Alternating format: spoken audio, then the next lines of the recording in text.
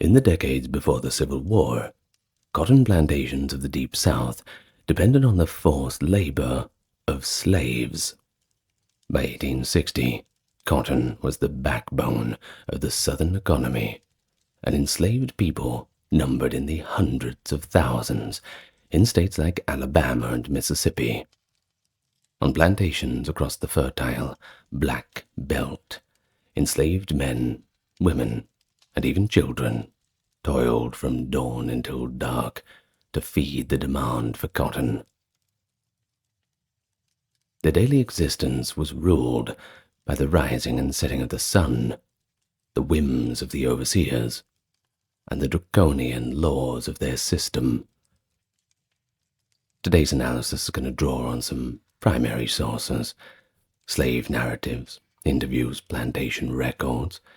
We're going to examine how enslaved people lived out their daily routines, dealt with the work conditions, the punishment, even a little bit about family life, and how they coped under this system. We're going to look at different slave journals and try and piece together how a daily routine would go, at least as much as we can. So first, let me welcome you here. It's good to meet you all. If you're new to the channel, I invite you to, while enjoying the content, click the subscribe button. And if you're returning, it's good to see you again. For those who are supporting on the Patreon, thank you once more. With that out of the way and welcomes all said and done, let's get on to the topic for today. As usual, nice and relaxed. Let's take it slow. First, we'll talk about the daily routine on a plantation. Enslaved field hands on cotton plantations led lives strictly governed by the demands of the cotton crop. A typical day would begin before sunrise. On many plantations, the horn or bell sounded in the pre-dawn darkness. That was the signal for the slaves to awaken and get to work. James Williams, who had been a slave driver on an Alabama cotton plantation in the 1830s, described it like this: at the earliest dawn of day, the slaves were awakened by the blasting of a horn. Some tried to rise earlier, to eat a small morsel, the morning's bit of bread or bacon, but if anyone overslept until the horn sounded, they had no time to snatch a mouthful before being driven out to the fields. Once the workday's signal was given, the slaves had to assemble and proceed to their task without a moment's delay. On cotton plantations, this meant heading to the fields as soon as there was enough gray light to distinguish the cotton plants from the weeds. Overseers or drivers distributed tools every morning: plows, hoes, cotton sacks, and every slave took their assigned place in the field rows. And then there were children. The ones who were too young for field work were left behind in the quarters, under the care of an elderly woman often called a granny or the plantation nurse. They would mind the infants and toddlers, while their parents got to work in the fields. It was a kind of a crude daycare system. It allowed planters to extract a little bit more labor from mothers shortly after childbirth, too, even as nursing women were expected back in the field, with only brief intervals to feed their children mid-morning. Think about it. If you have several female slaves who have given birth, that might mean several people off work. But if you just have one system of daycare, if we're going to put it in that way, well, one woman can look after all of the children. This means more hands. The field labor on a cotton plantation stretched from first light until sundown, often 12 to 14 hours of continuous toil. Of course, this would depend on the strictness of the masters. Some masters did not treat their slaves so harshly, viewing them more as workers who needed to be looked after a little better. We'll get to that a little bit later. Sometimes work hours could go a little bit longer during harvest time. Overtime that kind of thing. Now, I'm sure you've heard of Solomon Northup, the subject of the film 12 Years a Slave and the writer of the diary of the same name. He endured 12 years of enslavement on Louisiana plantations, and he wrote that slaves were required to be in the cotton field as soon as it is light in the morning, and aside from a short midday break, they are not permitted to be a moment idle until it is simply too dark to see. One Alabama bondsman likewise recalled that the overseer would get slaves up before day blowing his big horn, and us would work twell plumb dark. The labor did not necessarily stop even when daylight faded. In peak harvest season, work extended into the night. Solomon Northup noted that when the moon was full, sometimes they labored as long as the clouds would allow them. Around noon usually came a brief stop for a meager meal. Often it was no more than a few minutes to gulp down cold bacon before the horn called them back to the field. After this hurried lunch, the grueling field work resumed for the rest of the afternoon under the blazing sun. Enslaved people chopped weeds with heavy hoes, guided mule-drawn plows, or in the harvest seasons, picked cotton balls and stuffed them into long sacks, slinging them over their shoulders. Of course, the work was not only back-breaking, but also monotonous. All this while requiring a constant speed and rhythm. And that's where the drivers came in. You know where we get the word slave driver.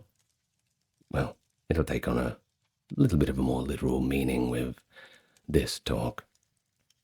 Drivers like James Williams moved up and down the rows to urge the laborers forward, with threats of lashes if anybody was lagging, under the overseer's watchful eye, often from horseback with whip in hand. The line of slaves had to keep bending, chopping, picking in unison. No excuses, no slacking. He was reported as saying as following: I was employed in passing from row to row in order to see that the work was well done and to urge forward the laborers. Of course, you must remember that he was coerced in his role as a driver. Falling behind could mean a beating on the spot. Sundown did not mean the end. Daylight faded. The field hands were finally permitted to stop field work and leave, often carrying their tools and baskets. But the day's duties were not truly over. First they had to tote their harvested cotton to the gin house or cotton shed to be weighed and stored. At day's end, each slave had to bring their filled cotton basket to be weighed at the gin house, a moment always approached with fear and trembling. Why would that be? Well, you see, the slaves often had quotas. If a slave fell short of that daily quota, they may suffer a punishment on the spot. If they exceeded it, the master might simply just raise the quota for the next time, viewing them as a good worker, capable of more. A kind of bizarre motivation. After weighing and storing the cotton, the slaves still had to perform their evening chores around the farm, and that could mean all sorts of jobs. Cutting firewood, feeding mules, fetching water, and so on, depending on what kind of skills and strength the particular slave had. Only after completing these duties could they finally trudge back to their meager quarters. But even so, you didn't get too much rest in there. When slaves at last reached their cabins, they still had to tend to their own basic needs, and their own basic needs, of course, had been postponed all day. They might have to grind corn into meal by hand on a crude hand mill to prepare their food, and then cook whatever meager supply they had, typically over an open hearth. Women in particular had to spend hours at night carding cotton or spinning yarn, to finish cloth for their clothing. Many had spinning quotas to fulfill on top of a day's field work, under threat of punishment if they failed to finish. Some slaves also attended to small garden patches or chickens at night to supplement their meager rations. After only a few hours of rest, the unwelcome horn would sound again, and the cycle would begin all anew. The exhaustion was, of course, profound as one can imagine. Even Sunday, the slave's supposed day of rest, often had to be used to finish the leftover tasks or personal chores. If you didn't get that done, Monday might have a whipping in store for you. Although it did offer a brief chance for worship or family time in many cases. So this gives us a bit of a picture of the average sort of routine, of course. Different places had different things going on.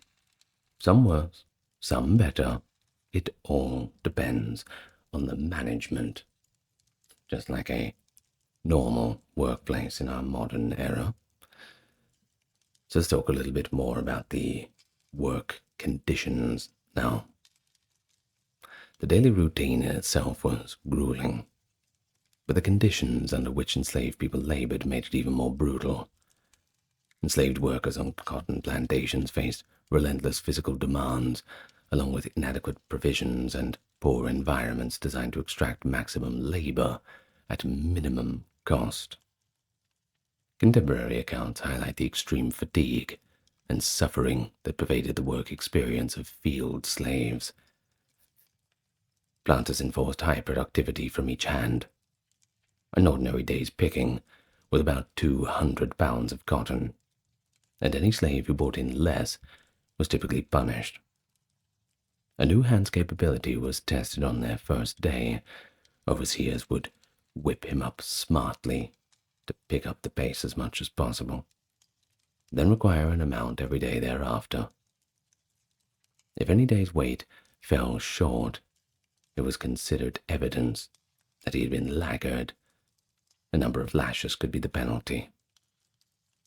Each person thus had a fixed quota under the constant threat of the whip. Exceptional pickers, like one young woman on Northup's plantation, could gather as much as 500 pounds in a single day. You'd think this would be rewarded, surely. But rather than actually rewarding her, the master simply expected feats regularly such as this, and according to Northup, she would surely have been beaten if she fell below that extraordinary mark. Slaves who consistently could not meet the standard quota might be reallocated to other work, such as stock tending or carpentry, rather than whipped daily for shortfall. Beyond cotton picking, many other tasks filled an enslaved person's workday. In spring, slaves plowed the fields and planted seed from sunup to sundown. In summer, they thinned the cotton and hoed weeds under a punishing sun. Many suffered from heat exhaustion. Those not acclimated to the deep south climate sometimes collapsed under the extreme heat and severity of the toil. Overseers were often quite indifferent to the suffering. One even joked that fainting newcomers were Virginia ladies, altogether too delicate for Alabama use, yet he still drove them into collapse. The constant threats were dehydration, malaria, and sunstroke.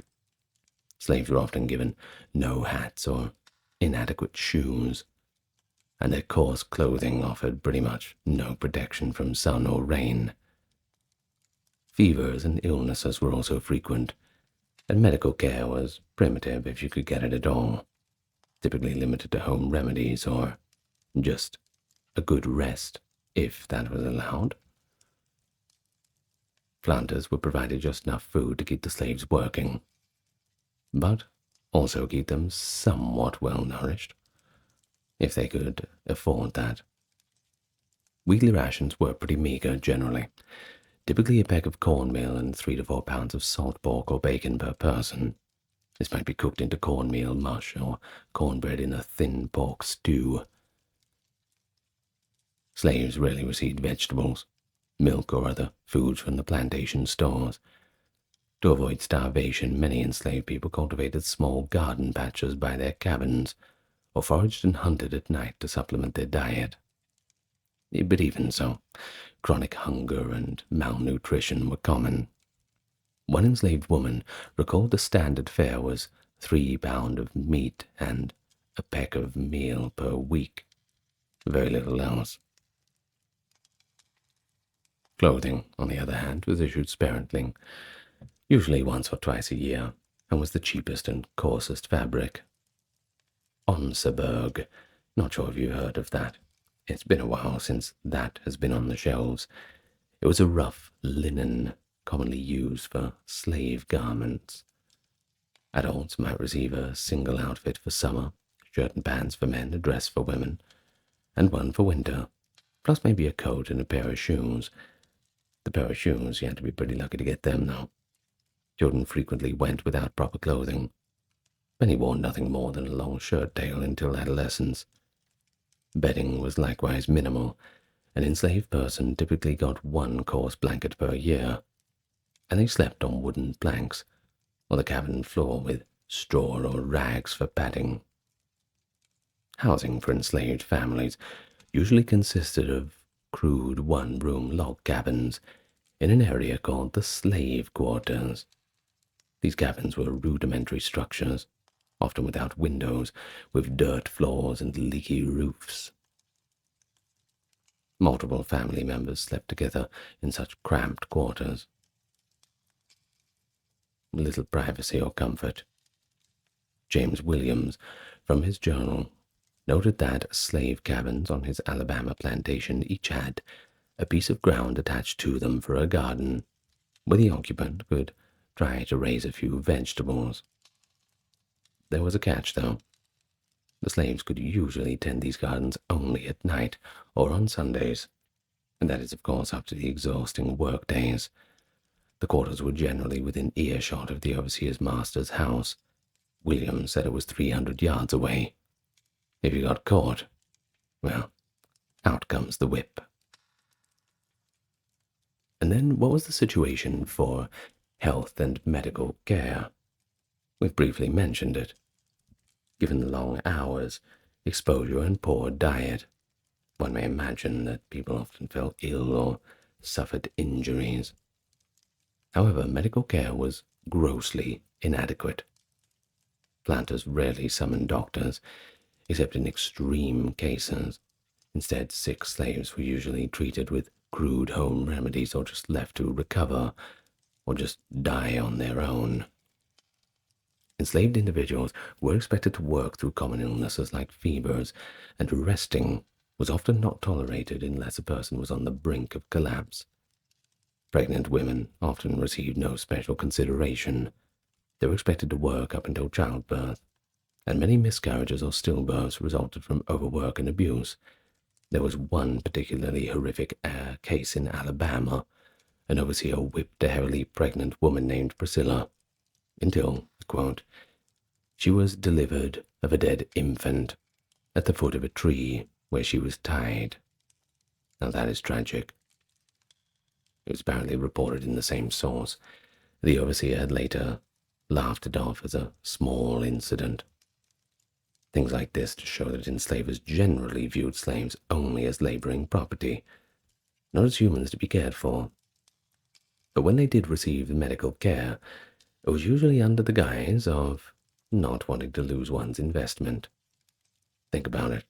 A plantation owner, a slaver, someone who would purchase slaves.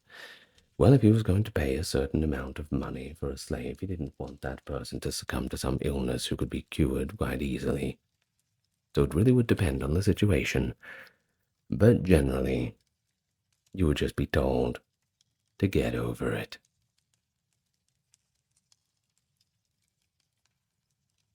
Let's get into a little bit more about punishments and control. I know, it's not like we're moving into brighter territory, but, well, you knew what you were in for when you clicked on the video. Plantation slavery was, of course, maintained by this underlying threat of violence and punishment Enslaved people were subject to brutal physical discipline for a host of real and sometimes perceived infractions, or simply just to enforce total control.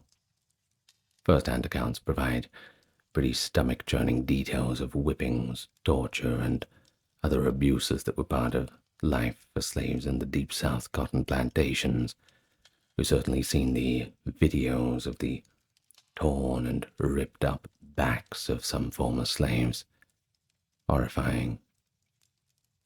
Of course, that was the job of the whip, the planter's primary tool of discipline. It was often made of braided cowhide. It could flay your back to ribbons. It was used so commonly that countless slaves bore permanent scars crisscrossing on their backs. The standard severe whipping was often set at 39 lashes by custom, and some state laws even codified 39 as a limit. But overseers frequently exceeded that limit with impunity. Whippings were administered for endless reasons. Failing to meet the daily picking quota was a frequent cause. Northup had noted in his writings, after weighing, following the whippings for those who fell short. There was a scene actually in that film when they're all weighing the cotton hoard at the end of the day, and very casually the master, after measuring and finding a certain weight to be inaccurate, just nonchalantly says, "Okay, take them away to be whipped." Poor old slaves just, well, I suppose it happens so many times that they just get used to it, as much as you could. In fact, the slaves might also be flogged for any perceived disrespect, slowing down, breaking a tool by accident, or even in some cases just having a sullen expression, a bad attitude. Punishments were often inflicted publicly as a warning to others. Enslavers devised other cruel punishments too beyond whipping. Some enslaved people were confined in shackles or iron collars for days.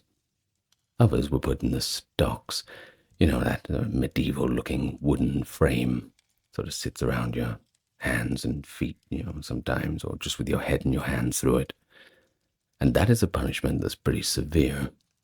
One Alabama slave was actually left in stocks for days, and he actually died in there, the poor thing. Torture also was not uncommon. James Williams recounted an overseer tying a runaway to the ground and using trained cats to claw his back. How grotesque. In another case, an overseer punished an enslaved man by burning him with hot wax, illustrating the sadistic lengths of the cruelty. Of course, always under the constant threat of such brutality.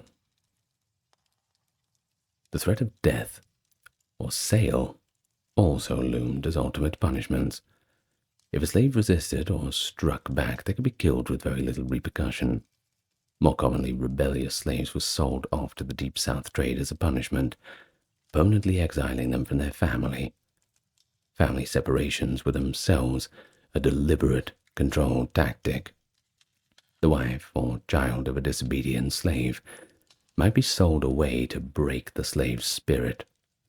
As one 1830s anti-slavery report lamented, quote, "Brothers and sisters, parents and children, husbands and wives are torn asunder and permitted to see each other no more. These acts are daily occurring in the midst of us." The constant fear of being whipped, maimed, or sold, that was a psychological terror. One of the most horrific punishments was reserved for runaways, if people had the guts to try it. Many did, though. Last resorts, a lot of them were driven to that. Plantation owners employed armed patrols and packs of trained bloodhounds to hunt fugitive slaves. If they were caught, runaways would be savagely whipped, mutilated, or even just killed as examples. James Williams recounts how a man named Little John ran off and was pursued by hounds. Well, guess what? They found him. His body was, I quote, dreadfully mangled and gashed by the teeth of the dogs, entrails strewn about. Such ghastly scenes were extreme, sure, and they didn't happen too often, but they weren't unheard of. Even the possibility of being torn apart by dogs or killed for trying to escape cast a very long shadow, deterring many from attempting flight. Overseers were the paid enforcers of this brutal regime, and it was very hard to find somebody to do that job. Often poor whites were hired for their toughness, and they had a reputation for cruelty. They wielded virtually unchecked power on the plantation, answerable only to the master. William's overseer in Alabama, a man named Huckstep, became notorious for his violent discipline. He even whipped that pregnant Priscilla until she miscarried. Huckstep's reign of terror was such that when he was badly injured in a horse accident, the slaves secretly rejoiced, reportedly thanking God that the devil would take him at last. Such a rare glimpse into slave sentiment shows how deeply hated a cruel overseer can be. Well, to sum up, the slave system relied on this spectrum of punishments: daily whipping and humiliation up to torture, killing and family destruction to enforce submission.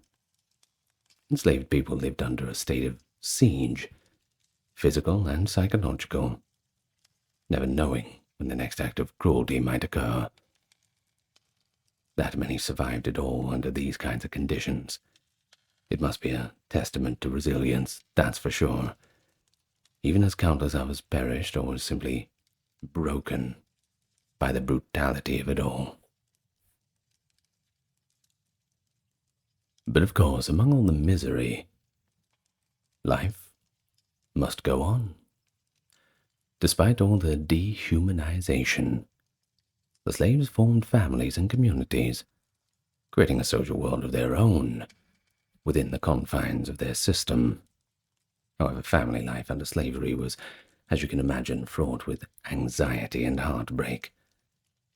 They could get married, sure, but the marriages had no legal standing.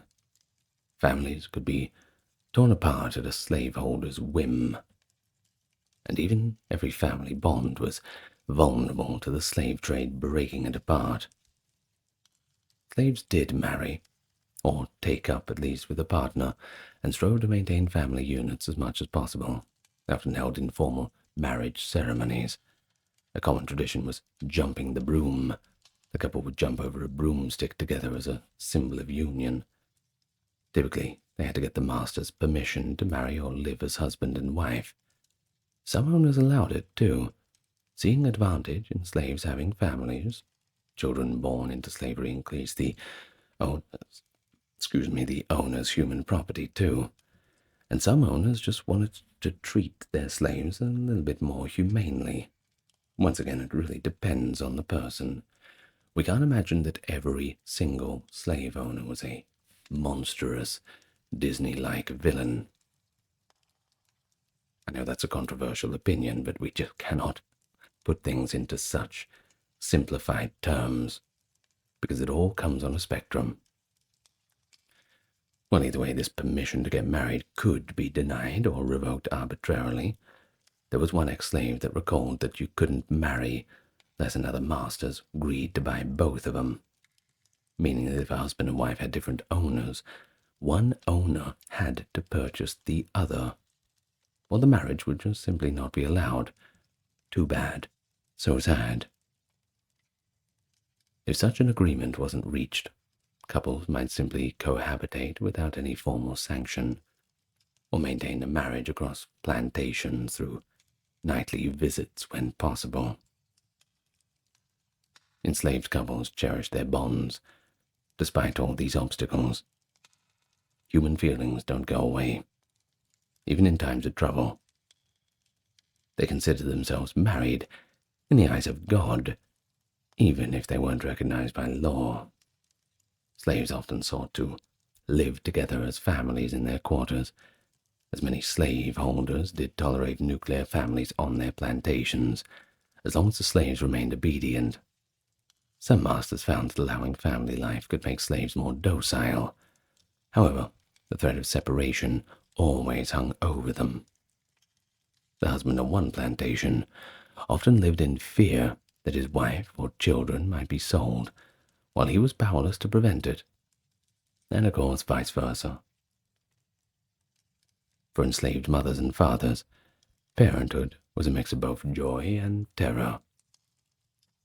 Like everyone else, they loved their children dearly, but they knew they were raising them under constant peril. Slave infants were typically allowed to stay with their mothers until weaning, but after that, they could be sold at any time.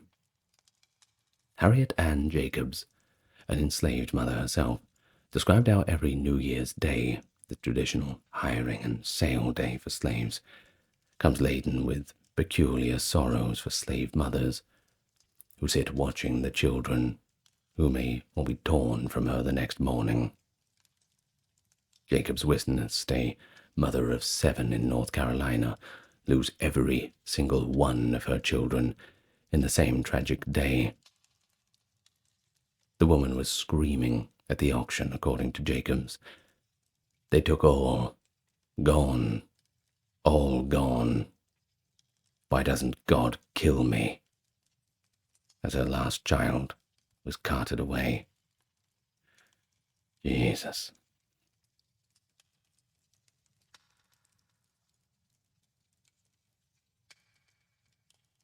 Such scenes were daily, hourly occurrences. Jacobs attested to this. Every enslaved parent in Alabama or Mississippi knew that their family could be broken apart with the stroke of a pen on a bill of sale. Enslaved mothers tried to shield their children as best as they could. They taught them to be discreet and obedient around the masters from a young age, hoping to spare them from punishment. Mothers and fathers also passed down African-American folk stories, songs, and spiritual beliefs to instill strength and a kind of identity in their children. Many slaves gave their children biblical or familial names, even if the masters assigned them different names, as a way to assert their personhood. Nonetheless, parents had to live with that painful knowledge that they ultimately had no legal right to keep their own daughters or their own sons. The slave child was the property of the master, not their parents. As one formerly enslaved person bitterly remarked, slave parents lived with a peculiar sorrow. They could not protect their offspring from being sold or abused. Extended family and community. In response to these pressures, enslaved people developed extended kin networks and communal support systems. Everyone in the slave quarters became kind of a big old family. Older slaves helped care for the young. An elder might be called an auntie or an uncle by all of the children, whether related or not. If an infant's mother was sold away, another enslaved woman on the plantation would often nurse and raise the child as her own. The slaves took these adoptive bonds very seriously. It wasn't uncommon for aunts, uncles, or even grandparents to step in to rear children separated from their parents. Someone had to step up. These adaptive family structures helped a little bit to offset the trauma of family separations and foster a sense of solidarity in the quarters. If your children were taken away from you, hopefully there would be a good chance that they were simply being sent to their auntie's house. But despite the slaveholders' efforts to suppress them, enslaved people also built their own community life and cultural traditions. In slave quarters at night, they forged a semi-autonomous social world. They sang spirituals and work songs that expressed their hopes and sorrows in coded language among themselves. They told folk tales that taught lessons about surviving by wit and guile, On rare evenings or Saturday nights, they held informal dances or prayer meetings. One former slave from Alabama recalled that on some Saturday nights the slaves would sing and dance and have prayer meetings in their quarters. Another remembered how on special nights they had lots of fun, cutting monkey shines and dancing all night long. Sometimes even the plantation mistress would quietly watch the slaves dance for a while. Such gatherings allowed enslaved people to enjoy fellowship and at least forget their cares for a little while. They laughed, celebrated marriages, and told jokes about the masters behind their backs, most likely, forging a shared culture and identity that the slaveholders could never really whip out of them. But perhaps most remarkably, enslaved people continued to form and cherish family bonds under slavery's assaults. Many couples stayed together for life, even if they were not separated by sale. They considered their anniversary of jumping the broom as meaningful as a legal wedding. Parents clung fiercely as their children as they could. Family members were sold away, often attempted to maintain contact by sending letters through clandestine means or relayed messages via traveling slaves. After the Civil War, thousands of freed people would embark on journeys to try and reunite with long-lost spouses, children, or siblings. In summary, family life for slaves was pretty fragile, often tragically disrupted, yet never fully extinguished. Enslaved people asserted their humanity by loving one another, marrying and nurturing children under conditions that sought to deny those very human impulses. The family and community they built in quarters provided emotional support, cultural continuity, and a form of resistance to the idea that they were simply property. These ties sustained them through the darkest of times, even as the institution of slavery constantly threatened to tear their loved ones apart. As one formerly enslaved mother had recalled, "They can't chain my soul to earth." Even when her children were sold, she kept them alive in her heart until the hoped-for day of their freedom and reunion came. Resistance and survival. Faced with unrelenting toil and brutality, enslaved individuals developed various survival strategies and forms of resistance, some subtle and everyday, and oftentimes bold and extraordinary. These included quiet subversions on the plantation, cultural and spiritual sustenance, and occasionally open defiance or escape. Together they helped enslaved people preserve their dignity and hope. On a daily basis, enslaved people engaged in small acts to assert some control or at least slow the pace of exploitation. They sometimes faked illness, accidentally broke tools, or more slowly, they worked more worked more slowly than they were capable of, a practice known as foot dragging as a form of protest. An enslaved worker might, for example, deliberately let a plow ox wander off or a cotton branch get damaged whenever the overseer wasn't looking, in order to disrupt the workflow.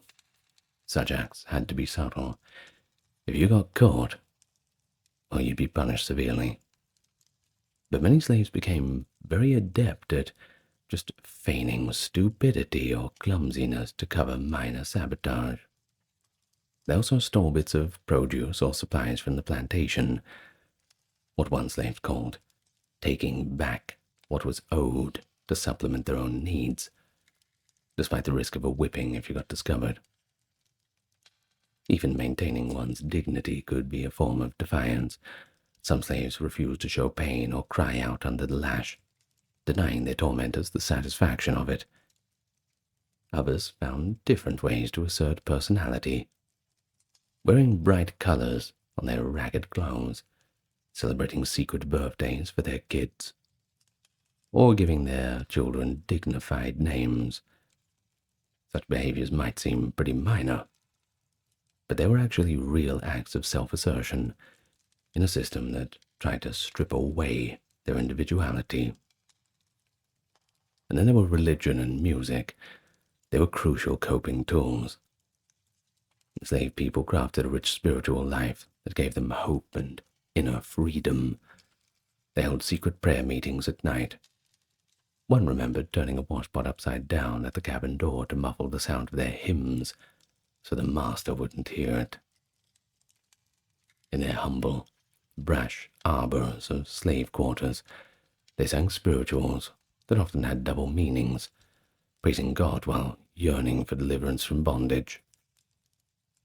The biblical story of Exodus, that is, that escape from slavery, well, that was especially inspiring. When they sang the song, "Go Down, Moses," or even "Swing Low, Sweet Chariot," they were affirming their faith that one day all of God's children would be free. This faith gave them strength to endure the suffering. As an ex-slave in Mississippi put it, "We prayed that the Lord would set us free. We know that he would, in his own time." Music thus lifted their spirits. Enslaved people sang while working, during worship, and in their few leisure moments. These songs expressed sorrow, hope, and sometimes veiled protest. Owners often thought the slaves were singing from happiness, but as Frederick Douglass, the abolitionist, famously observed, slaves sang most when they were most unhappy, pouring out their souls in melody. You ever wonder where the blues comes from? Think about it. Work songs and spirituals were a form of emotional release and a way to forge solidarity in the quarters. Similarly, slaves told Brer Rabbit folk tales and other stories in the evenings, in which the weak tricked the strong, allegories that gave them laughter, and a sense that cleverness could overcome brute power. They survived in large part by supporting one another. In the slave quarters there was a strong ethic of sharing and cooperation. If someone fell ill or was injured, neighbors would help tend to them with herbal remedies. If a family ran short of food before the weekly ration was distributed, others might quietly share from their own provision. Women often assisted each other with childcare, for instance. A mother would watch over several toddlers while the others were in the field. Enslaved people also secretly helped each other meet onerous tasks. An elderly ex-slave recalled staying up late many nights to help her daughter spin the required amount of yarn, so the daughter wouldn't be whipped for failing to meet the quota. These small acts of solidarity were a lifeline. Together, the slaves created a hidden support network, helping its members endure the hardship that would have been unbearable in isolation. But the most dramatic form of resistance was escape. Thousands of enslaved people attempted to flee, even though the odds were completely against them, especially from the deep south, where free territory was hundreds of miles away. Some runaways, or as they were called, truants, only hid out temporarily in nearby swamps or woods to escape punishment or overwork, returning after a few days or weeks when hunger or cold forced them back, or when an owner promised leniency. Others made daring bids for permanent freedom.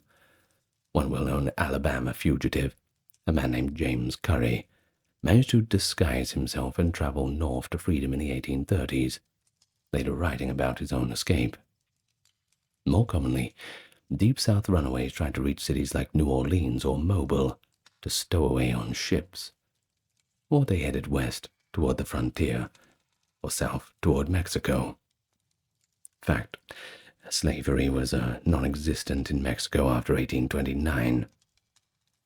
Yeah, it kind of ties into the problems that they had with the Texas Revolution as well.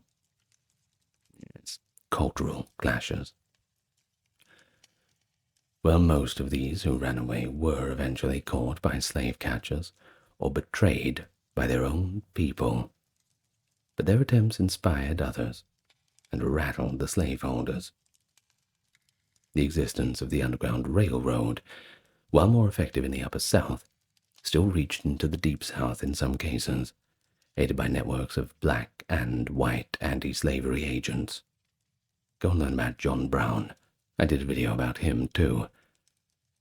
Every successful escape, such as that of Solomon Northup, who regained freedom after 12 years, but this was kind of a different circumstance, was a victory against the slave system and a beacon of hope to those who were left behind. During the Civil War, mass escapes occurred as Union armies approached. Enslaved people in Alabama, Mississippi, and elsewhere flocked to Union lines whenever possible, seizing the opportunity to free themselves. Striking while the iron was hot, I suppose. They became contrabands in Union camps, or took up arms as soldiers in the United States colored troops. Now that's a video on its own.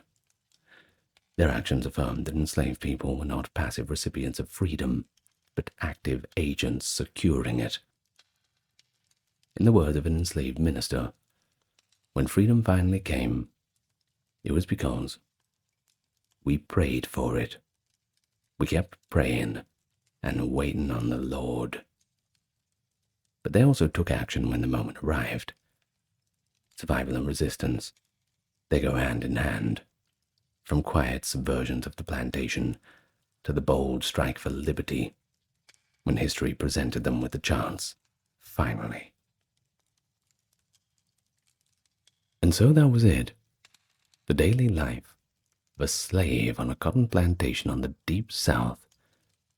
Exploitation, endurance, resistance, survival. From the first pre-dawn blast of the horn to the exhausted last drudging step back into the cabin at night. It was a ceaseless labor under hostile conditions, a daily routine unimaginably long and grueling, governed by the sun's rise and the overseer's lash. Food, rest, family. These needs were barely accommodated. Brutal conditions left them hungry, exhausted, physically broken, while arbitrary cruelty and the perpetual threat of violence and family separation enforced the planter's authority. Yet within this bleak picture, we also discern the resilience and agency of these people. The voices of former slaves reveal that they found ways to live on, not merely just exist. In the flicker of a cabin firelight after midnight, a mother might teach her child another quiet song. Sunday evenings, slaves gathered to pray, sing of deliverance. A loving couple would jump over the broom under the moon, pledging themselves that they would love each other, even without legal sanction. At times, when oppression was too great to bear, a brave soul slipped through the net into the darkness to follow the North Star toward that eternal dream of freedom. And such was the paradox of the enslaved life. Extreme impression went with extraordinary fortitude. The historical accounts and narratives allow us to piece together this structured, detailed mosaic of the daily life of a slave. Not a life that anybody would willingly choose. It was imposed by the cruelest injustice. But those who lived it infused it with whatever meaning they could, through family, faith, and resistance. So when we look at the daily routines, the work, the punishment, the family ties, and coping mechanisms, we not only gain a sharper picture of the past, but a deep respect for the human spirit that endured, eventually overcoming this dark chapter in our history. The day-to-day endurance, the quiet resistance of the slaves, helped lay that groundwork for the eventual collective emancipation that came with the Civil War, that crescendo. The hardships they covered were a testament to the strength of the human spirit under this oppression, and when freedom finally arrived, it vindicated the years of faith and struggle that had sustained them. A long nightmare of toil, transformed into a legacy of survival and resilience that I hope inspires you to today. Hello and welcome. Today we're going to do a reading from the work of Daniel Defoe, A General History of the Pirates. It was first published in 1724. The section we are doing is about Edward Teach, better known as Blackbeard. A link to this public domain source will be provided in the description of the video if you want to read it for yourself.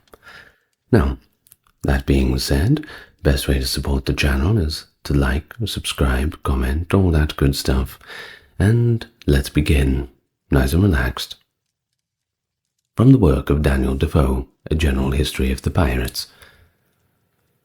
Edward Teach was a Bristol man born, but had sailed some time out of Jamaica in privateers in the late French War.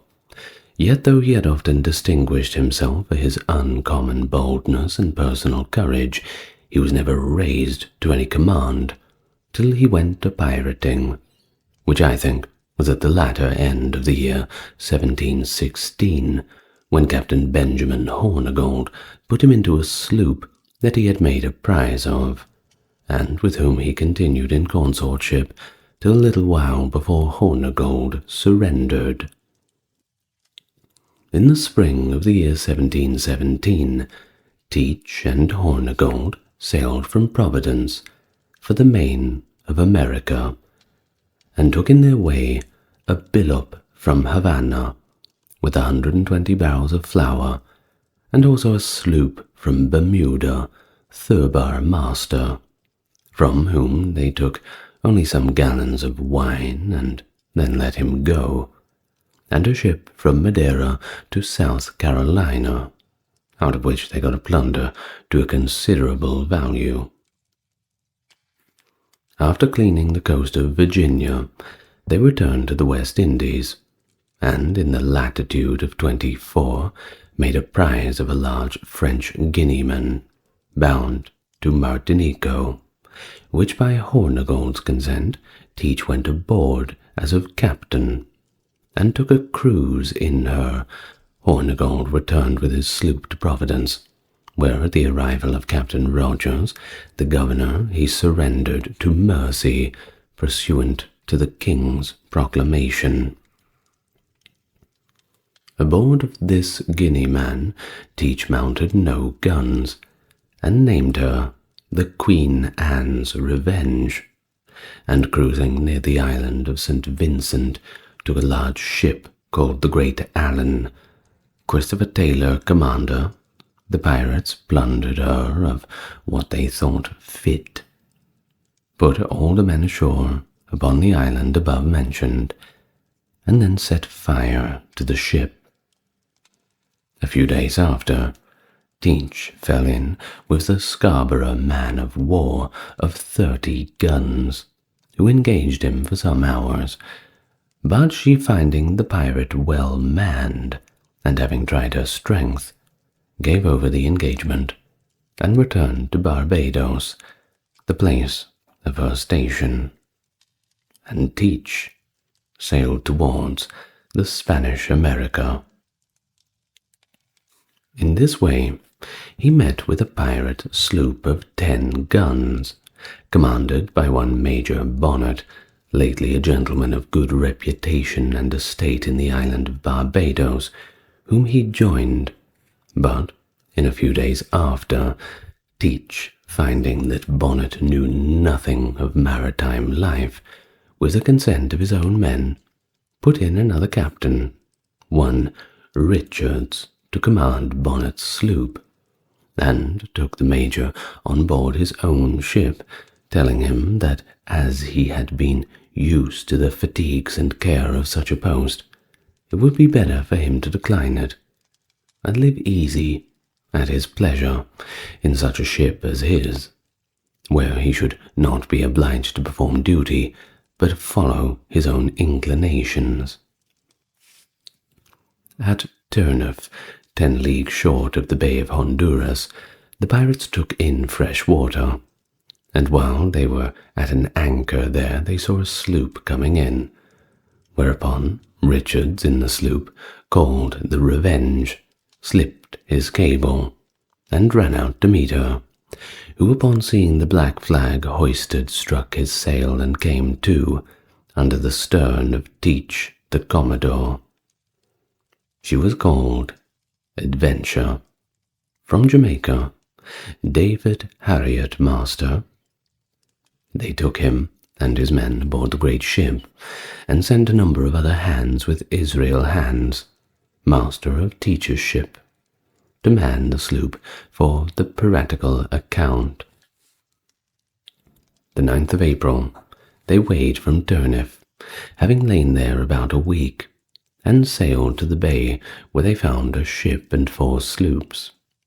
3 of the latter belonged to Jonathan Bernard of Jamaica, and the other to Captain James. The ship was of Boston, called the Protestant Caesar, Captain Wire commander. Teach hoisted his black colours and fired a gun, upon which Captain Wire and all of his men left their ship and got ashore in their boat. Teach's quartermaster and 8 of his crew took possession of Wire's ship, and Richards secured all the sloops, one of which they burned out of spite to the owner. The Protestant Caesar they also burned, after they had plundered her, because she belonged to Boston, where some men had been hanged for piracy earlier, and the 3 sloops belonging to Bernard they let go. From hence the rovers sailed to Turkille, and then to the Grand Caymans, a small island about 30 leagues to the westward of Jamaica, where they took a small turtler, and so to the Havana, and thence to the Bahama wrecks, and from the Bahama wrecks they sailed to Carolina for 5 or 6 days. They took here a ship as she was coming out, bound for London, commanded by Robert Clark, with some passengers on board for England. The next day they took another vessel coming out of Charlestown, and also 2 pinks coming into Charlestown. Likewise a brigantine with 14 slaves aboard, all of which, being done in the face of the town, struck a great terror to the whole province of Carolina. Having just before been visited by the Vane, another notorious pirate, that they abandoned themselves to despair, being in no condition to resist their force. There were 8 sail in the harbour, ready for sea, but none dared to venture out, it being almost impossible to escape their hands. The inward-bound vessels were under the same unhappy dilemma, so that the trade of this place was totally interrupted. What made these misfortunes heavier to them was a long, expensive war. The colony had had this with the natives, which was but just ended when these robbers had infested them. Teach detained all ships and prisoners, and being in want of medicines, resolves to demand a chest from the government of the province. Accordingly, Richards, the captain of the Revenge sloop, with 2 or 3 more of the pirates, were sent up along with Mr. Marks, one of the prisoners whom they had taken in Clark's ship, and very insolently made their demands, threatening that if they did not send immediately the chest of medicines, and let the pirate ambassadors return without offering any violence to their persons, they would murder all of their prisoners, send up their heads to the governor, and set the sails they had taken on fire. Whilst Mr. Marks was making application to the council, Richards and the rest of the pirates walked the streets publicly, in the sight of all people, who were fired with the utmost indignation, looking upon them as robbers and murderers, and particularly the authors of their wrongs and oppressions, but durst not so much as think of executing their revenge, for fear of bringing more calamities upon themselves. And so they were forced to let the villains pass with impunity. The government were not long in debating upon the message, though 'twas the greatest affront that they could not have been put upon them.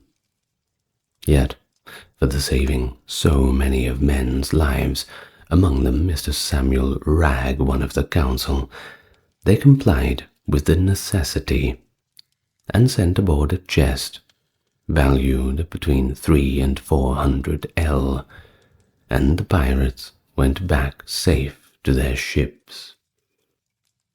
Blackbeard, for so Teach was generally called, as we shall hereafter show, as soon as he had received for the medicines and his brother's rogues, let go the ships and prisoners, having first taken them in of gold and silver about 1,500 sterling, besides provisions and other matters.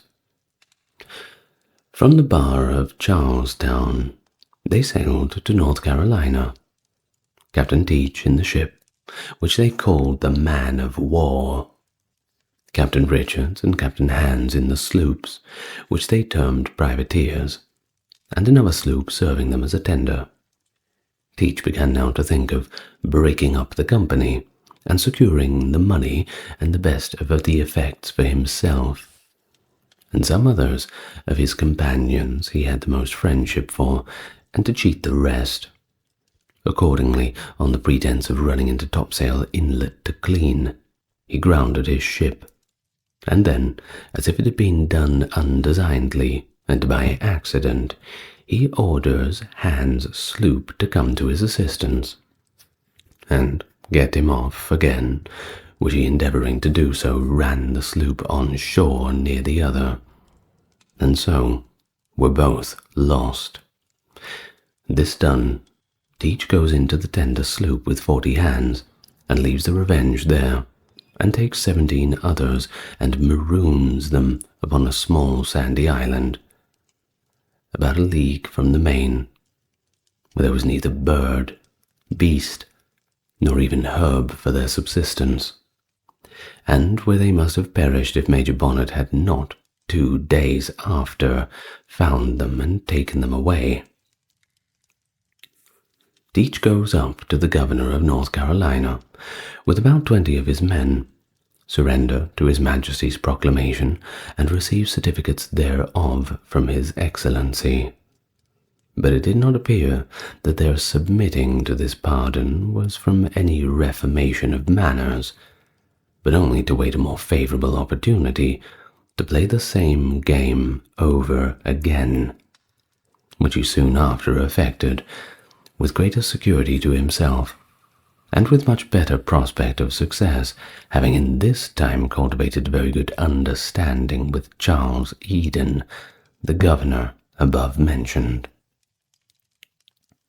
The first piece of service this kind governor did to Blackbeard was to give him a right to the vessel which he had taken when he was pirating in the ship called the Queen Anne's Revenge. For this purpose, a court of vice-admiralty was held at Bathtown, and though Teach had never any commission in his life, and the sloop belonging to the English merchants, and taken in time of peace, yet was she condemned as a prize, taken from the Spaniards, by the said Teach. Now these proceedings shew that governors are but men. Before he sailed upon his adventures, he married a young creature of about 16 years of age, the governor performing the ceremony. As it is a custom to marry here by the priest, so it is there by a magistrate, and this, I have been informed, made Teach's 14th wife, whereof about a dozen might still be living. His behaviour in this state was something extraordinary, for while his sloop lay in Ocracoke Inlet, and he ashore at a plantation where his wife lived, with whom, after he had lain all night, it was his custom to invite 5 or 6 of his brutal companions to come ashore, and he would force her to sell herself to them all, one after another, right before his eyes. On June the 18th, he went to sea, upon another expedition, and steered his course towards Bermudas. He met with 2 or 3 English vessels in this way, but robbed them only of provisions, stores, and other necessities, for his present expense. But near the island aforementioned, he fell in with 2 French ships. One of them was laden with sugar and cocoa, and the other light, both bound for Martinico. The ship that had no lading he let go, and putting all the men of the loaded ship aboard her, he brought home the other with her cargo to North Carolina, where the governor and the pirates shared the plunder. When Teach and his prize arrived, he and 4 of his crew went to His Excellency, and made affidavit that they found the French ship at sea, without a soul on board, and then a court was called, and the ship condemned. The governor had 60 hogsheads of sugar for his dividend, and one, Mr. Knight, who was his secretary and collector for the province, 20, and the rest was shared among the other pirates. But the business was not done yet. The ship remained.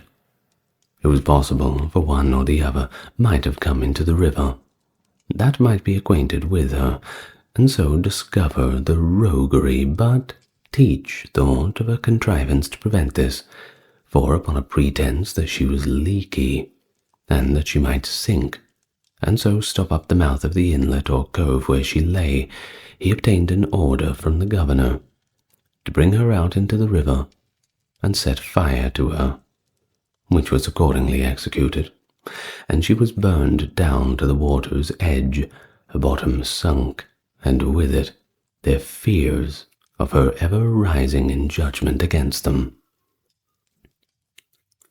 Captain Teach, alias Blackbeard, passed 3 or 4 months in the river, sometimes lying at anchor in the coves, at other times sailing from one inlet to another, trading with such sloops as he met, for the plunder he had taken, and would often give them presents for stores and provisions he took from them, that is, when he happened to be in a giving humour.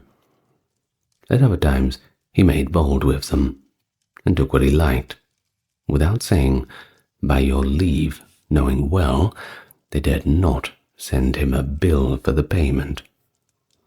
He often diverted himself with going ashore among the planters, where he revelled night and day. By these he was well received, but whether out of love or fear I cannot say. Sometimes he used them courteously enough, and made them presents of rum and sugar, in recompense from what he took from them. But as for the liberties, which it is said he and his companions often took with the wives and daughters of the planters, I cannot take it upon me to say whether he paid them ad valorem or no.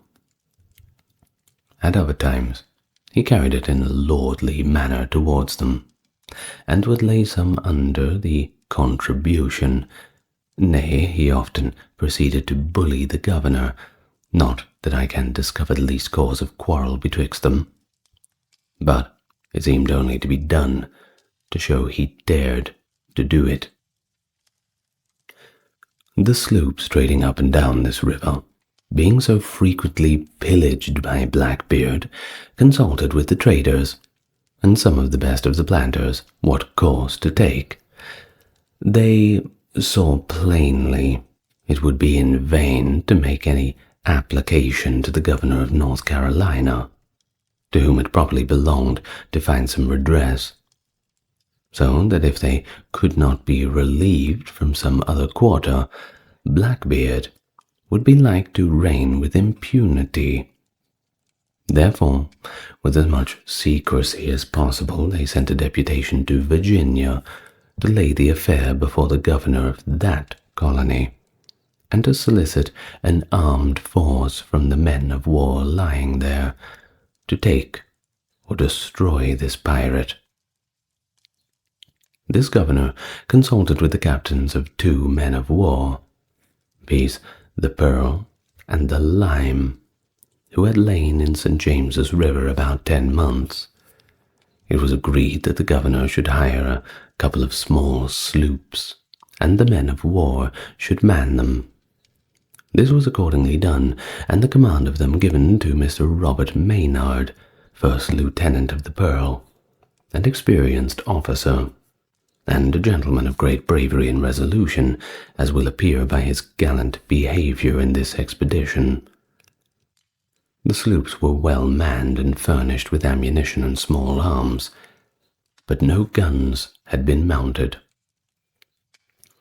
About the time of their going out, the governor called an assembly, in which it was resolved to publish a proclamation, offering certain rewards to any person or persons who, within a year after that time, should take or destroy any pirate. The original proclamation, being in our hands, is as follows. By His Majesty's Lieutenant Governor and Commander-in-Chief of the Colony and Dominion of Virginia, a proclamation publishing the rewards given for apprehending or killing pirates. Whereas by an act of assembly made at the session of assembly begun at the Capitol in Williamsburg, the 11th day of November, in the 5th year of His Majesty's reign, entitled An Act to Encourage the Apprehending and Destroying of Pirates, it is, among other things, enacted that all and every person or persons who from hereafter the 14th day of November in the year of our Lord 1718 and before the 14th day of November, which shall be in the year of our Lord 1719, shall take any pirate or pirates on the sea or land, or in case of resistance, shall kill any such pirate or pirates between the degrees of 34 and 39 of northern latitude, and within 100 leagues of the continent of Virginia, or within the provinces of Virginia, North Carolina, upon the conviction or making due proof of the killing of all and every such pirate and pirates before the governor and council, shall be entitled to have and receive out of the public money, in the hands of the treasurer of this colony, the several rewards following. That is to say, for Edward Teach, commonly called Captain Teach or Blackbeard, £100. For every other commander of a pirate ship, sloop, vessel, £40. For every lieutenant, master, or quartermaster, boatswain, carpenter, £20. For every other inferior officer, £16. And for every private man taken on board such a ship, sloop, vessel, £10. That for every pirate which shall be taken by any ship, sloop, or vessel belonging to this colony or North Carolina within the time aforesaid, in any place whatsoever, the like rewards shall be paid according to the quality and condition of such pirates. Wherefore, for the encouragement of such persons as shall be willing to serve His Majesty and their country in so just and honourable an undertaking as the suppressing a sort of people who may be truly called enemies to mankind, I have thought it fit, with the advice and consent of His Majesty's Council, to issue this proclamation, hereby declaring the said rewards shall be punctually and justly paid in current money of Virginia, according to the directions of the said act. And I do order and appoint this proclamation to be published by the sheriffs at their respective county houses, and by all ministers and readers in the several churches and chapels throughout this colony. Given at our council chamber at Williamsburg, this 24th day of November 1718, in the 5th year of His Majesty's reign, God save the King. A. Spotswood.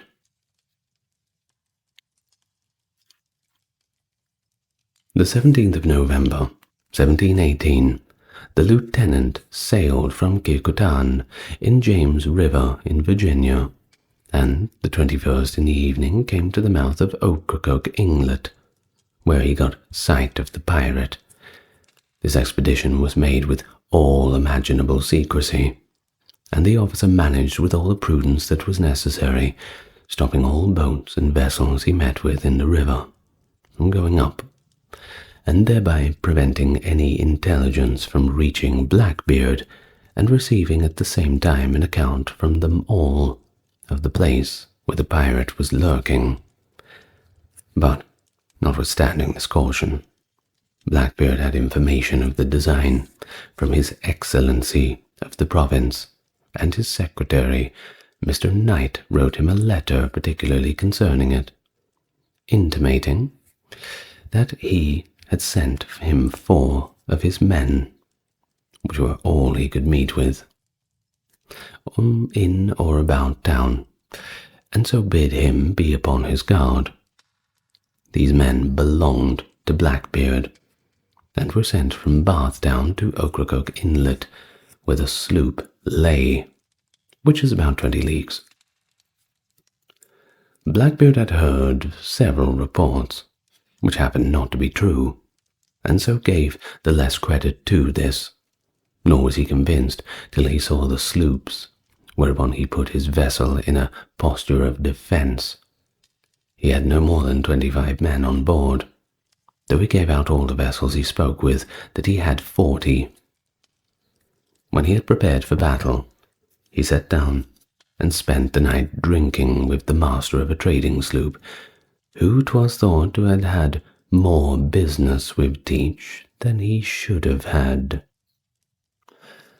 Lieutenant Maynard came to anchor, for the place being shoal and the channel intricate, there was no getting in where Teach lay that night, but in the morning he weighed, and sent his boat ahead of the sloops to sound, and coming within gunshot of the pirate received his fire, whereupon Maynard hoisted the king's colours and stood directly toward him, with the best way that his sails and oars could be made. Blackbeard cut his cable, and endeavoured to make a running fight, keeping a continual fire at his enemies with his guns. Mr. Maynard, not having any, kept a constant fire with small arms, while some of his men laboured at their oars. In a little time, Teach's sloop ran aground, and Mr. Maynard's drawing more water than that of the pirate, he could not come near him. So he anchored within half gunshot of the enemy, and ordered to lighten his vessel that he might run him aboard.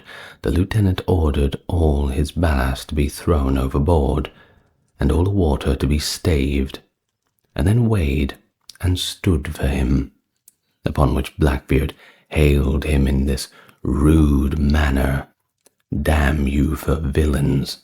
Who are you? And from whence came you?"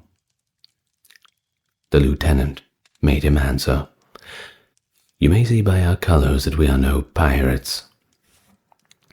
Blackbeard bid him send his boat on board, that he might see who he was, but Mr. Maynard replied thus: "I cannot spare my boat, but I will come aboard of you as soon as I can with my sloop."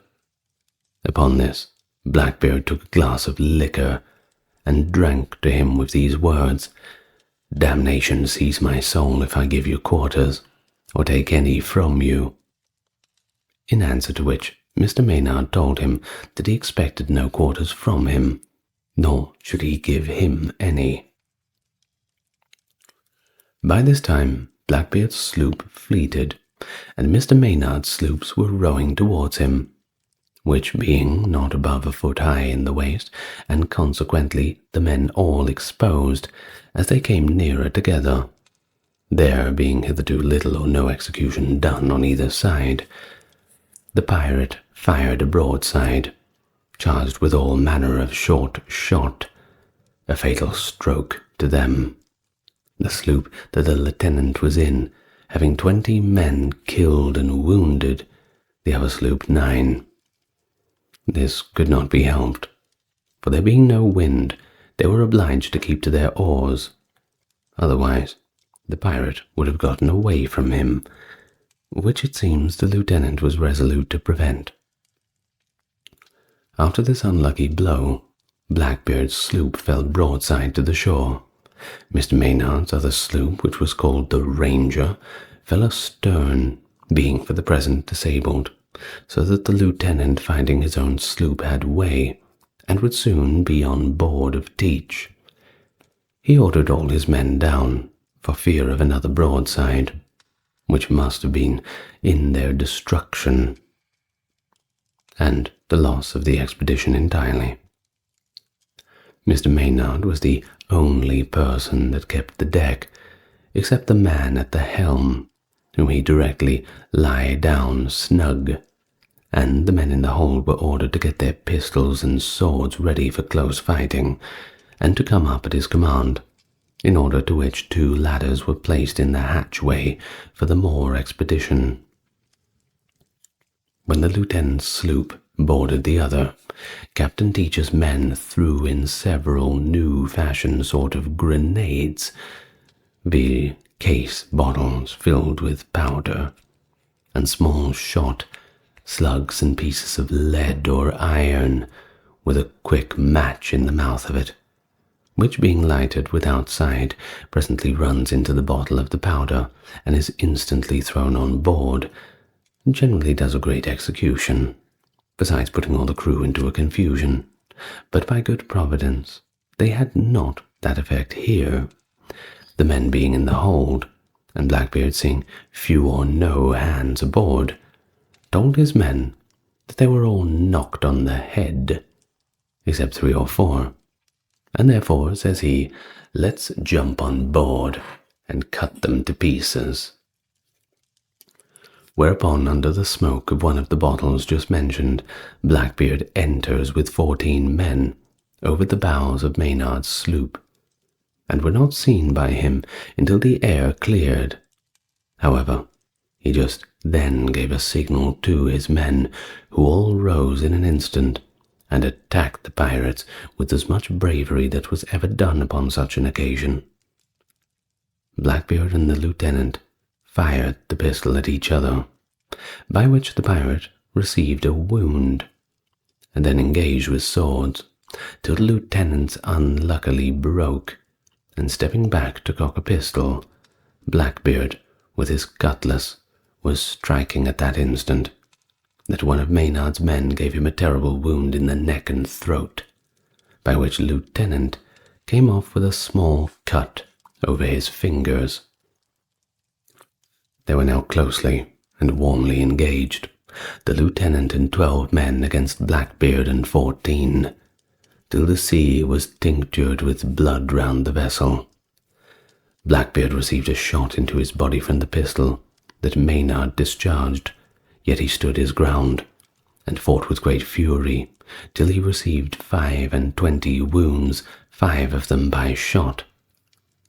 At length, as he was cocking another pistol, having fired several before, he fell down dead, by which time 8 more of the 14 dropped, and all the rest, much wounded, jumped overboard, and called out for quarters, which was granted, though it was only prolonging their lives for a few days.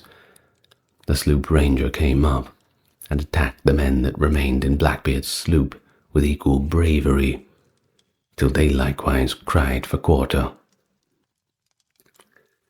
And here was the end of that courageous brute, who might have passed in the world for a hero, had he been employed in a good cause. His destruction, which was of consequence to the plantations, was entirely owing to the conduct and bravery of Lieutenant Maynard and his men, who might have destroyed him with much less loss, had they had a vessel with great guns. But they were obliged to use such small vessels because the holes and places he lurked in would not admit of others of greater draught, and it was no small difficulty for this gentleman to get to him, having grounded his vessel at least 100 times in getting up the river, besides other discouragements, enough to have turned back any gentleman without dishonour who was less resolute and bold than this lieutenant. The broadside that did so much mischief before they boarded, in all probability saved the rest from destruction, for before that Teach had little or no hopes of escaping, and neither had posted a resolute fellow, a slave whom he had bred up with a lighted match in the powder room, with commandments to blow up when he should give them orders, which was as soon as the lieutenant and his men could have entered, so that he might have destroyed his conquerors. And when the slave found how it went with Blackbeard, he could hardly be persuaded from the rash action by prisoners that were then in the hold of the sloop. What seems a little odd is that some of these men, who behaved so bravely against Blackbeard, went afterwards to pirating themselves, and one of them was taken along with Roberts, but I do not find any of them were provided for, except one that was hanged. But this is a digression. The lieutenant caused Blackbeard's head to be severed from his body, and hung up at the bolt-spirit end. Then he sailed to Bathtown to get a relief for his wounded men. It must be observed that in the rummaging of the pirate ship they found several letters and written papers, which discovered the correspondence betwixt Governor Eden, the secretary and collector, and also some traders at New York and Blackbeard. It is likely that he had regard enough for his friends to have destroyed these papers before the action, in order to hinder them from falling into such hands, where the discovery would be of no use, either to the interest or reputation of these fine gentlemen, if it had not been his fixed resolution to blow up together when he found no possibility of escaping. When the lieutenant came to Bathtown, he made bold to seize the governor's storehouse, the 60 hogsheads of sugar, and from honest Mr. Knight 20, which it seems was their dividend from the plunder taken in the French ship. The latter did not long survive this shameful discovery, for being apprehensive that he might be called to an account for these trifles, fell sick with the fright, and died within a few days. Well, after the wounded men were pretty well recovered, the lieutenant sailed back to the man-of-war in James River, Virginia, with Blackbeard's head still hanging at the bolt-spirit end, and 15 prisoners, 13 of whom were hanged.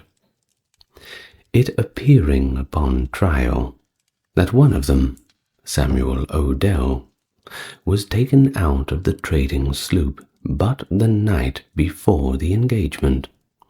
This poor fellow was a little unlucky at his first entering upon his new trade, there appearing no less than 70 wounds upon him after the action, notwithstanding which he lived, and was cured of them all.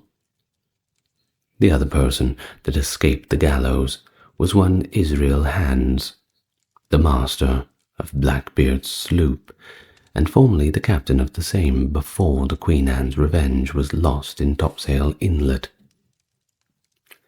The aforesaid Hands happened not to be in the fight, but was taken afterwards ashore at Bathtown, having been some time before disabled by Blackbeard in one of his savage humours, after in the following manner.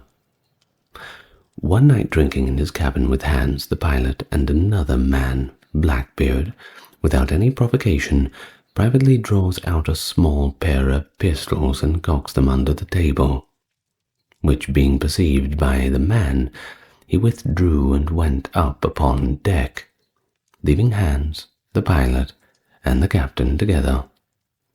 When the pistols were ready, he blew out the candle, and crossing his hands, discharged them at his company. Hans, the master, was shot through the knee, and lamed for life.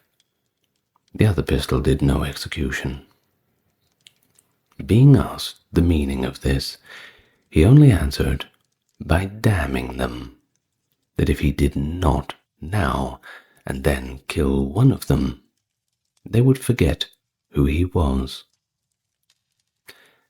Hans, being taken, was tried and condemned, but just as he was about to be executed, a ship arrives at Virginia with a proclamation for the prolonging of the time of His Majesty's pardon to such the pirates as should surrender by a limited time therein expressed.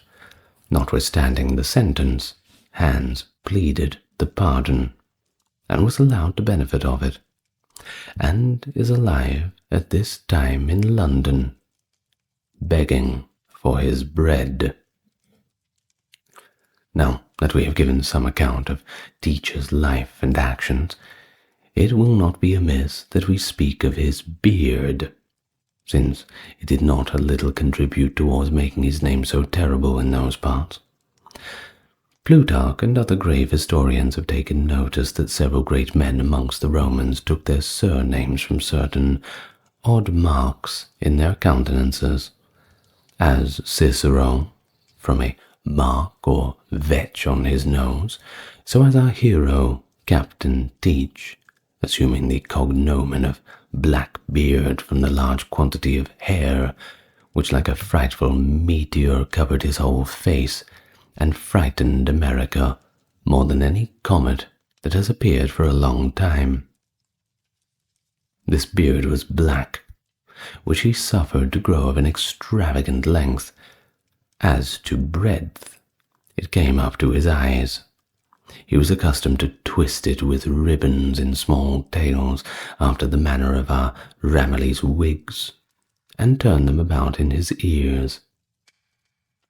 At the time of action, he wore a sling over his shoulders, with a 3 brace of pistols hanging in holsters like bandoliers, and struck lighted matches beneath his hat, which appearing on each side of his face, his eyes naturally looking fierce and wild, made him altogether such a figure that imagination cannot form an idea of a fury from hell to look more frightful.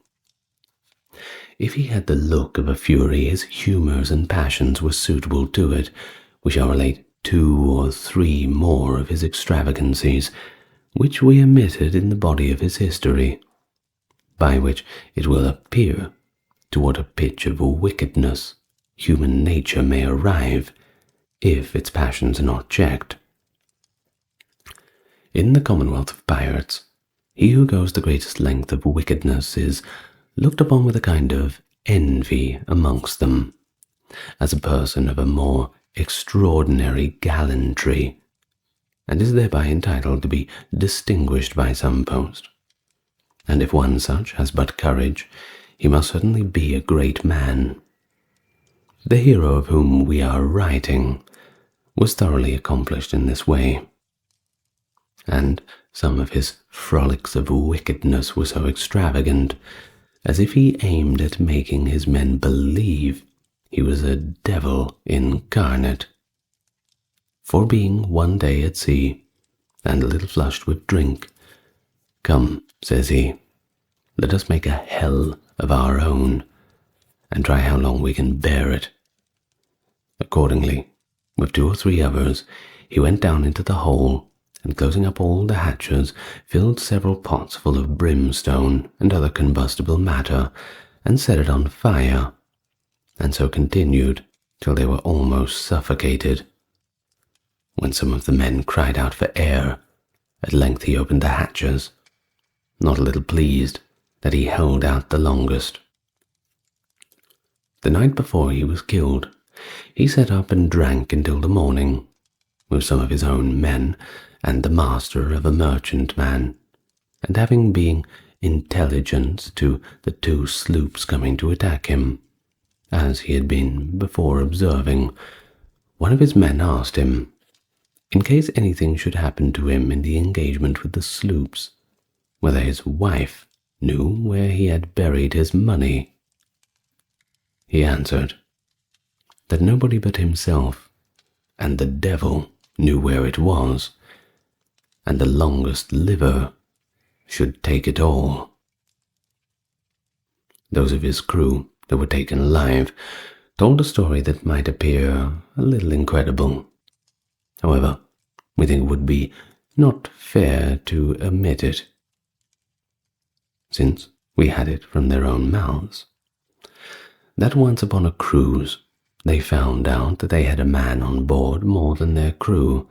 Such a one was seen several days amongst them, sometimes below, sometimes upon deck, and yet no man on the ship could give an account who he was, or from whence he came, but that he disappeared little before they were cast away in their ship. But it seems they verily believed that it was the devil. One would think that these things should induce them to reform their lives, but so many reprobates together encouraged and spirited one another up in their wickedness, to which a continual course of drinking did not a little contribute. For in Blackbeard's journal, which was taken, there were several memorandums of the following nature, sound writ with his own hand.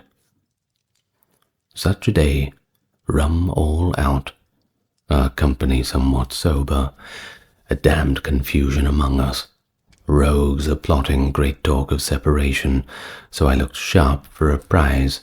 Such a day took one, with a well great deal of liquor on board, so kept the company hot, damned hot. Then all the things went well again. Thus it was these wretches passed their lives, with very little pleasure or satisfaction in the possessions of what they violently stole away from others, and sure to pay for it at last by an ignominious death. Here are the names of the pirates killed in the engagement: Edward Teach, commander; Philip Morton, gunner; Garrett Gibbons, boatswain; Owen Roberts, carpenter; Thomas Miller, quartermaster; John Husk, Joseph Curtis, Joseph Brooks, Nathan Jackson. All the rest except the 2 last were wounded and afterwards hanged in Virginia. John Carnes, Joseph Phillips, Joseph Brooks, James Robbins, James Blake, John Martin, John Gills, Edward Salter, Thomas Gates, Stephen Daniel, James White, Richard Greensail, Richard Stills, Israel Hands, pardoned; Caesar, Samuel Odell, acquitted. There were, in the pirates' sloops and ashore attend, near where the sloops lay, 25 hogsheads of sugar, 11 tierces, and 145 bags of cocoa, a barrel of indigo, a bale of cotton, which, with what was taken from the governor and secretary and the sale of the sloop, came to £2,500. Besides the rewards paid by the governor of Virginia, pursuant to his proclamation, all which was divided among the companies of the 2 ships, Lime and Pearl, that lay in the James River. The brave fellows that took them coming in for no more than their dividend against the rest, and was paid it within these 3 months. End of the account of Blackbeard. The Lewis and Clark expedition, led by Meriwether Lewis and William Clark from 1804 to 1806, a landmark American journey commissioned by President Thomas Jefferson following the Louisiana Purchase. Tasked with exploring the newly acquired territory, the expedition sought to chart the lands west of the Mississippi, establish trade and diplomatic relations with native tribes, and find a practical route to the Pacific Ocean. It was an arduous journey. Took the Corps of Discovery, as the expedition team was known, from St. Louis, Missouri, to the shores of the Pacific Northwest and back, covering more than 8,000 miles. The expedition was pivotal for the gathering of scientific and geographical knowledge, documenting various plant and animal species previously unknown, and creating detailed maps of the vast territory. But key to their success was Sacagawea, a native interpreter, whose knowledge of the terrain and languages proved to be invaluable, particularly in the negotiations with the native tribes. And thus, the Lewis and Clark expedition significantly contributed to the expansion and development of the United States by providing valuable insights into the natural resources and strategic landscapes of the West. Hello and welcome to the channel. So we talk about some American history today, Native American, and the newer American, but it all molds into one great and exciting tapestry, which is very interesting to talk about. I didn't learn too much of it because I was educated in Australia, so it's good to actually familiarize myself with it as we go through all of these stories together. Now, as usual, before we start, if you like the content, just click the like and subscribe button. It's so easy. We're trying to get the goal of, 85,000 subscribers. Hopefully by the time you listen to this, we're there. Anyway, with that in mind and with the customary begging out of the way, let's get nice and relaxed, and we can begin our story back to that early days of the 1800s. So, the Corps of Discovery. You know it as the Lewis and Clark expedition, and we'll refer to it as such. It was conducted between 1804 and 1806. Now, just after the Louisiana Purchase from 1803, which they bought off Napoleon, by the way, needing to finance his wars. But we already know that from the introduction. And we're going to talk a little bit about Thomas Jefferson. I'm sure everyone's familiar with that. Well, he had a long-standing fascination with the Western frontier, fueled by his readings on various explorers' journeys, and there were plenty of them, certainly a golden age for exploration.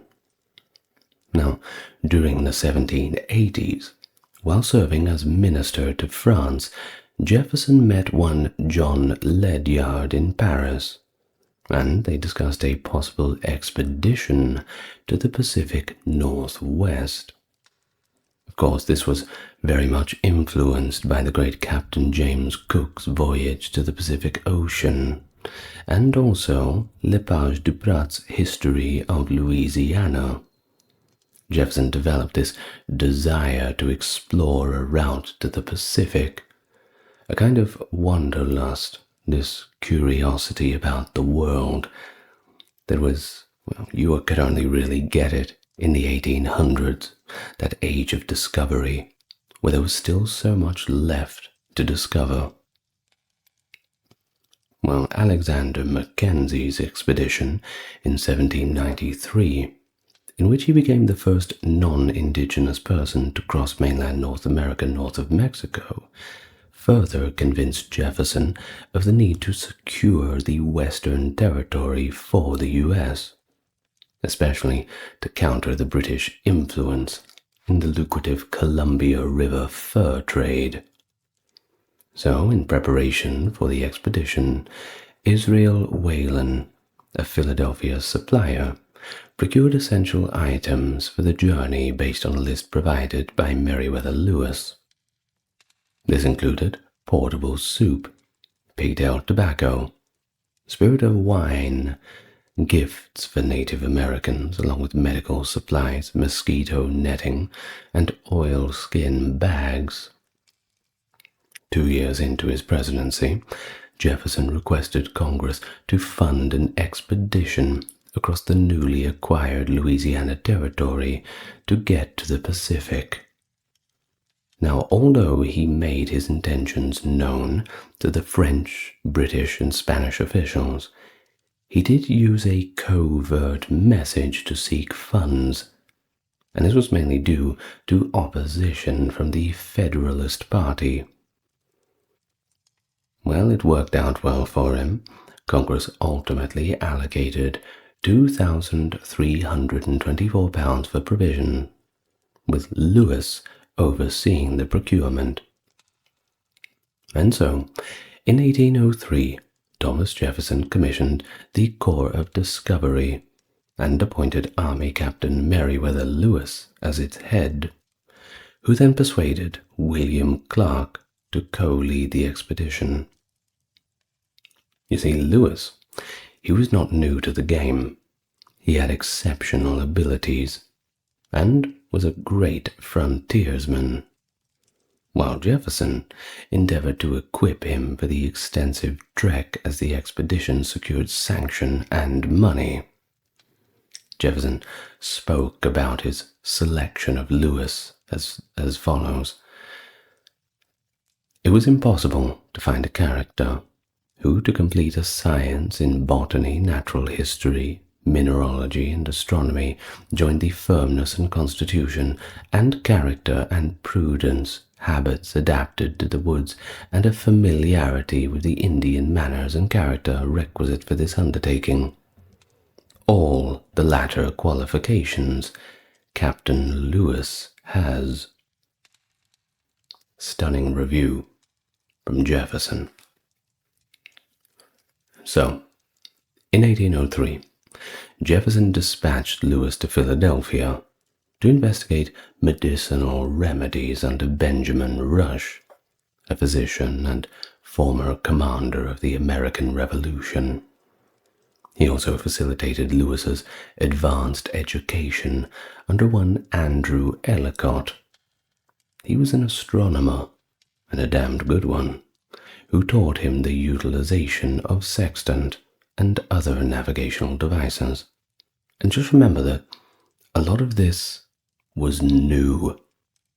Around the turn of the 19th century, people were still figuring out a lot of these ways to explore in these far-flung places, dodging diseases and animals and natives and everything else. Of course, it wasn't very good for the natives trying to dodge the people who were exploring them, but, well, it was an interesting situation for everybody, let's just put it that way. Well, Lewis was always keen to learn, so he acquired the knowledge on the description and preservation of plant and animal specimens from one Benjamin Smith Barton.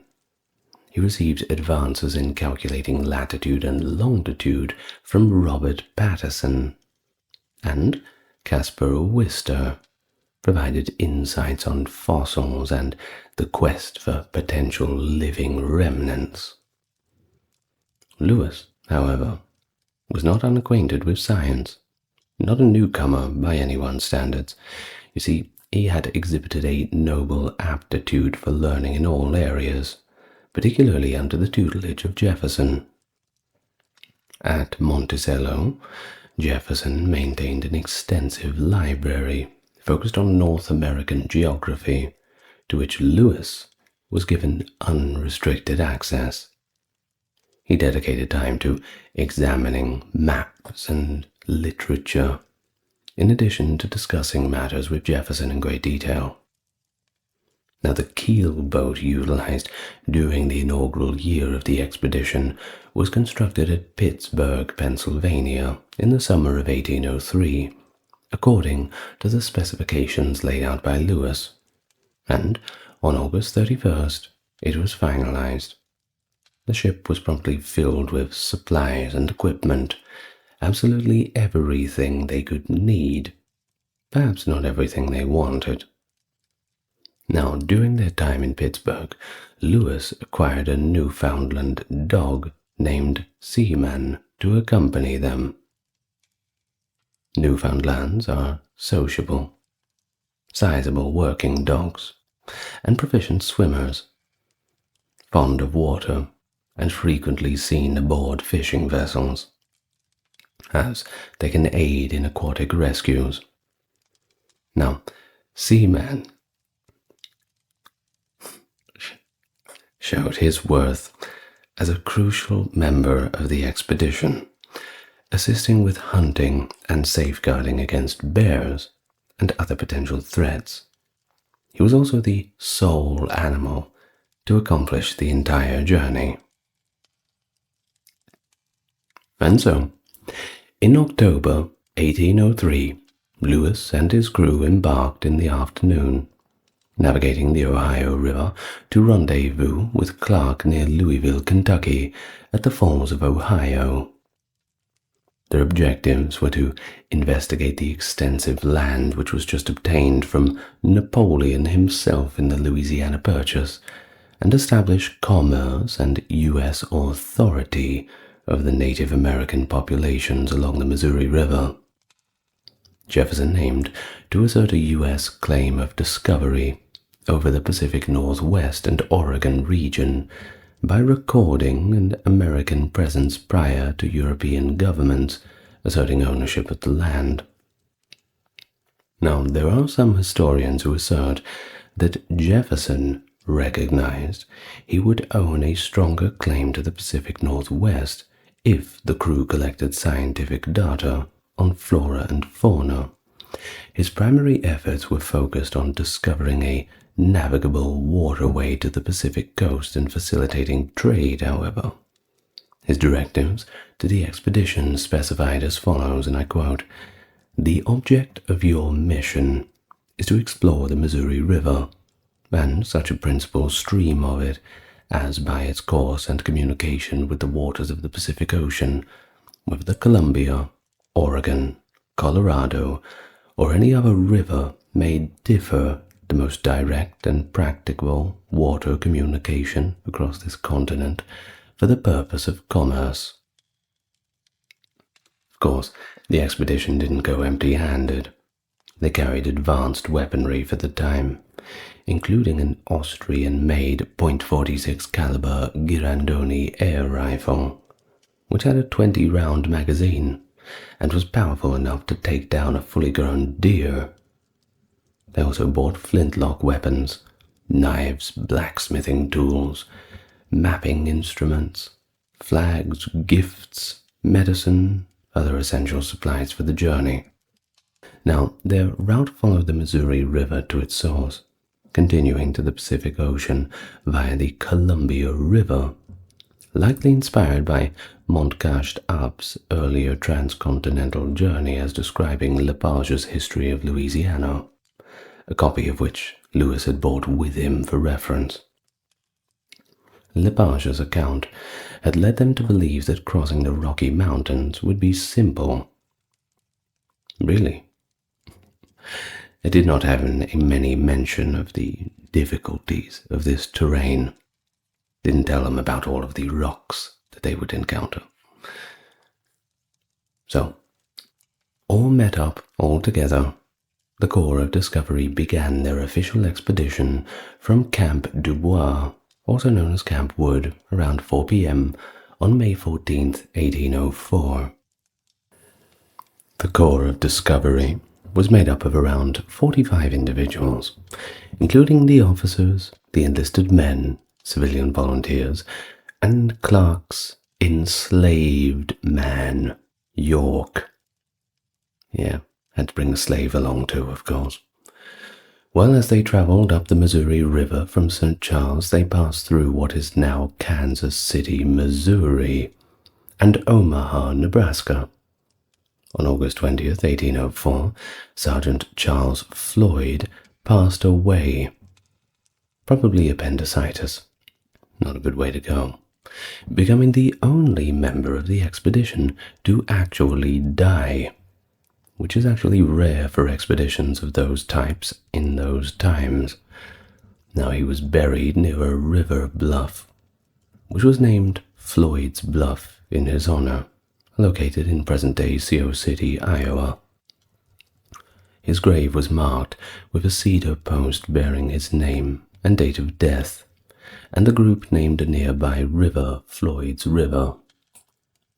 In the final week of August, the expedition reached the Great Plains, an area rich in wildlife such as elk, deer, bison, beavers, and pronghorn, offering both new experiences and challenges as they continued westward. And they also forged relationships with around 24 Native American nations, whose assistance was crucial to prevent famines during the severe winters and to avoid becoming irrevocably lost in the huge Rocky Mountain ranges. Now, the Americans and the Lakota Nation, referred to by the Americans as Sioux or Teton-Wan Sioux, encountered difficulties upon their meeting, raising concerns about a potential conflict between the two parties. It's been stated by Harry Fritz that all prior travelers to the Missouri River had cautioned about this formidable and assertive tribe, intent on obstructing free trade along the river. The Sioux anticipated a reprisal incursion from the Omaha tribe to the south.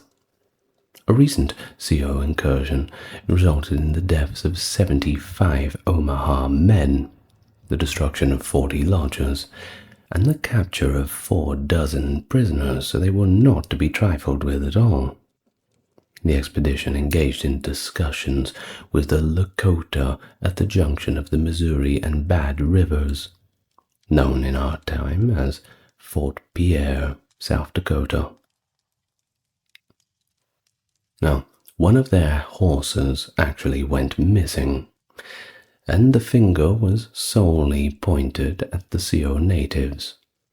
Subsequently, the two parties convened, resulting in a dispute during which the Sioux requested that the men either remain or provide further gifts or tribute prior to being permitted to traverse the country. Now, Clark gave them a pretty bad review, describing them as warlike, and referred to them as vilest miscreants of the savage race. His words, not mine. Well, they nearly engaged in physical conflict multiple times, until the chief of the Lakota, Black Buffalo, convinced Lewis to allocate additional tobacco to the gathered warriors. Lewis acquiesced, permitting the party to go upstream into the Arikara communities. Now, during the winter of 1804 to 05, the expedition constructed Fort Mandan, located near contemporary Washburn, North Dakota. Prior to its departure on April 7, 1805, the expedition dispatched the keelboat to St. Louis, carrying a collection of species, which some of them had never even been observed east of the Mississippi. A leader requested Lewis and Clark to supply a boat for transit through their native territory. The Americans promptly advanced westward upriver and established a winter encampment within the territory of the Mandan people.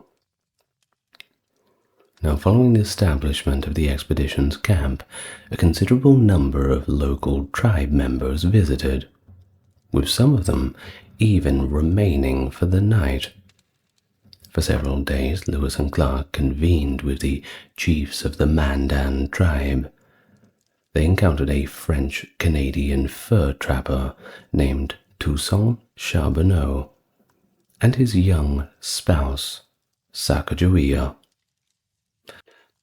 And here, of course, we finally encounter the great interpreter. Harmony was achieved between the expedition and the Mandan chiefs through the exchange of a Mandan ceremonial pipe. By April 26, Captain Lewis composed a progress report detailing the expedition's activities and observations of the Native American nations encountered thus far in his work, a statistical view of the Indian nations inhabiting the territory of Louisiana, which delineated the names of various tribes, their geographical locations, trading practices, and which waterways they utilized, among with a few other little bits and pieces. Now, President Jefferson would subsequently submit this report to Congress.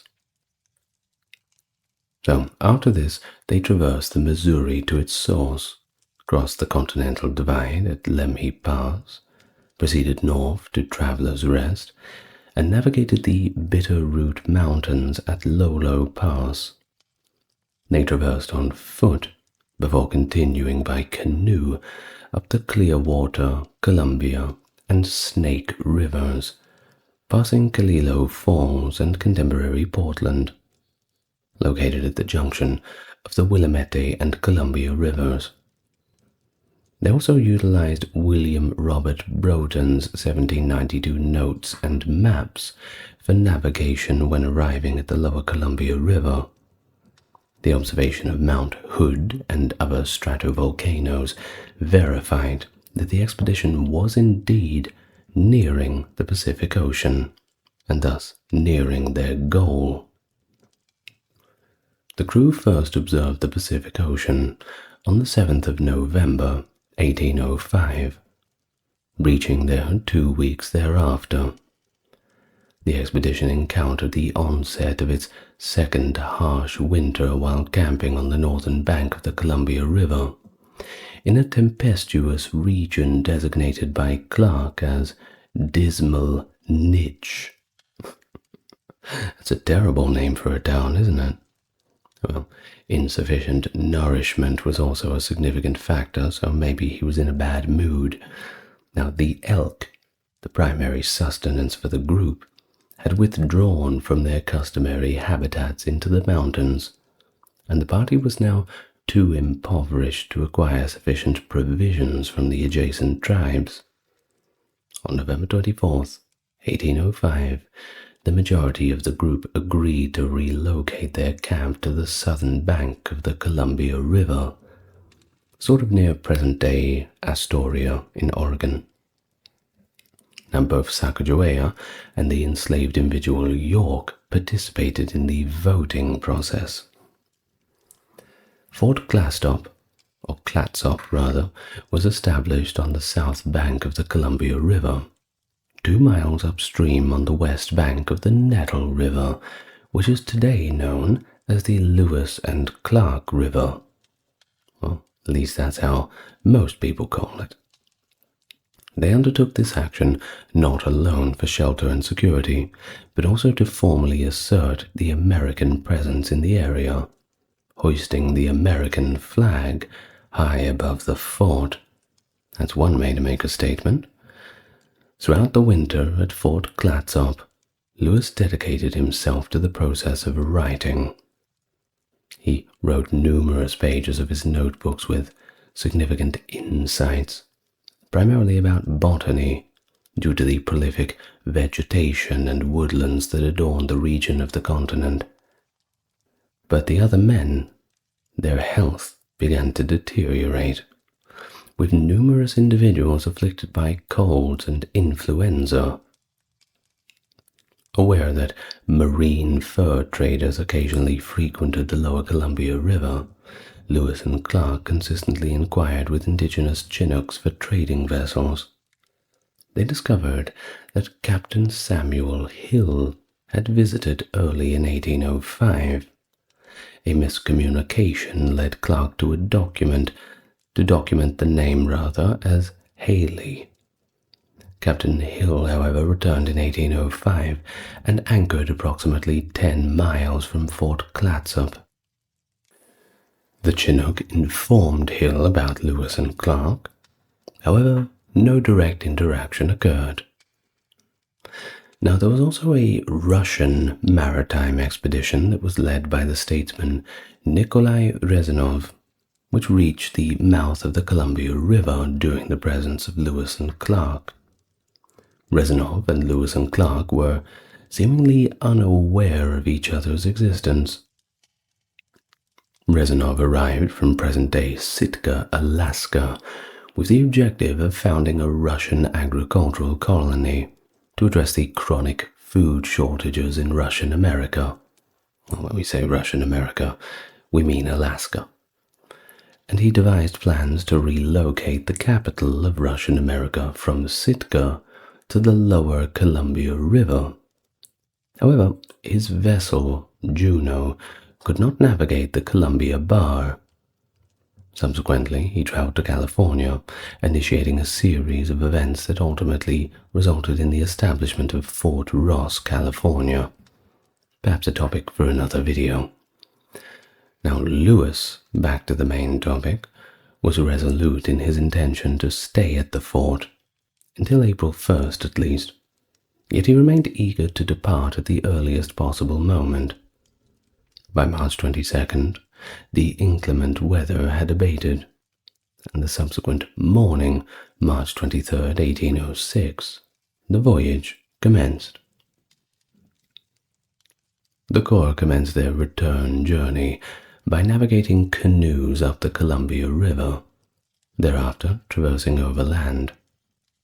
Prior to his departure, Clark entrusted the Chinook with a letter intended for the next ship captain, who was the same Captain Hill that had been in proximity over the winter. He delivered the letter to Canton and arranged for its forwarding to Thomas Jefferson, who consequently received it prior to the return of Lewis and Clark.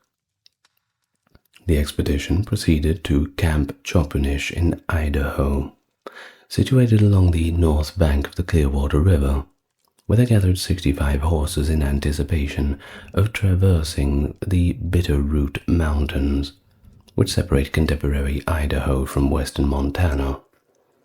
Nevertheless, the range remained snow-covered, hindering the expedition's ability to traverse it.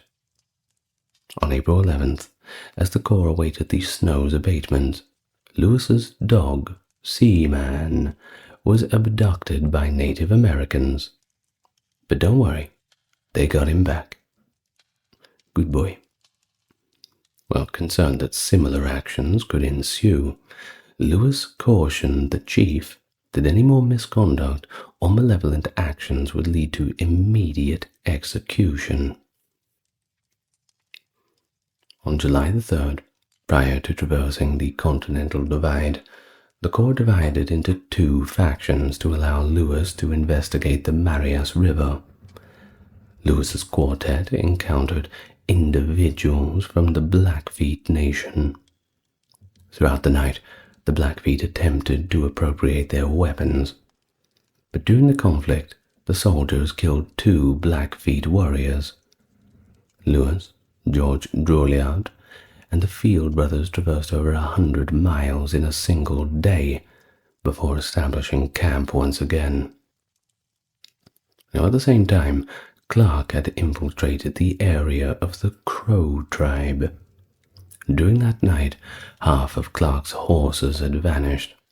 However, they didn't observe any of the Crow warriors.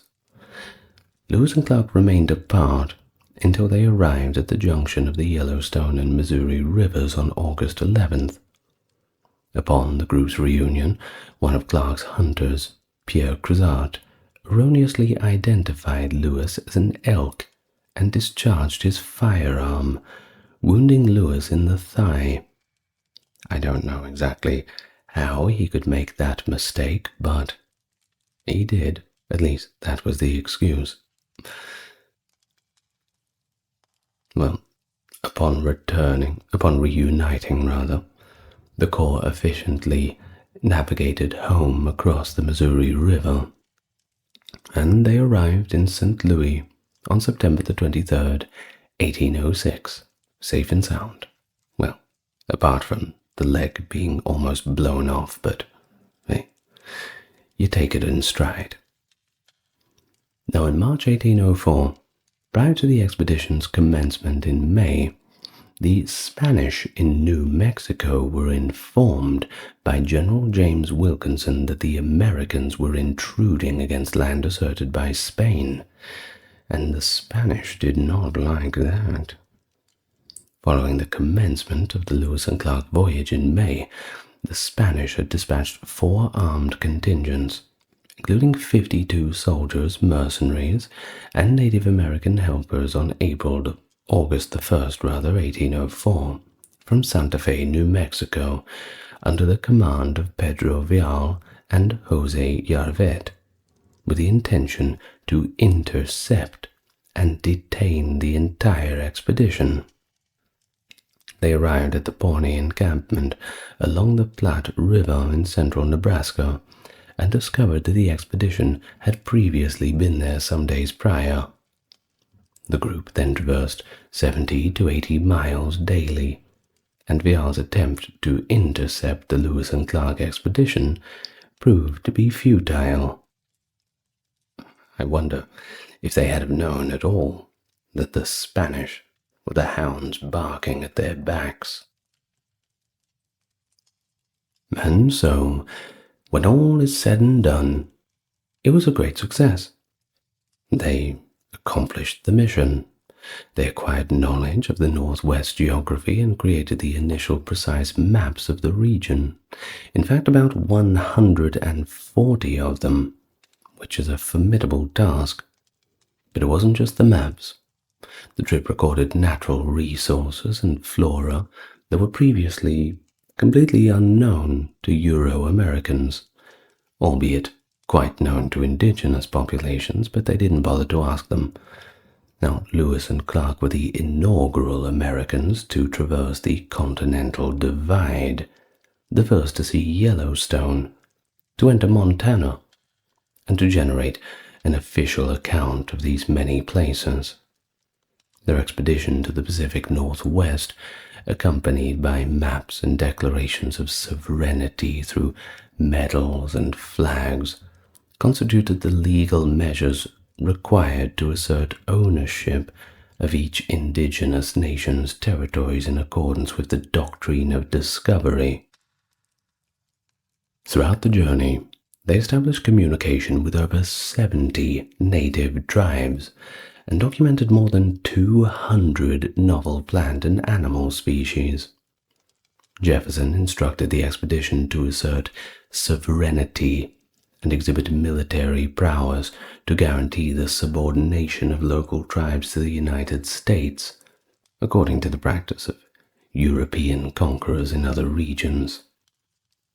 Subsequent to the voyage, they generated maps which facilitated the continued exploration and colonization of this extensive region for the next years, always being used as a reference. In 1807, Patrick Gass, a soldier in the U.S. Army, released a narrative of the expedition in his own words. He received a promotion to sergeant through the expedition. Paul Allen edited a 2-volume chronicle of the Lewis and Clark expedition, published in 1814 in Philadelphia. However, he omitted the true author, the banker Nicholas Biddle. The comprehensive report was not disclosed to the public until fairly recently, you see. The first authorized edition of the Lewis and Clark Journal is located in the Maureen and Mike Mansfield Library at the University of Montana. Now, a little bit more about the primary objectives mandated by Jefferson. You see, it was all about conducting a reconnaissance to document the locations, military capabilities, activities and cultures of the diverse Native American tribes residing in the territory just acquired in the broader Northwest. It aimed to convey to the indigenous populations that their territories, whether they liked it or not, were now under the ownership of the United States and their great father in Washington, who had become their ruler. Of course, many of these native tribes extended their support by imparting knowledge of the wilderness and facilitating food acquisition. The team possessed an unmarked leather-bound journals and ink to document these contacts, along with scientific and geological data obtained in their interactions. They received an assortment of presents, too, including medals, ribbons, needles, mirrors, and other items designed to alleviate tensions during negotiations with Native American chiefs that they would meet along the journey. Numerous tribes had amicable interactions with the British and French fur traders during their occasional meetings along the Missouri and Columbia rivers, and generally the expedition saw a surprisingly minimal amount of violence, except for a few instances. Those poor Blackfoot men who got killed. Well, on September 25th, 1804, there was that heated conflict with the Teton-Sioux tribe, sometimes referred to as the Lakota people, led by chiefs like Black Buffalo and the Partisan. The leaders approached the expedition and demanded tribute for passage across the river. The 7 indigenous tribes of the Lakota people governed an extensive inland territory and anticipated tributes from outsiders seeking to traverse their rivers or cross their territories. It seems pretty fair, doesn't it? It's just a little bridge toll. Well, Harry Fritz states in his work, all prior Missouri River travelers cautioned about this formidable and assertive tribe, intent on obstructing free trade. Well, the Sioux anticipated a reprisal incursion from the Omaha tribe to the south. Communication was, of course, challenging, to say the least, as the sole Sioux language interpreter for the expedition, Pierre Dorion, remained with the other group and was engaged in diplomatic matters with a different tribe. He's never there when you need him. As a result, both chiefs from different tribes received several gifts, that is, the partisan chief and the Sioux chief. Nevertheless, none was content, and they sought additional gifts for their troops and tribe. At that moment, several warriors from the partisan tribe seized their canoe and one of the oars. Lewis asserted his authority, commanding a show of force and displaying arms. Captain Clark wielded his sword and threatened severe retaliation. But, fortunately, prior to the escalation into a violent and bloody conflict, the chief, Black Buffalo, wisely commanded his warriors to withdraw, and everybody went home with their heads still attached to their shoulders. So that's a win-win. Of course, eventually, they successfully negotiated their passage without additional incident, aided by superior gifts and a bottle of whiskey. I wonder if they drank it before the agreement was struck. Well, either way, during the mission, the team studied and documented the customs, lifestyles, and all little eccentricities of the numerous native tribes that they encountered. According to European standards, the Native American lifestyle was quite severe and unyielding, as observed by the expedition participants. Following several interactions and prolonged camping among the Native American tribes throughout the winter months, they quickly acquired first-hand knowledge of their practices and social structures. One custom that differentiated Native American cultures from Western societies was the practice whereby men could acquire multiple wives. Of course, this was contingent upon their ability to support them, frequently selecting spouses from their immediate familial circle. For example, the men in the Mandan tribe often married their sisters, which, well, it's a bit... Don't want to push my beliefs onto others, but okay. Now, female chastity was not esteemed very highly either. Fathers frequently sold their infant girls to adult men, typically in exchange for horses or mules. In CO countries, women were frequently exchanged for horses and other goods. However, this practice was not observed among the Shoshone nation, which esteemed its women more highly. Now, I am inclined to believe a lot of this, because they didn't tar all of the natives with the same brush. Now, if they had have put everybody into a big basket and said they're all barbarians, they're all terrible, and they all need to be civilized, maybe a few eyebrows would be raised, for obvious reasons. But when they talk about each tribe specifically, and say one tribe does this, but the other does not, well, perhaps we can take it as the reality of the situation.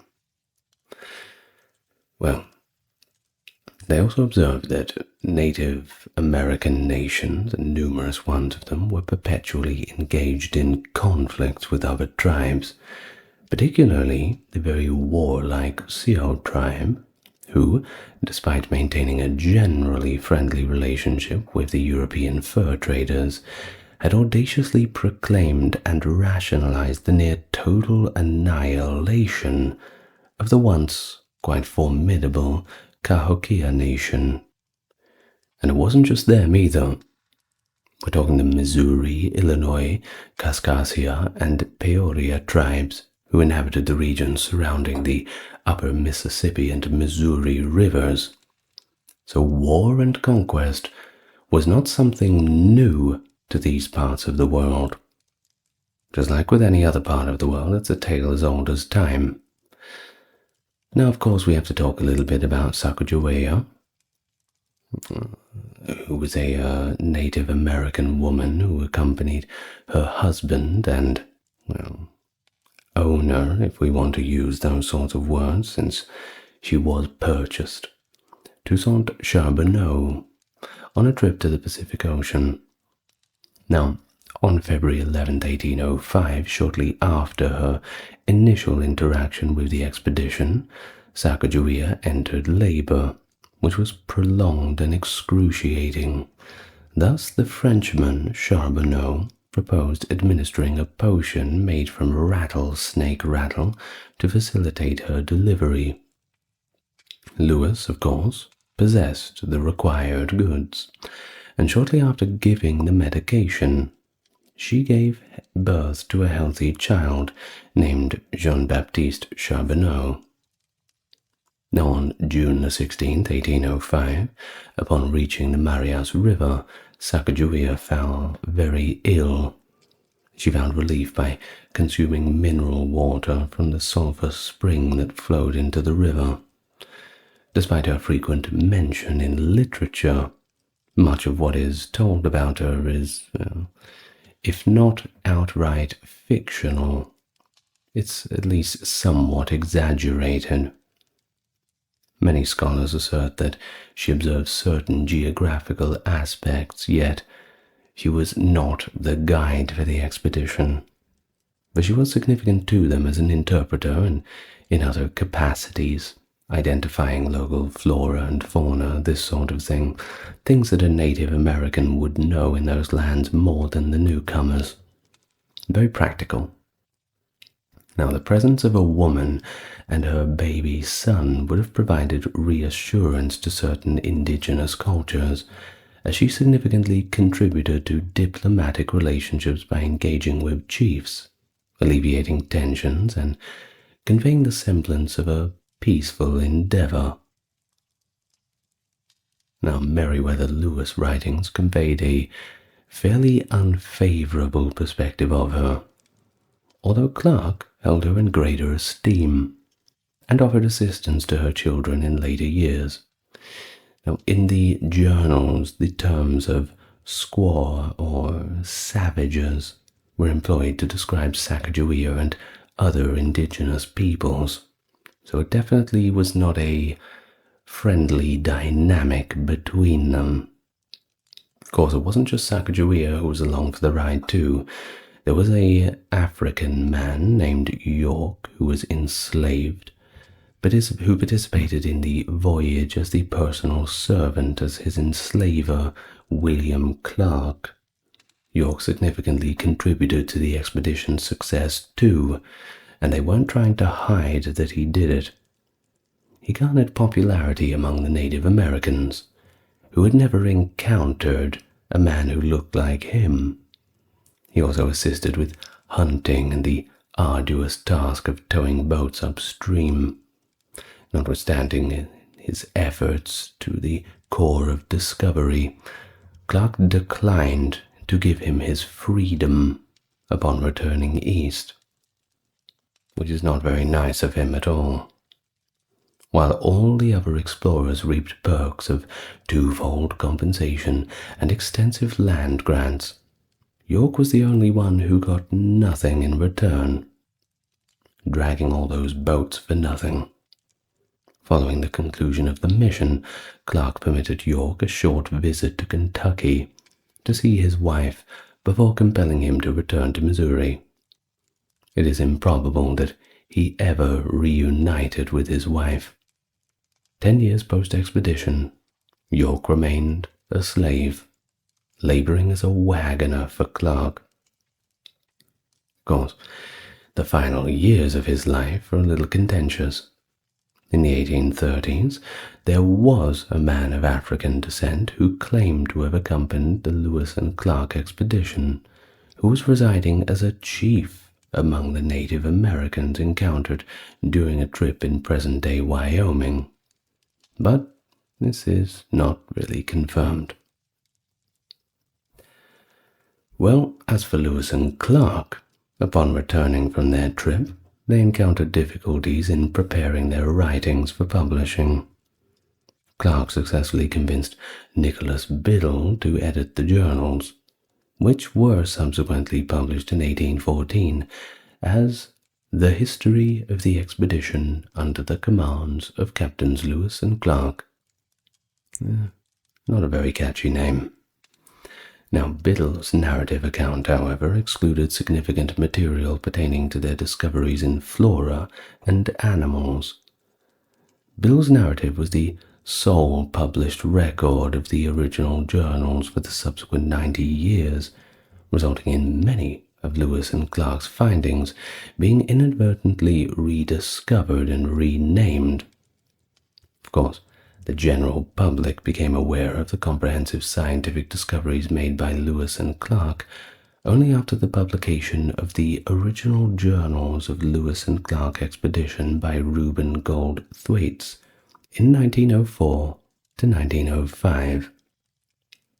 In fact, in the 19th century, mentions of Lewis and Clark were hard to find in historical texts, even during the United States Centennial in 1876, resulting in the trip being mostly overlooked. Lewis and Clark, beginning to attract attention at the onset of the 20th century, were mentioned a little bit more.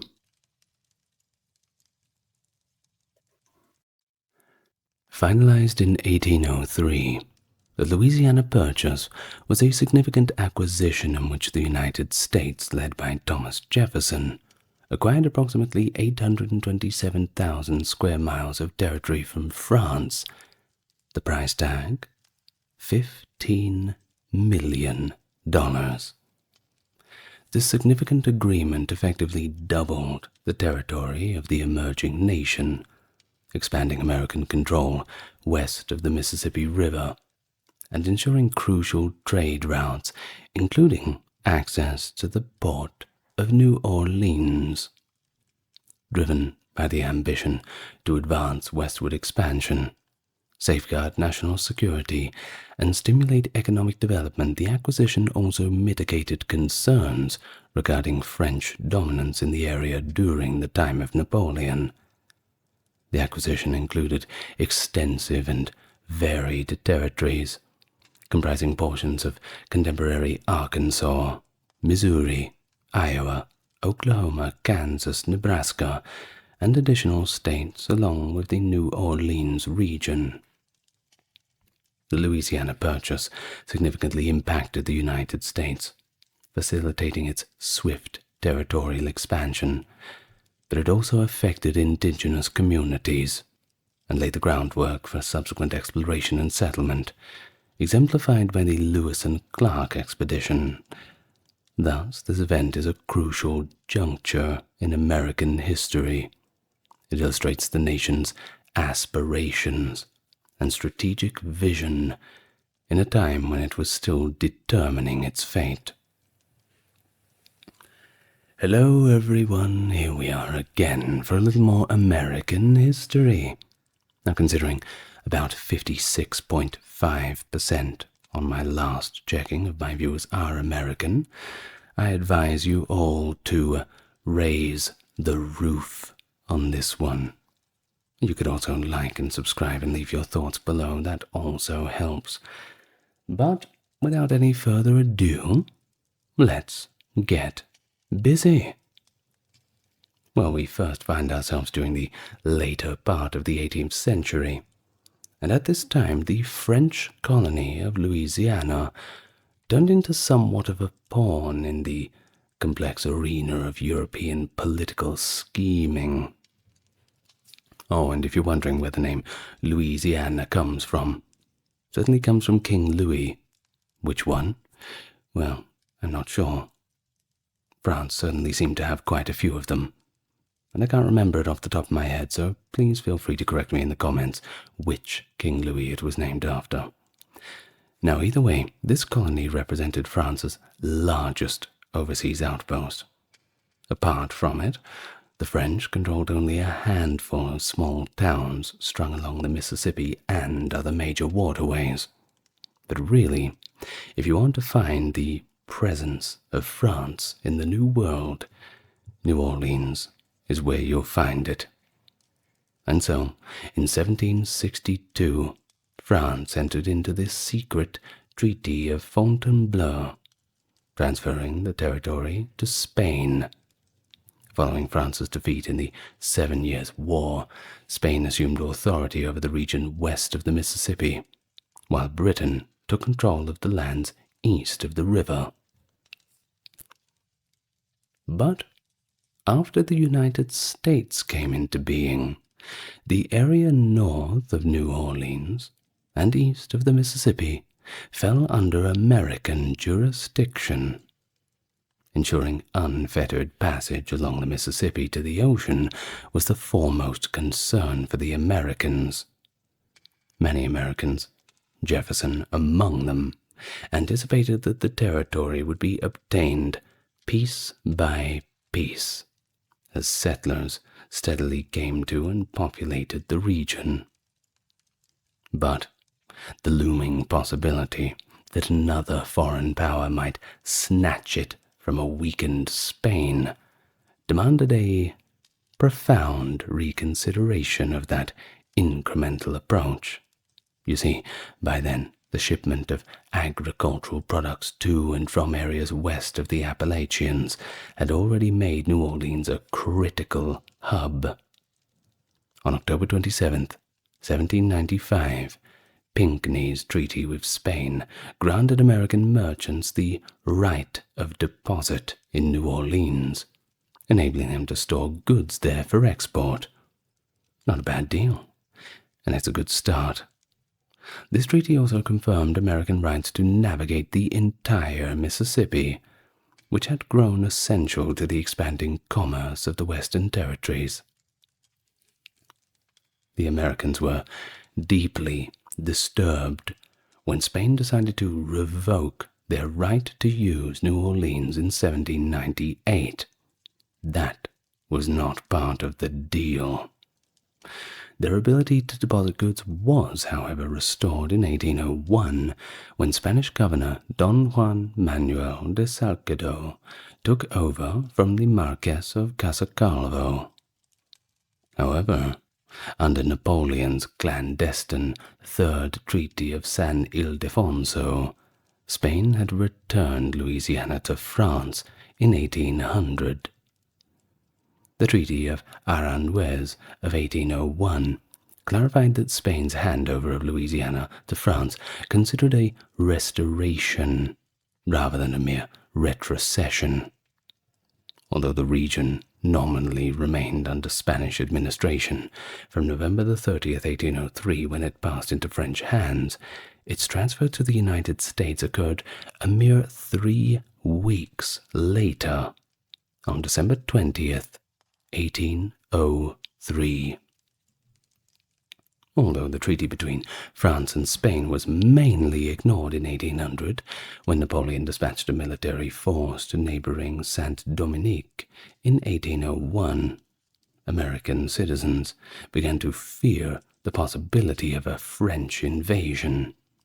And of course, with Napoleon being on such a winning streak, that fear was a justified one. Federalists called for war against France and attempted to use Jefferson's call for moderation against him. Although relations were tense in that regard, Jefferson undermined them by threatening an alliance with Britain. And of course, this is a mere, 40 years after the Revolution? Remember the war with Britain? Well, controversial, I'm sure. Jefferson did back France's strategy in 1801 when Toussaint Louverture had overtaken the Saint-Domingue, modern-day Haiti, following a slave uprising. The United States, however, began to worry that Napoleon himself would dispatch troops to New Orleans after putting an end to the uprising. In 1801, Jefferson authorized Livingston to buy New Orleans and sent him to Paris in an attempt to gain control of the mouth of the Mississippi. In order to restore French authority over Saint-Domingue, which had effectively become independent under Louverture, France dispatched Napoleon's brother-in-law, General Charles Leclerc, on an expedition there in January 1802. In addition to repelling attacks from other European powers, Louverture, the French general, had started to establish his own authority on the island. You see, prior to the Revolution, Saint-Domingue had provided France with a vast wealth, albeit at the expense of the lives and liberation of the slaves. Napoleon desired the restoration of the region's income and output for France. As for Jefferson, he was alarmed, to say the least, by the French actions and their plan to re-establish what seemed like it could be an empire in North America. And so he declared neutrality in the Caribbean, denying the French credit and other forms of aid while permitting war contraband to reach the rebels in order to keep France from regaining ground. At Jefferson's request, a French nobleman named Pierre Samuel Dupont Nemours started assisting in negotiations with France in 1803. Dupont had strong connections to both Jefferson and the leading French politicians while he was residing in the United States. A bit of a double agent, it seems. Well, in order to diffuse a possible confrontation between the US and Napoleon over North America, he came up with the concept for the much larger Louisiana Purchase, and used back-channel diplomacy with Napoleon on Jefferson's behalf while he was in France. Jefferson had the most recent information on Napoleon's military operations and plans in North America during this period, giving Dupont some information that Livingston was not given was part of his changing approach. Jefferson sent James Monroe to Paris in 1803 to negotiate a settlement in order to prevent a potential war with France. If the negotiations in Paris were unsuccessful, Monroe was instructed to travel to London to negotiate an alliance with the British. American animosity increased as a result of Spain's delay in implementing the treaty to give Louisiana to France until late 1802.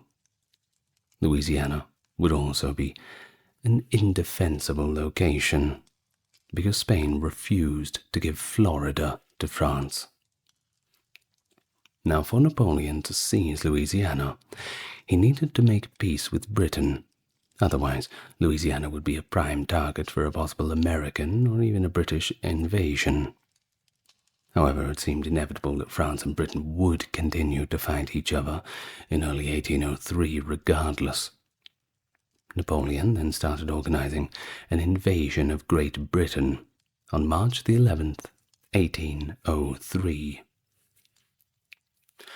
As for Leclerc's troops, they captured Louverture in Saint-Domingue, but they were soon overwhelmed by disease and strong opposition. Napoleon made the decision to forego his plans to reconstruct France's new empire in the New World by the beginning of 1803.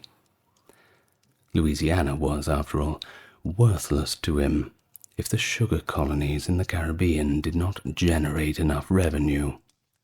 War between France and the UK was on the horizon, and Spain had not yet finished transferring Louisiana to France.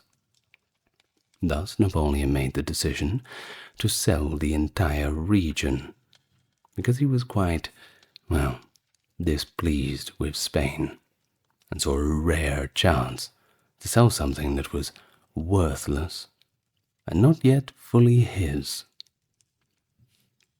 So, on April 10th, 1803, Napoleon informed the Treasury Minister, François Barbe-Mabois, that he was thinking of selling the Louisiana Territory to the United States, despite opposition from Foreign Minister Talleyrand. A few days prior to Monroe's arrival, on April the 11th, 1803, Barbe-Mabois made Livingston an offer of $15 million. And that's less than 3 cents per acre for all of Louisiana. Now, how could you turn down that deal? But you should put it into a little bit of perspective. That $15 million total is equal to 70 cents an acre, or roughly $371 million in 2023 terms. And they're trying to tell you that buying property has always been this difficult, right? Imagine if you could get an acre of land for 70 cents. Perhaps we'll have to wait for someone to fall on some really hard times. Well, when the much larger territory was offered for 15 million, the American representatives were actually quite shocked, because they had been willing to spend up to $10 million on New Orleans and the surrounding area alone. But now they were getting the whole thing. Jefferson had only given Livingston permission to buy New Orleans, but Livingston was confident that the United States would take the offer. After all, why wouldn't they? It is probably the best offer anybody has ever got in terms of land concessions and all the rest. Well, short of full annexations. So we arrive on April 30th, 1803, where the Americans agreed and signed the Louisiana Purchase Treaty in Paris, because they believed Napoleon might revoke the offer at any time, preventing the United States from acquiring New Orleans.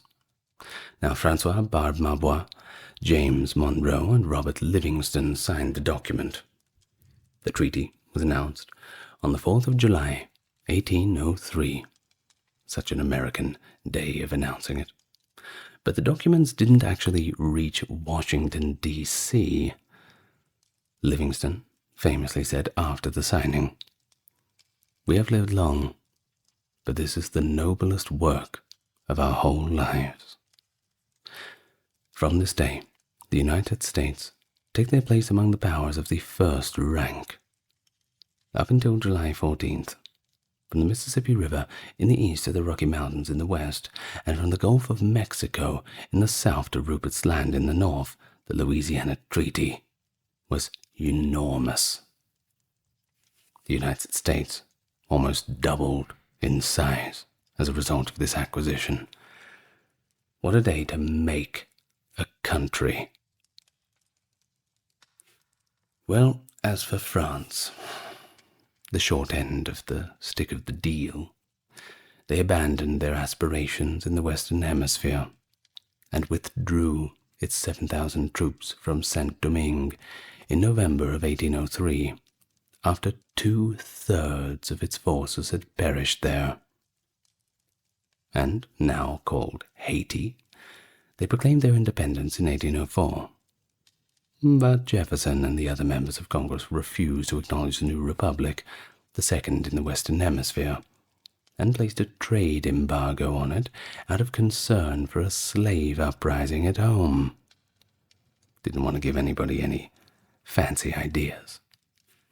This, of course, made it extremely difficult for Haiti to rebuild its economy following decades of conflict, especially after the French successfully demanded an indemnity of 150 million francs in 1825. Yes, Haiti really got the short end of the stick there. They're still suffering from a lot of this stuff, you know. Well, the purchase was formally announced on the 4th of July 1803, following the return of Monroe and Livingston from France with the news. This allowed Jefferson and his cabinet to debate whether the purchase was constitutional until October, when the treaty needed to be ratified. Jefferson thought about using a constitutional amendment to support the purchase, but his cabinet persuaded him not to. Before the treaty was ratified, Jefferson concluded that the purchase was necessary to protect American citizens, and that made it constitutional. He justified the purchase by stating, "It is the case of a guardian investing the money of his ward in purchasing an important adjacent territory, and saying to him when of age, 'I did this for your good.'" Because of his stance as a strict constructionist with regard to the Constitution, Henry Adams and other historians have argued that Jefferson acted hypocritically with the Louisiana Purchase by interpreting the document's intent in a way that would support his acquisition. There was domestic resistance to the American acquisition of the Louisiana Territory. In fact, many people questioned Jefferson's philosophical coherence and thought that he and others, like James Madison, were acting in a way that they undoubtedly would have disagreed with Alexander Hamilton. Because of the high price, their perception of Jefferson's hypocrisy, and their conviction that France would not have been able, to fend off American and British intrusion into Louisiana, the Federalists were adamantly against the purchase. The constitutionality of the purchase worried both Jefferson and the Federalists, of course. The purchase was opposed by a large number of House of Representative members. The opposition was led by the Majority Leader, John Randolph, by a margin of 2 votes, that is, a vote being of 59 to 57. The House was unable to reject the purchase request. Records showed that the land was actually in Spain, not France, despite the Federalists' attempts to prove this. Additionally, the Federalists were concerned that the new residents in the West whose political and economic interests would inevitably clash with those of New England merchants and bankers, would challenge the authority of the Atlantic seaboard states. Additionally, there was fear that further dividing the North and South would result from the creation of more slaveholding states from the territory. Senator Timothy Pickering of Massachusetts led a group of Northern Federalists who even considered the possibility of a distinct Northern Confederacy. The main reason why New England Federalists opposed the purchase was economic self-interest, rather than a valid question about constitutionality, or whether France actually owned Louisiana, or if it had actually been returned to Spain if it wanted to sell the region. The idea of giving Western farmers another market for their produce that did not involve the use of New England ports also did not sit well with the Northerners. Additionally, a large number of Federalists, who were speculators in upstate New York and New England lands, hoping to sell them to farmers that might choose to move west if the Louisiana Purchase was approved. Additionally, they were concerned that this would weaken the political influence of New England Federalists and result in the formation of Western states, which would probably be Republican. And there was another question, and that was whether it was appropriate to grant citizenship to the free black, French, and Spanish residents of New Orleans as required by the treaty. Congress criticized these foreigners because they were unfamiliar with democracy and questioned whether they should or even could become citizens. Spain, of course, objected to the transfer for two reasons. First, France had not fulfilled the Third Treaty of San Ildefonso by having the King of Etruria recognized by all European powers, and second, France had previously pledged in a note not to alienate Louisiana to a third party. The French government responded that these objections were unfounded because the Spanish government had ordered the transfer of Louisiana in October of 1802, even though it had known for months that Britain had not recognized the King of Etruria in the Treaty of Amiens, and the promise not to alienate Louisiana was not included in the Treaty of San Ildefonso itself. So basically, it lacked legal force. I know, it's a bit complicated. I'm not good with laws and everything. But we're going slowly, right? Well, the United States had initially approached Spain about buying the property, but Spain itself had informed the U.S. that it would have to negotiate with France for the treaty instead. This is what Madison had said in response to Spain's objections. And it's a fair point. After the fact, Spain coming back and telling them you should have spoken to us, and Madison effectively saying, well, we did, and you told us that we should speak to the French instead. I bet they regretted that. I bet somebody got fired for that blunder. But of course, we've used this word worthless, and of course it was certainly not a worthless sale. The United States did actually take possession of Louisiana.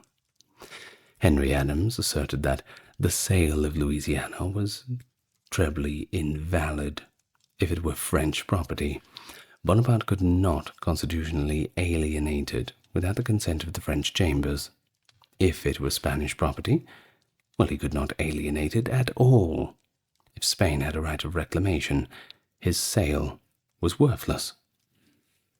In addition, Spain gave the territory to France in a ceremony held in New Orleans on November 30th, 1 month before France gave the city to American officials. And the Spanish Prime Minister had given the U.S. permission to negotiate with the French government about the acquisition of territories which may suit their interests. Well, other historians refute the aforementioned claims that Jefferson's purported hypocrisy by stating that there are two ways for nations to alter their borders, the first being conquest, and the second being treaties, which is an agreement between nations, of course. Now, the latter was a treaty known as the Louisiana Purchase, and, well, you don't need a conquest when you can just write up a contract. The article of the Constitution, the second article rather, Section 2, expressly gives the President the authority to negotiate treaties, which Jefferson did. And so Jefferson was reassured by Madison, aka the father of the Constitution, that the Louisiana Purchase fell well within the bounds of the Constitution's most stringent interpretation. And if you've got him on your side, well, you're doing pretty well. His endorsement, that's the word I'm looking for. So Treasury Secretary Albert Gallatin went on to say that since the President was expressly given authority to negotiate treaties, the only reason that expanding the nation's territory through a treaty could not be presidential power would be if the Constitution explicitly prohibited it, which it did not. And as a staunch constitutionalist and constructionalist, Jefferson was right to worry about adhering to the Constitution. But he recognized the strength of these arguments and was prepared to acquiesce with satisfaction if the treaty was accepted by Congress. The treaty was swiftly ratified by the Senate, and the House was equally prepared to approve the necessary funding. Instead of having $15 million in its treasury, the young United States borrowed the money from the Dutch and the British banks at a 6% annual interest rate. And that's pretty good. What's your credit card interest rate? 20%? In Australia, most credit cards are 20%. It's funny how when it's governments borrowing it from other governments, they get a bit of a free ride, isn't it? It's funny how that works. Well, on October the 20th, the U.S. Senate consented to ratification of the treaty by a vote of 24-7. The Senate gave Jefferson permission to seize the land and install a provisional military government on October 21st, 1803, the very next day. Congress authorized the use of military forces to maintain order and made temporary provisions for local civil government to continue as it had under French and Spanish rule in the legislation passed on October 31st. Plans were also made for a number of exploration and mapping expeditions, the most well-known of which was the Lewis and Clark expedition, which I have made a video about. I'm sure you've seen that one. It is as they say, an absolute banger. So, on December 20th, 1803, at the Cabildo, France handed over New Orleans, the former colonial flag, with a flag-raising ceremony held in the Plaza de Armas, which is now Jackson Square, a significantly more American name. 3 weeks prior, on November 30th, 1803, Spanish authorities had officially transferred the colonial territories and their governance to France. Another ceremony, known as the Three Flags Day, was held in St. Louis on March 9th and 10th, 1804, to transfer the ownership of Upper Louisiana from Spain to France, and subsequently from France to the United States. The War Department appointed Amos Stoddard as the first civil commandant of Upper Louisiana, which was supervised as a military district from March 10th to September the 30th, 1804. With effect from October the 1st, 1804, the acquired territory was divided into the District of Louisiana, which was temporarily governed by the Indiana Territory's governor and judicial system, and the Treaty of Orleans, or in French we say Orléans, the majority of which would eventually become the state of Louisiana. Now, the District of Louisiana was renamed to the Territory of Louisiana the following year.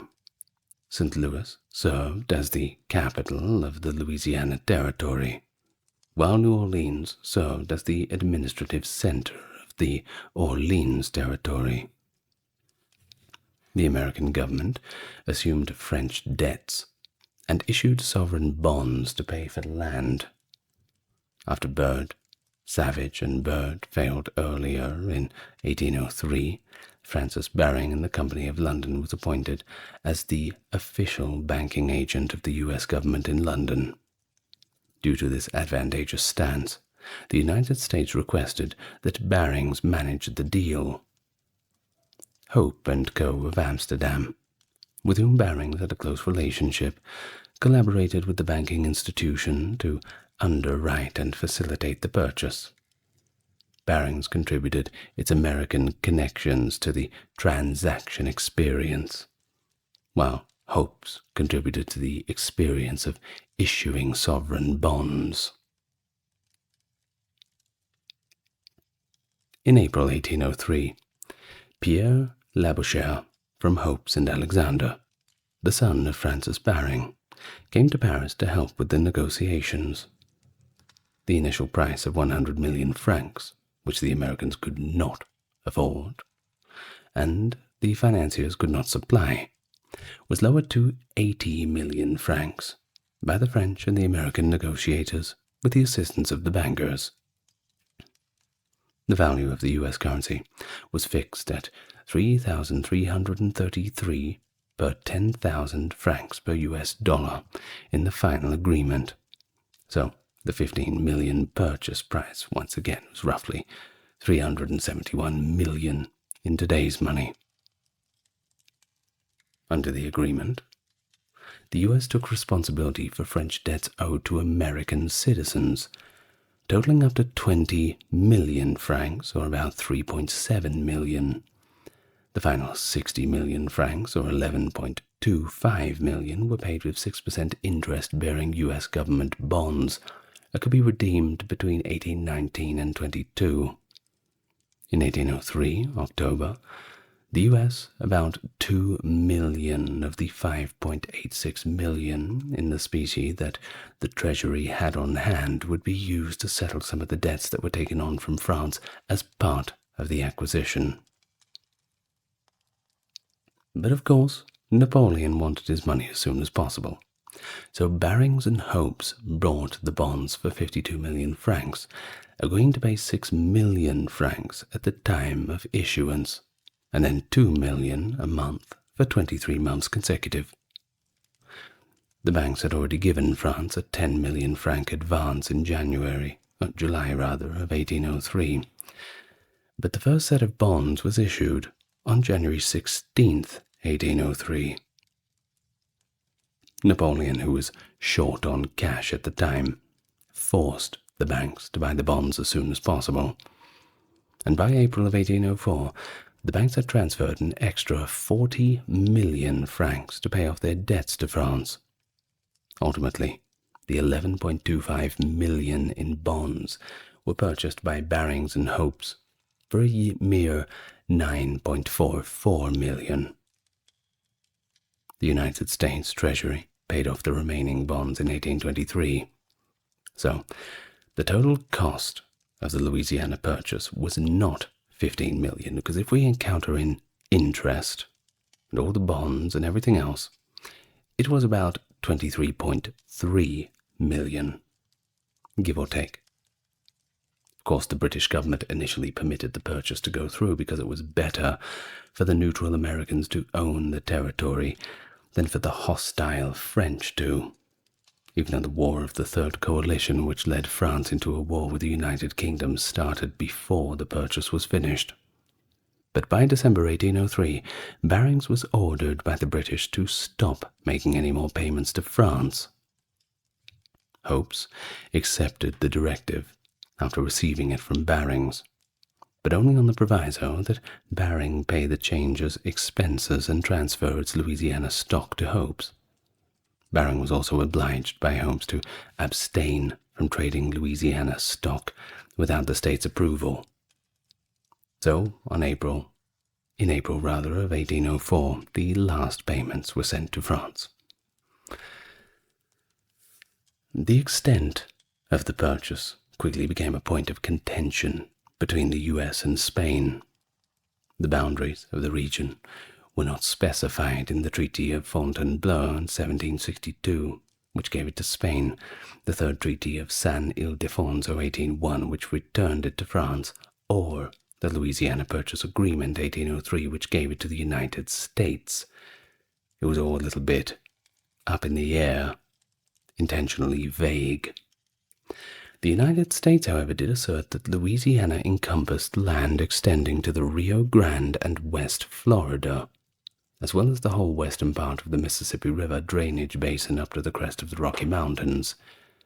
But Louisiana, according to Spain, was limited to the cities of New Orleans and St. Louis, as well as western bank of the Mississippi River. Either way, in the end, the Adams-Onis Treaty of 1819 settled the conflict, giving the U.S. the majority of its western claims. While the large area to the west was still regarded as pretty much belonging to the Commandancy General of the Provincias Internas in 1803, the relatively small Louisiana of New Spain had been a special province under the authority of the Captaincy General of Cuba. Louisiana had never been regarded as an internal province of New Spain, you see. The northern reaches of the purchase extended into the equally ill-defined British possession, Rupert's Land of British North America, which is now part of Canada, by the way, if the territory encompassed all of Mississippi's tributaries on its western bank. Well, at first, the purchase was made just past the 50th parallel. The Anglo-American Convention of 1818, however, gave the UK portions of the Red River Basin south of the 49th parallel in return for the territory north of the 49th parallel, including the watersheds of the Milk and Poplar Rivers. Although its origin was unknown at the time, the Mississippi River served as the Louisiana Purchase's eastern border from its source to the 31st parallel. It was unclear whether the eastern boundary was below the 31st parallel. Spain asserted that the Mississippi River still served as the boundary of its Florida colony, while the United States claimed the territory up to the Perdido River. When the Adams-Onis Treaty with Spain was ratified in 1821, the matter was finally settled. Today, the Perdido serves as Florida's western border, while the 31st parallel serves as the northern border of the western half of the Florida Panhandle. President Jefferson promptly organized 4 missions to explore the the new territory, because the western boundary was disputed at the time of purchase. The Mississippi River was the starting point for all 4 of them. The Red River Expedition of 1806 explored the Red River Basin. The Lewis and Clark Expedition of 1804 traveled up the Missouri River, and the Pike Expedition in 1806 began up the Missouri but turned south to investigate the Arkansas River watershed. Furthermore, the watershed of the Ouachita River was investigated by the Dunbar and Hunter Expedition in 1804-05. The western boundary was established as follows: north up the Sabine River from the Gulf of Mexico to its intersection with the 32nd parallel, due north to the Red River, up to the Red River to the 100th meridian, north to the Arkansas River, up the Arkansas River to its headwaters due north to the 42nd parallel, and due west to its previous boundary. These boundaries were established in part by the explorers' maps and journals during the negotiations that led to the Adams-Onis Treaty. Of course, it was easier to acquire the Louisiana Territory than it was to govern it, due to Spain's continuation of the transatlantic slave trade. The majority of its European inhabitants, who were mainly of French, Spanish, and Mexican ancestry, were Catholic. Additionally, there were many Africans still in chains. This was especially true in the region that is now Louisiana, which also had a sizable population of free peoples of color. In the 18th and early 19th centuries, there were already some slaveholders in both modern-day Missouri and Arkansas. Planters who brought their slaves with them were among the many French-speaking refugees who flocked to South Louisiana during this time to escape the widespread slave uprising in what is now known as Haiti. Many Southern slaveholders were concerned that if the new territory was acquired, it might encourage American-held slaves to rebel like those in Haiti. In order to support them bringing their slaves to the newly acquired territory to engage in new agricultural endeavors and to lessen the likelihood of slave uprisings, they wanted the U.S. government to enact laws permitting slavery there.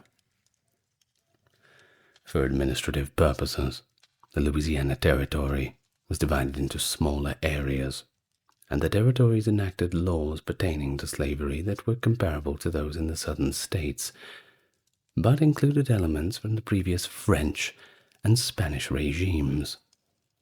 For example, although Spain had outlawed the enslavement of Native Americans in 1769, some slaves of mixed African and Native American ancestry were still being held in St. Louis, Upper Louisiana, when the United States took control.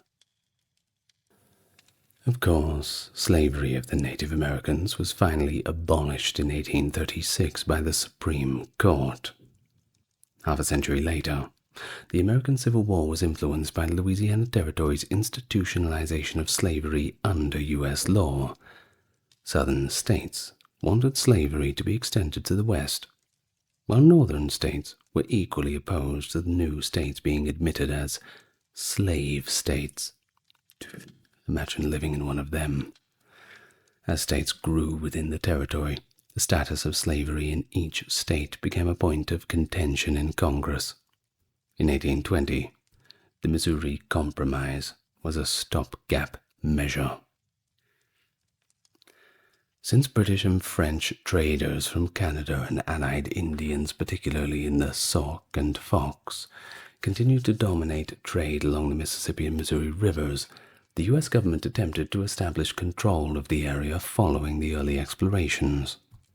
In 1804, to conduct business with the Sauk and Fox, the United States converted the old Spanish establishment at Fort Bellefontaine into a fur trading post, close to St. Louis.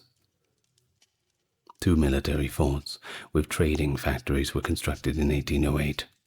Fort Madison along the upper Mississippi River in eastern present-day Iowa, and Fort Osage along the Missouri River in present-day Missouri.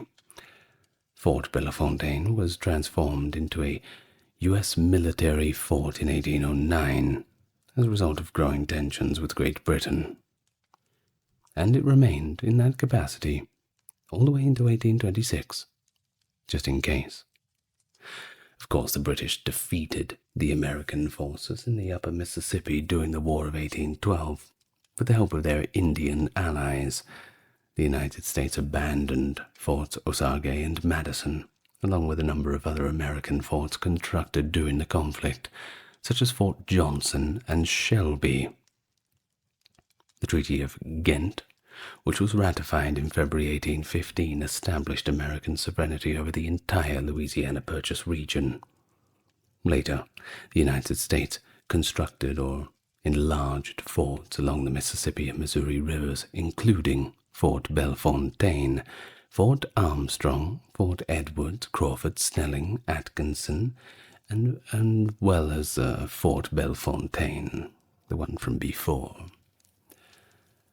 Of course, the elephant in the room is the poor native tribes who always got pretty hard done by with these sorts of agreements.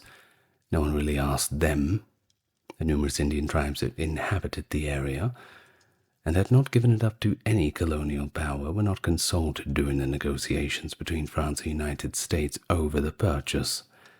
Of course, the trail of tears was the result of court decisions during the first 4 decades after the Louisiana Purchase that forced many tribes to leave their lands east of the Mississippi in order to relocate to their new territory. But of course, if you want to know about that, you should just go and watch my Trail of Tears video, and I will tell you all about it.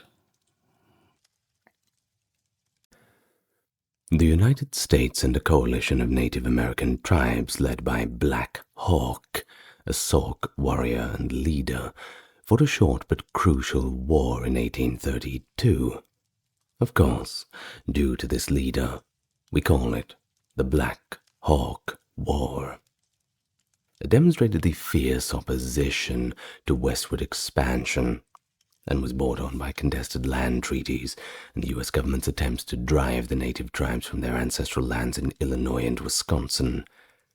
As for Black Hawk, him and his supporters fought a string of skirmishes and battles against the American militia forces in an attempt to retake their lost homeland. The Battle of Bad Axe, where the Native American coalition was ultimately overpowered by the superior numbers and resources of the Americans, and the Battle of Stillman's Run were significant engagements which we will talk about shortly. After Black Hawk's forces were eventually routed at the end of the war, Native American tribes were forcibly removed, and the territory of the new United States began to grow. Native American displacement, the influence on U.S. frontier policies, and the lasting legacy of Black Hawk is that symbol of tenacity and resistance that are the main reasons why the Black Hawk War is remembered. Of course, we're going to learn all about them today. Welcome to the channel, everybody. A little bit more U.S. history today, and I have made mention that I am quite enjoying it. A little bit of a different area. It's good fun.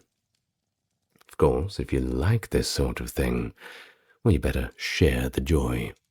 Tell your friends, tell your family, tell your neighbors. Like, subscribe, do all the rest, but most importantly, get relaxed because we now begin. The Sauk and Fox tribes, being known as the Meskwaki tribe, Fox being their word for it, lived along the Mississippi River in what is now the region of Illinois and Iowa during the 18th century. Their homeland's fertile soil, prime hunting grounds, access to lead, and water routes for trade made it highly prized. These two tribes, each displaced from the Great Lakes by conflicts involving New France and other native nations, especially during the Fox Wars of the early 1700s, formed a strong alliance together, pooling up their resources, trying to survive. By the time of the Black Hawk War, they numbered a decent 6,000 people. Early in the 19th century, as the United States began to expand westward, government agents attempted to purchase the native lands.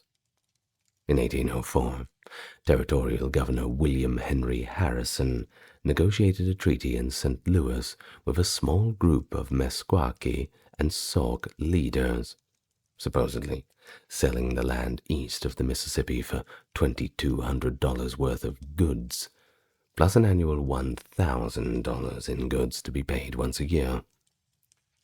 The treaty stirred, well, more than a little bit of controversy, because the tribal councils had not formally authorized this succession. In fact, it's believed that the Native American leaders never intended to part with so much valuable territory for so little, and that the Americans quietly broadened the treaty's land boundaries, little by little, piece by piece, as if no one would notice. Under its terms, the Sauks and Meskwakis were allowed to remain on the ceded land, at least temporarily, at least until it was eventually sold to settlers. And so, for 2 decades, most Sauks continued living at Saukenuk, near the confluence of the Rock and Mississippi rivers.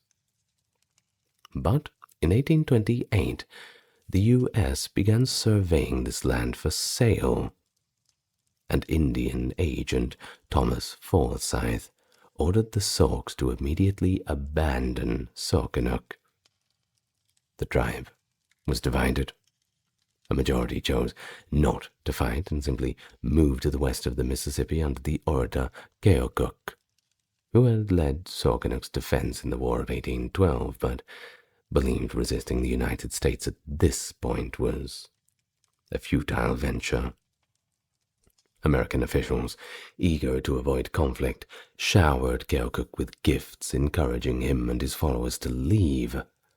About 800 Sauks, roughly about a sixth of the tribe, decided to stay behind, determined to fight the American encroachment, determined to fight for their way of life. And their leader was Black Hawk. Not a young man, perhaps not as energetic as you might have assumed, but definitely with the spirit to match. In fact, he was 60 years old at the time, a war captain who had fought the United States in that War of 1812. Though not a civil chief, Black Hawk challenged Keokuk for influence. He had signed an 1816 treaty reaffirming the 1804 cession, but claimed the Americans wrote down different terms than what had been agreed upon orally. In his words, and I quote, "The whites were in the habit of saying one thing to the Indians and putting another thing down on paper." Black Hawk had been born in Saukenuk, and he refused to relinquish it. In 1829, after a winter hunt, his followers returned to find white squatters already occupying part of the village. Of course, this was not the surprise they wanted. "Who's been sleeping in my bed? Who's been eating my porridge?" Seeking to avoid constant feuds, Keokuk told Forsyth that he would not return to Saukenuk. In the spring of 1830, however, Black Hawk's group went back against Keokuk and Forsyth's advice. They were joined by over 200 Kickapoos, longtime allies, and began calling themselves the British Band, because they occasionally flew the British flag to challenge U.S. sovereignty and hoped to secure British support from Fort Malden in Canada. I mean, it's an interesting strategy. They would have never been in that situation if not for British colonialism in the first place, but, well, it is what it is, I suppose. So by 1831, Black Hawk's British Band had actually grown to about 1,500 people, and that includes some Potawatomis, allied with the Sauks and Meskwakis. American officials were, of course, determined to expel them from Illinois. General Edmund P. Gaines, commander of the U.S. Army's Western Department, mustered militia cavalry under Governor John Reynolds to ensure the band could not simply move farther inland on horseback. About 1,500 volunteer militiamen responded. Meanwhile, Keokuk convinced many of Black Hawk's supporters to leave Illinois for safer ground across the Mississippi. On June 25th, Gaines sent troops to Vandriff Island, which is opposite of Saukenuk, where a farmer had provoked Black Hawk by selling liquor to his followers. The next day, the militia tried to assault Saukenuk but found it abandoned. Black Hawk and his people had again retreated west.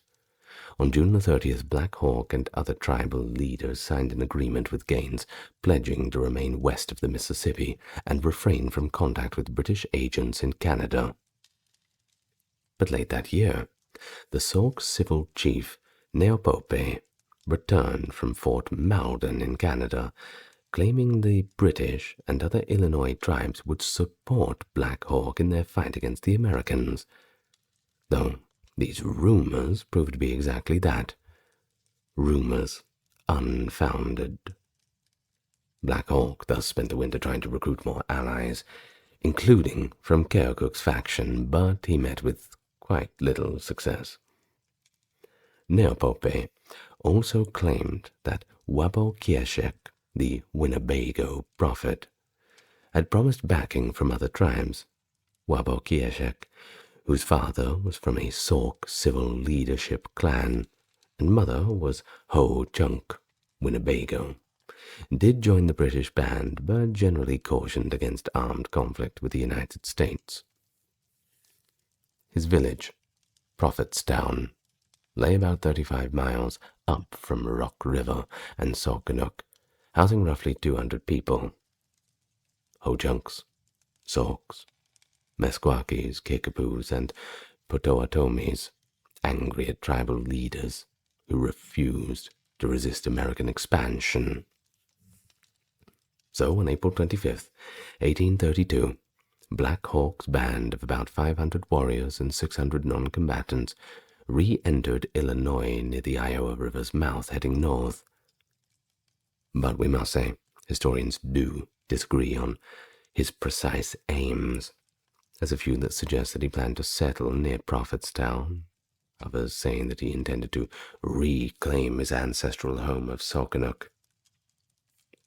But it was possible that he was unsure himself exactly of what aim. Either way, he was up to something. While U.S. authorities urged Wabokieshek to turn Black Hawk away, the prophet believed the Americans would permit a peaceful settlement if local tribes and the British supported the band. Black Hawk likely wanted to avoid war. The inclusion of women, children, and elders indicates that it was not a conventional war party, not out to raid or anything, just a bunch of people trying to find a home. I'm sure you understand. At the time, American officials were actually more concerned about the conflict among the region's native tribes than they were about the British band's return. You see, that wasn't the only thing that was going on. It's a big country with a lot of frontiers, you see. Many histories focus, however, solely on Black Hawk's clash with the United States, but it somewhat overlooks an ongoing intertribal rivalry that predated and intersected with the Black Hawk War. You see, things were not all peaceful and hugs and kisses before the arrival of the colonists. No. Wars and tribes were always doing what they do best. For years, tribes along the upper Mississippi had wrestled over these diminishing hunting grounds. Well, you see, following the War of 1812, with Britain no longer the dominant foreign power, the United States became the principal mediator in these regional disputes. In the 1820s, U.S. officials aimed to minimize these intertribal warfares, believing it complicated the Indian removal process that favored relocating the tribes west. Treaty councils at Prairie du Chien in 1825 and 1830 attempted to impose tribal boundaries, which some native warriors resented. Of course they did. You see, for them, waging war was a key path to prestige. How else are you going to earn those feathers? Thus, the Black Hawk War not only pitted Black Hawk's band against American troops, but also reignited these internal tribal tensions under the broader shadow of this U.S. expansion. All very complicated, I know. So the American spoils system complicated matters further when Andrew Jackson became president in 1829. Skilled Indian agents, including Thomas Forsyth, were replaced by inexperienced loyalists like Felix St. Vrain. There was a bit of argument, however, regarding if Forsyth had remained the Sauk's agent. The Black Hawk War might have been prevented. Well, maybe. Efforts to curb intertribal warfare, however, faltered in 1830. At the Treaty Council in May, Dakotas and Menominee killed 15 Meskwakis at Prairie du Chien. In July of 1831, Meskwakis and Sauks struck back, killing 7 Menominee. Killing 26, rather. Excuse me. Though American authorities persuaded the Menominee not to seek revenge, their western bands joined the Dakotas in attacking the Sauks and Meskwakis. To avoid a broader conflict, U.S. officials ordered the army to arrest the Meskwakis who killed the Menominee. When General Edmund P. Gaines fell ill, Brigadier General Henry Atkinson took command.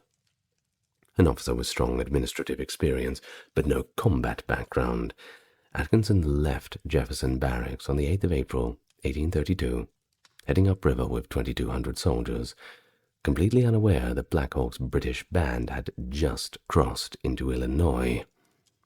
You can see where all this is going. Arriving at Fort Armstrong on April 12th, Atkinson learned that the Meskwakis he sought were now with Black Hawk's band. Convinced the group intended war, he had few troops and turned to Illinois' Governor John Reynolds, who was eager to remove all native people from the state by any means necessary.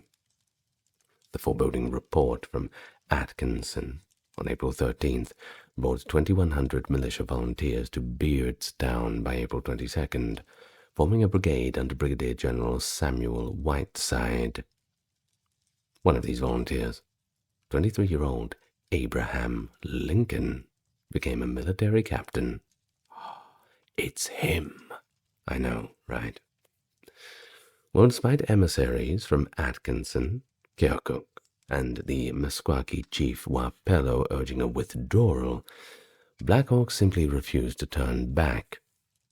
Colonel Zachary Taylor later claimed Atkinson should have acted more decisively, while some historians argue in hindsight better diplomacy or a stronger show of force might have ended things peaceably.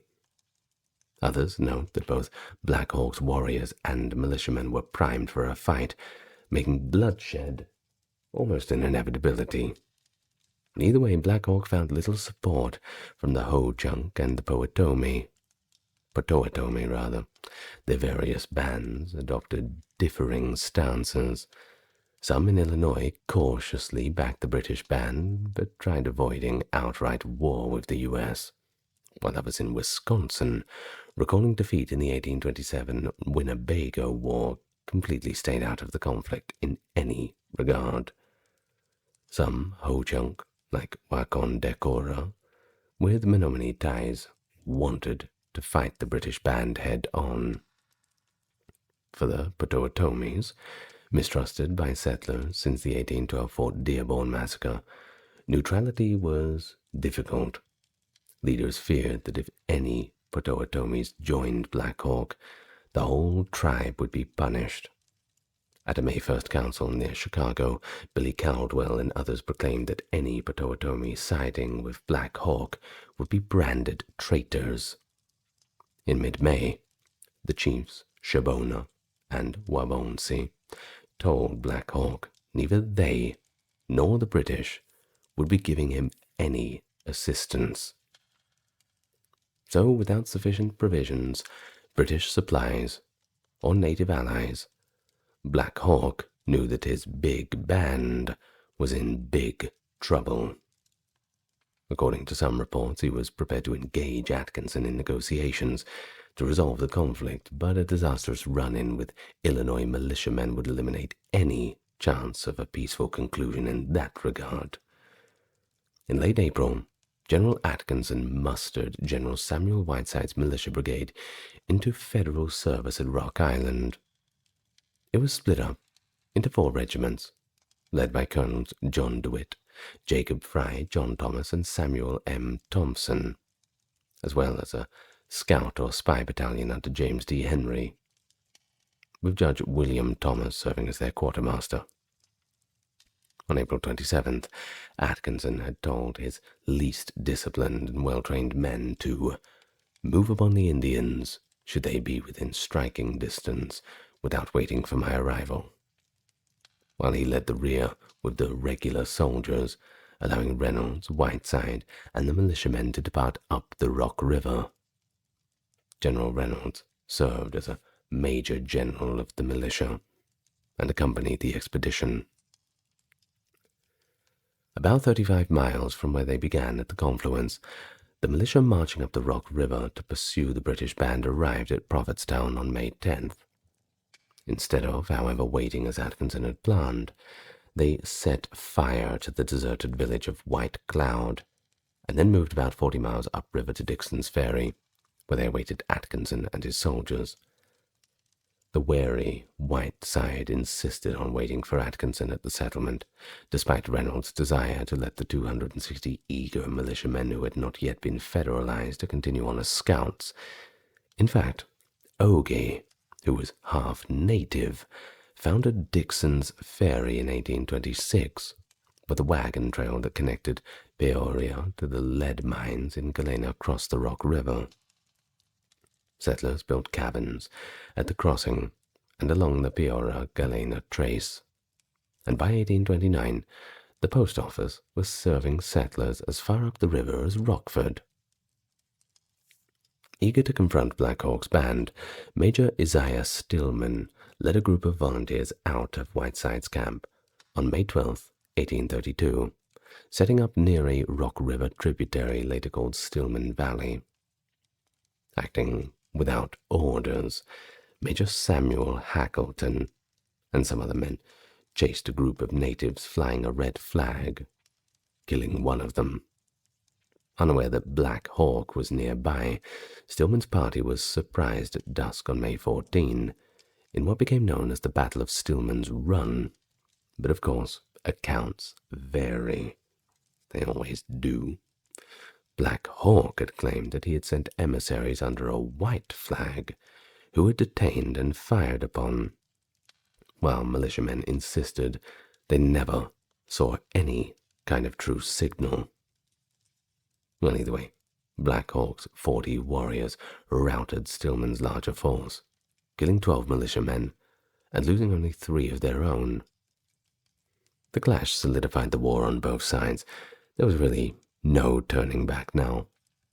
Shocked at Stillman's defeat, U.S. officials, President Andrew Jackson, and War Secretary Lewis Cass included, dismissed diplomacy, hoping a swift victory would deter future native uprisings. Realizing that he had few allies, however, Black Hawk moved non-combatants, women, children, and elders upriver to a sheltered Ho-Chunk area called the Island on Lake Koshkonong in the Michigan Territory. Meanwhile, his warriors, joined by some Ho-Chunks and Potawatomis, launched raids against the settlers.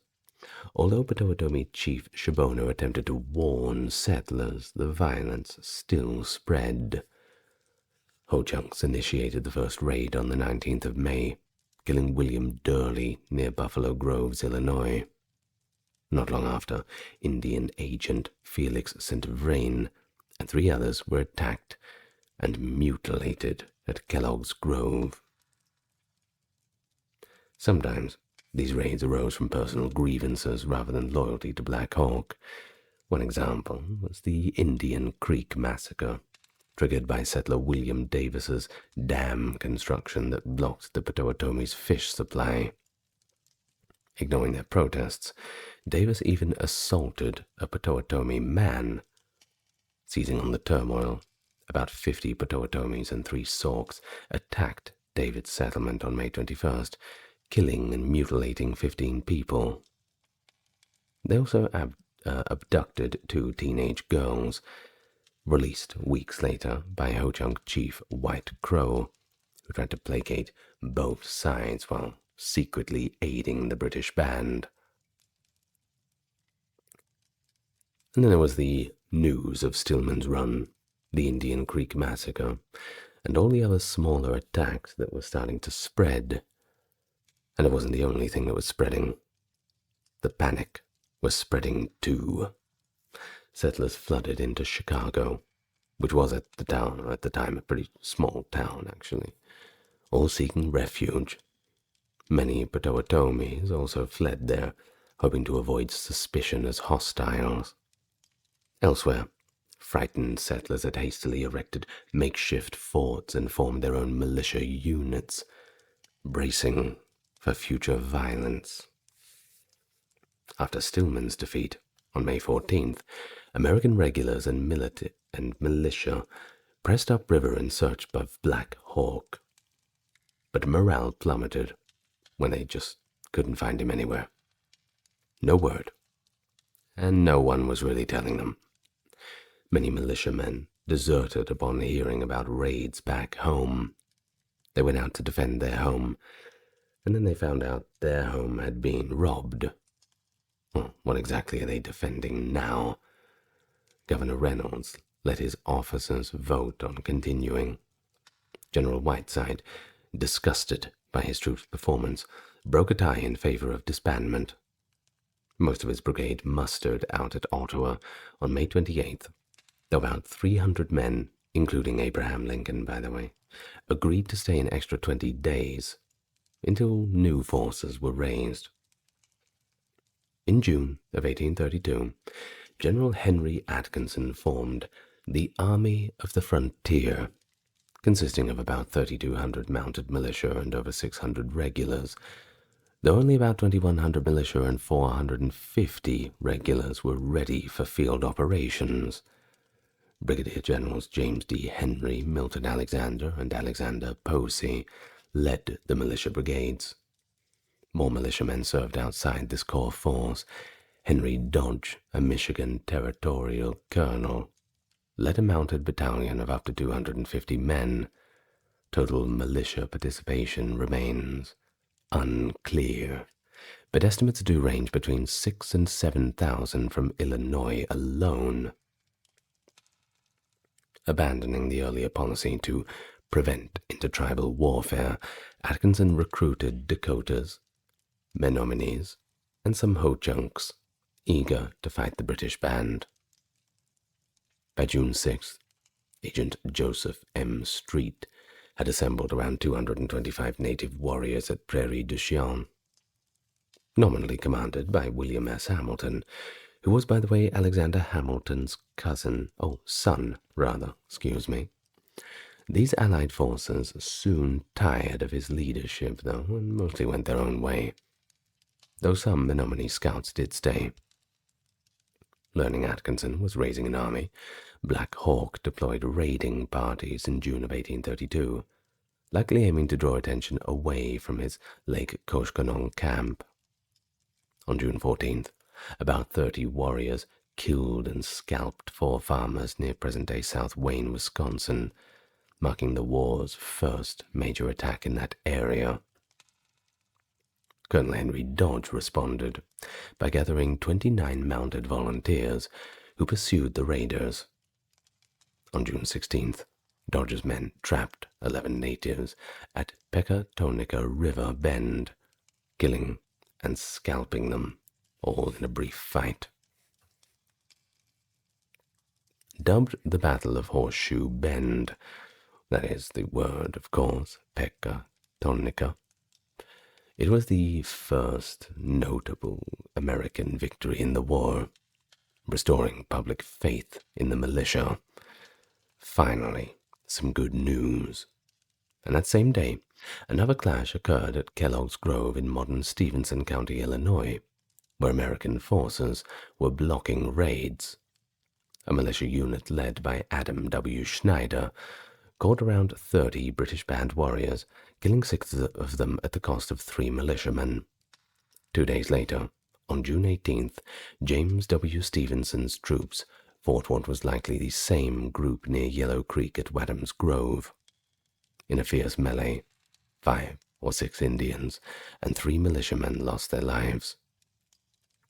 When raiders killed a civilian miner close to the Michigan Territory village of Blue Mounds on June 6th, locals started to worry that the Rock River Ho-Chunks would actually join the conflict.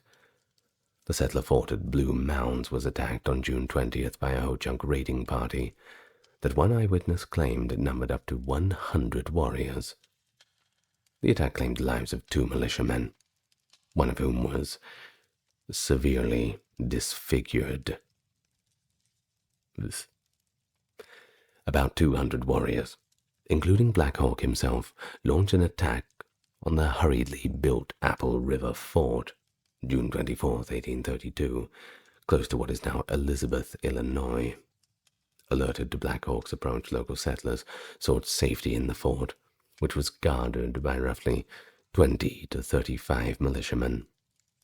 The duration of the Battle of the Apple River Fort was only about 45 minutes. Under Elizabeth Armstrong's leadership, the girls and women inside the fort molded bullets and loaded muskets. Black Hawk broke off the siege, pillaged the neighboring houses, and returned to his camp after losing a number of men. On June 25th, Black Hawk's group came across a militia battalion under Major John Dement's command. Black Hawk's warriors forced the militiamen into their fort and began a 2-hour siege during the Second Battle of Kellogg's Grove. Black Hawk ended the siege and went back to his main camp at Lake Koshkonong after losing 9 warriors and killing 5 militiamen. This would turn out to be Black Hawk's final military triumph in the conflict. Of course, he didn't know that yet, but the tide was about to turn. He made the decision to lead his band back across the Mississippi since they were running low on food. Dissatisfied with Atkinson's management of the war, President Andrew Jackson named General Winfield Scott to assume command on June 15, 1832. At that same time, a cholera outbreak had swept across eastern North America. Scott assembled roughly 950 soldiers from army posts in the east, but they began to contract cholera as they crossed the Great Lakes from Buffalo, New York, to Chicago by steamboat, and, well, many of them did not make it. Soldiers abandoned their posts, and the sick were dumped wherever the ships landed. By the time the final steamboat touched down in Chicago, Scott had lost about 350 of his soldiers. Scott started a hasty march then, westward, on July 29th, ahead of his men, eager to assume command of what would undoubtedly be the last campaign of the war. But he would arrive too late to witness any action. You see, General Atkinson hoped to successfully conclude the war prior to Scott's arrival, after learning in early July that he would be taking command. However, part of the reason that the Americans had trouble finding the British band was because local Native Americans had given them false information. In Illinois, the Ho-Chunks and Potawatomis, many of whom would wish to stay neutral during the conflict, had actually chose to work with the Americans. Tribal leaders hoped that a high-profile display of support for the Americans would deter U.S. officials from punishing the tribes after the war was over, since they knew that some of their warriors had helped the British band. Atkinson's army was led by Ho-Chunks and Potawatomis, who wore white headbands to set themselves apart from the hostile natives. Atkinson was actually misled by Ho-Chunks who sympathized with the predicament of Black Hawk's people into believing that the British band was still at Lake Koshkonong. The British band had indeed moved miles to the north, while Atkinson's men were slogging through the swamps and running low on supplies, not to mention morale. Billy Caldwell's Potawatomis were also able to show their support for the Americans without engaging in combat. And then we come to Pierre Paquette, a Memetist trader, who informed Colonel Dodge in the middle of July that the British band was encamped close to the Rock River Rapids, which are now in Hustisford, Wisconsin. On July the 15th, Dodge and James D. Henry left Fort Winnebago to pursue. As the military drew closer, the British band, now down to less than 600 members from death and desertion, made their way to the Mississippi River. Several native survivors were killed and scalped by the Americans as they chased after them. That's right, the Americans were doing plenty of scalping of their own. You give as good as you get. So the British band was overtaken by the militiamen on the 21st of July, 1832, close to what is now Sauk City, Wisconsin. Black Hawk and Neapope engaged the Americans in a rearguard action that became known as the Battle of Wisconsin Heights in order to buy time for the non-combatants to cross the Wisconsin River. Black Hawk led roughly 50 Sauks and 60 to 70 Kickapoos against 750 militiamen. Of course, more than a little outnumbered. The militiamen won the battle by a lopsided margin, killing up to 68 of Black Hawk's fighters while only losing one man of their own. Much of the British band, including many women and children, were able to escape across the river as a result of the battle despite the high death toll.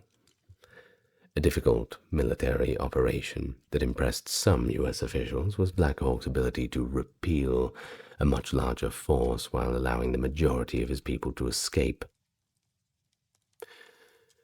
Well, either way, the Battle of Wisconsin Heights, chalk it up to an American victory.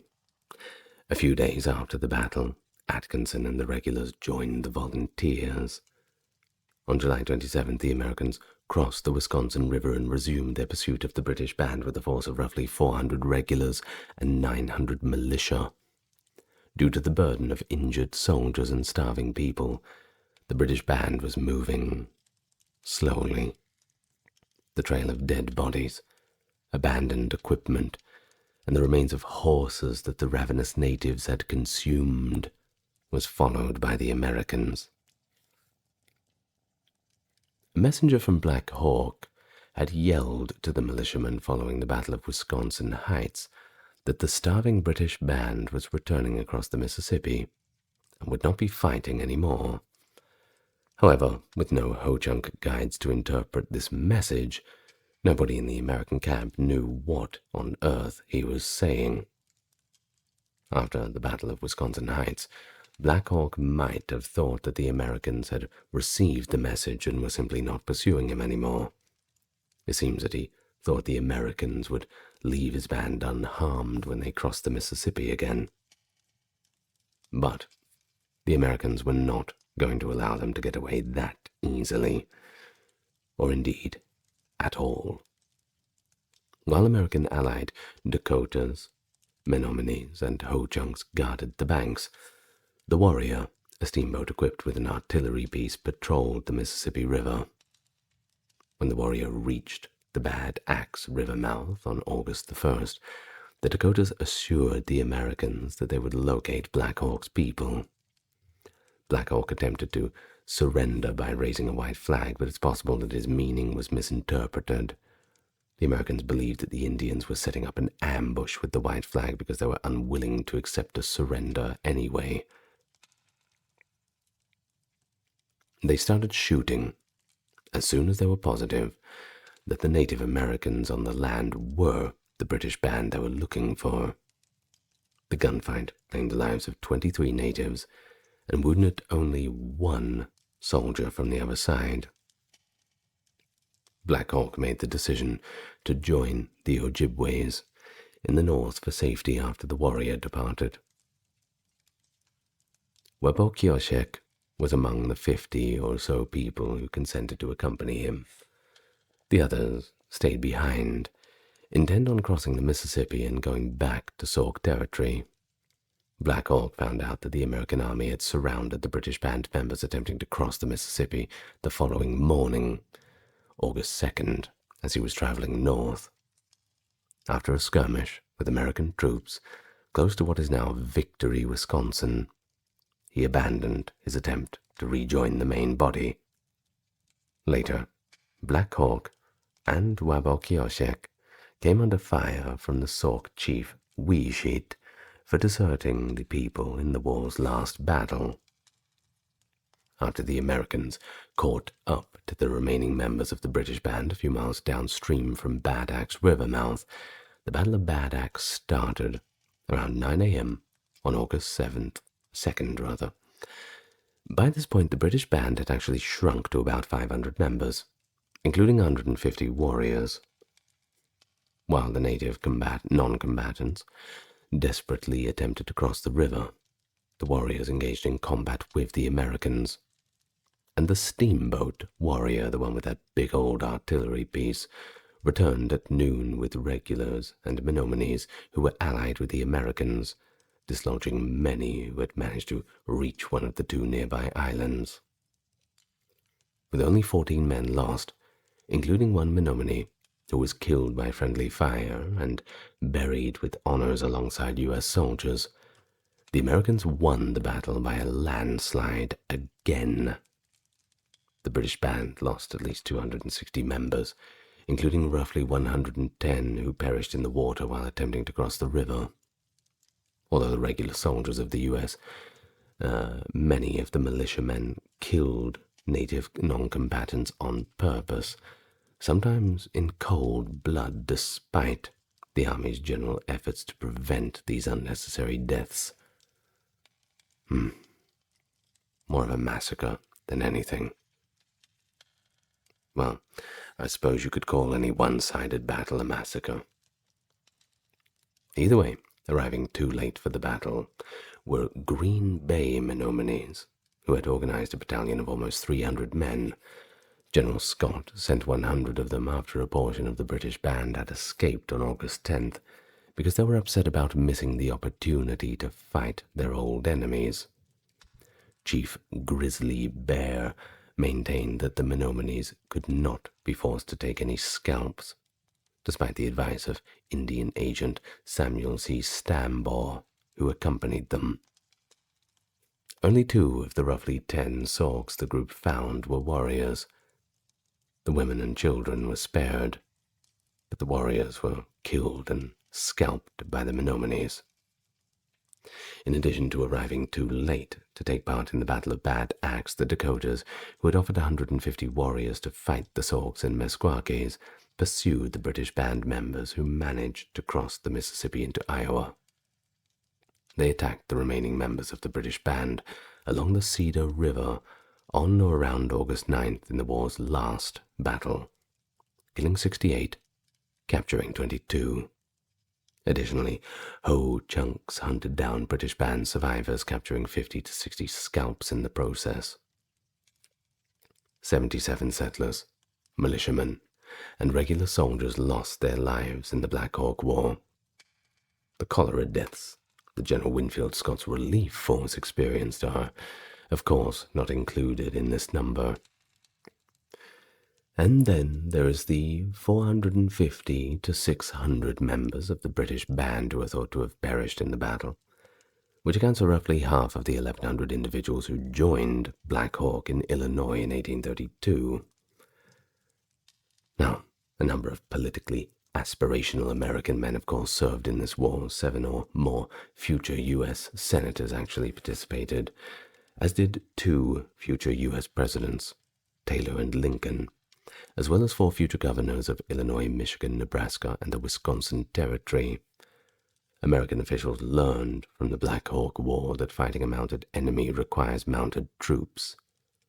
Throughout the conflict, the U.S. only mounted soldiers in the army that were volunteers who served on a part-time basis. There was no official cavalry unit. The Mounted Ranger Battalion, commanded by Henry Dodge, was established in Congress following the war and became the 1st Cavalry Regiment of the United States in 1833. So, as for Black Hawk, well, him and 19 other British band leaders were imprisoned at Jefferson Barracks by the end of the war. In the months that followed, well, the majority of the inmates were released. However, in April of 1833, Black Hawk, Wabokieshek, Neapope, and 3 other inmates were moved to Fort Monroe in Virginia, which had better prisoner storage facilities. The captured natives were eagerly viewed by the American public. They passed in front of sizable crowds in Cincinnati and Louisville. Before being transported to Fort Monroe, the prisoners had a brief meeting with President Jackson in Washington, D.C. on April 26th. They received celebrity treatment, even while incarcerated. Before they were released, a dinner was hosted in their honor, and they posed for portraits by artists like John Wesley Jarvis and Charles Byrd King. Either way, after a few weeks, the American officials had made this decision to free the prisoners. But first, the Native Americans had to travel to a number of these major East Coast cities. When Native American leaders traveled to the East, they frequently employed this strategy because it was believed to be showcasing the United States' might and size and would be a deterrence to future opposition to its expansion, you see. Black Hawk and his friends were taken on this grand tour of New York City, Philadelphia, and Baltimore starting on June 4th, 1833. They saw a battleship, several public buildings, and a military parade in addition to attending dinners and plays. Large crowds came to gawk at them. One favorite was Whirling Thunder, Black Hawk's reportedly quite handsome son. But unfortunately, the response in the West was less hospitable. One mob actually burned and hung Indian effigies as the prisoners passed through Detroit on their way home. Not the welcome that they were hoping for. Perhaps with that image of the burning effigies, we may put out the light of this video for today. Frederick Douglass was an abolitionist. Frederick Douglass was a writer. And Frederick Douglass's story epitomizes the struggle for freedom and justice. You see, he was born into slavery, but escaped, and after that he became one of the most prominent voices against the inhumanity of the slave system, using his eloquent speeches and groundbreaking autobiography to expose the brutal reality. His passionate advocacy for abolition and civil rights not only galvanized the anti-slavery movement, but also paved the way for broader social reforms in the future.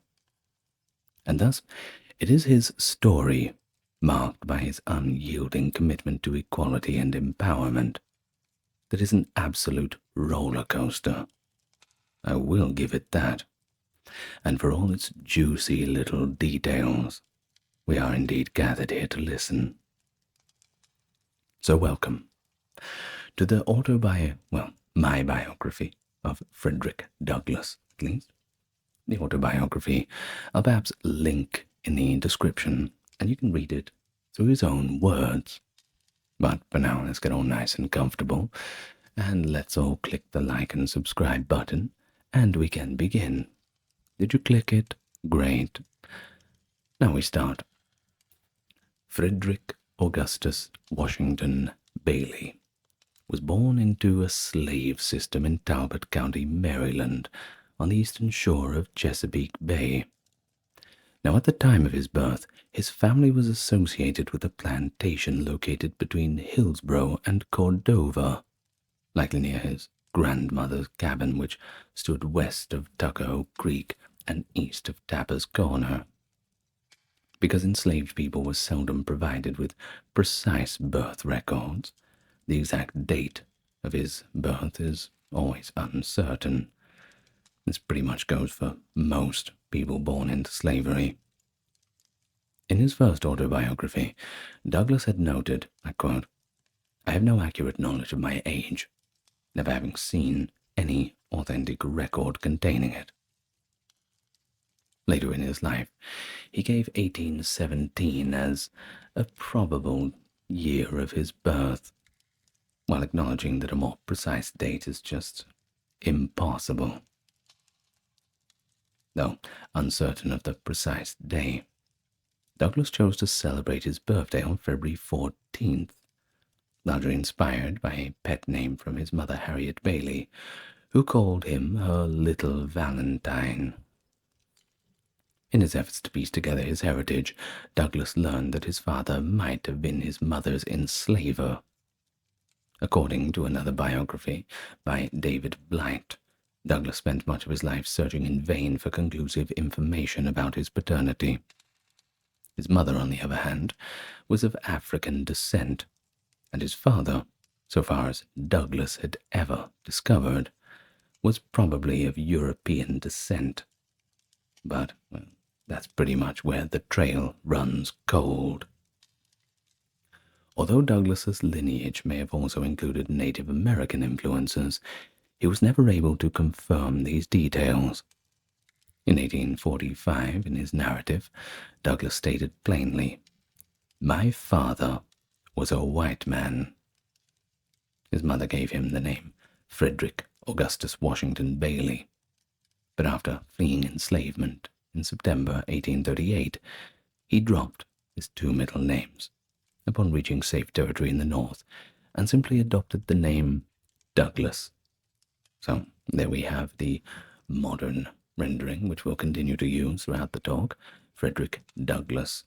That was one of the several names that he would use before deciding on the version history most recognizes today. Separated from his mother during infancy, a young Frederick initially lived in the care of his maternal grandmother, Betsy Bailey, who was also enslaved, and his maternal grandfather, Isaac, who was actually free.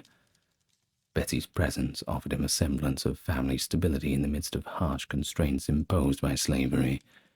Harriet Bailey resided on a different part of the plantation, about 12 miles away, and only managed a handful of visits before dying when Frederick was around 7 years old.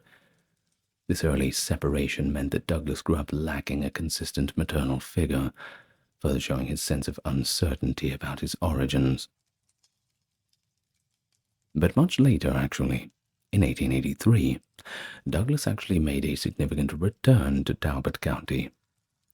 Invited to speak at a colored school, as it were, he also chose to buy land in the area, seeking to honor the place of his birth and early childhood. The gesture carried deep emotional weight, as his memories of that part of Maryland, and especially of his grandmother's small cabin, had always retained a special place in his life. Even as he rose to prominence as an orator, writer, and abolitionist, Douglass never entirely escaped the questions surrounding his earliest years, his parentage, and the painful reality that he had been born into slavery. When Douglass was 6 years old, he was taken from his grandparents and placed on the Y House plantation, where Edward Lloyd served as his unofficial master and Aaron Anthony as his overseer. Following Anthony's death in 1826, Douglass was given to Thomas Ould's wife, Lucretia Ould, who sent him to Baltimore to work for Thomas's brother, Hugh Ould, and his wife, Sophia. Sophia made sure Douglass was fed and clothed appropriately, and that he slept in a bed with blankets and sheets. From the moment he arrived, in contrast to those on plantations, Douglass felt fortunate to be in the city, where he claimed that enslaved people were nearly free men. He described her as gentle and kind, and said that she treated him as she supposed one human being ought to treat another. Suppose that's all you can really ask for, isn't it? Douglass persisted in teaching himself to read and write in secret. As he started reading newspapers, pamphlets, political materials, and books of all kinds, he developed a new way of thinking that led him to question and criticize the system of slavery. He would later say that knowledge is the pathway from slavery to freedom. Quite right. Quite rightly indeed. Write that down. Put it on the wall above your desk, everybody. That's your homework. Douglass later claimed that his understanding of freedom and human rights was defined and clarified by an anthology he came across at the age of 12, The Columbian Orator. This book, which was first published in 1797, is a classroom reader that includes speeches, dialogues, and essays to help the students learn grammar and reading. Later on, he discovered that his mother had also been literate, and he would subsequently say, "I am quite willing, and even happy, to attribute any love of letters I possess, and for all which I have got, despite of prejudices, only too much credit, and to my admitted Anglo-Saxon paternity, but to the native genius of my sable, unprotected, and uncultivated mother, a woman who belonged to a race whose mental endowments it is at present fashionable to hold in disparagement and contempt." After being hired by William Freeland, Douglass gathered eventually more than 30 male slaves on Sundays, sometimes even on weeknights, in Sabbath literacy schools. Douglass later wrote, as a means of punishing Hugh, after Thomas Auld repelled him from Hugh in 1833, Edward Covey was a poor farmer, with a reputation as a slave breaker who hired Douglass. Douglass's wounds had little time to heal because he was whipped so often. Douglass later claimed that his body, soul, and spirit were broken by the frequent beatings, but at last, at the age of 16, he rebelled and resisted the constant thrashing. Covey never attempted to beat Douglass again after he prevailed in a physical altercation. You can only push people so far, can't you? Yes, it's a bit different when you hit back. Well, in the narrative of the life of Frederick Douglass, an American slave, as it's called, Douglass described the brutal beatings he endured at Covey's farm, calling himself a man transformed into a brute. Yet he considered the physical struggle with Covey life-altering, and opened his autobiography declaring, "You have seen how a man was made a slave. You shall see how a slave was made a man." Douglass first attempted to flee Freeland, who had hired him from his owner, but failed. In 1837, he met with Anna Murray, a free black woman in Baltimore about 5 years older than him. Her freedom deepened his hope that he, too, one day might be free. Murray offered him both financial help and material support. On September 3rd, 1838, Douglass succeeded in escaping by boarding a northbound Philadelphia, Wilmington, and Baltimore Railroad train in Baltimore. It was once believed he embarked near what is now the Harbor East and Little Italy neighborhoods. But research cited in 2021 indicates that he actually boarded at the railroad's Canton Depot on Boston Street further east. Traveling along the southwest shore of the Susquehanna River to Havre de Grace, Maryland, he then used the railroad's steam ferry to cross into Perryville. Although he was just 20 miles from the Maryland-Pennsylvania line, it was simpler to keep going by rail through Delaware, another slave state, before continuing northeast by steamboat to Philadelphia, the Quaker City. From there, he proceeded to abolitionist David Ruggles' safe house in New York City, arriving in under 24 hours. He carried a naval men's officer's identification, or rather a naval member's identification, and protection papers borrowed from a free black sailor, wore a sailor's uniform Murray had given him, and used part of her savings to cover expenses. Shortly afterward, he sent for Murray, who traveled north and joined him. On September the 15th, 1838, 11 days after his arrival, they were married by a black Presbyterian minister, and briefly assumed the married name Johnson to avoid scrutiny.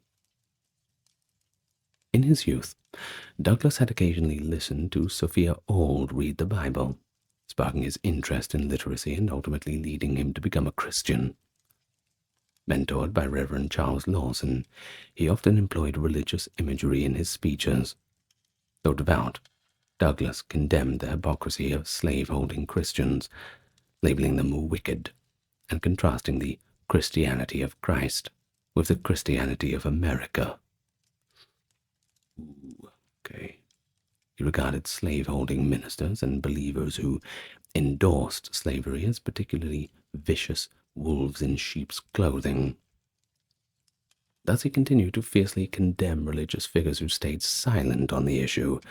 Notably in his address at Rochester's Corinthian Hall, he denounced ministers for blasphemy when they presented slavery as God-endorsed, calling pro-slavery clergymen's teachings a distortion of the true faith.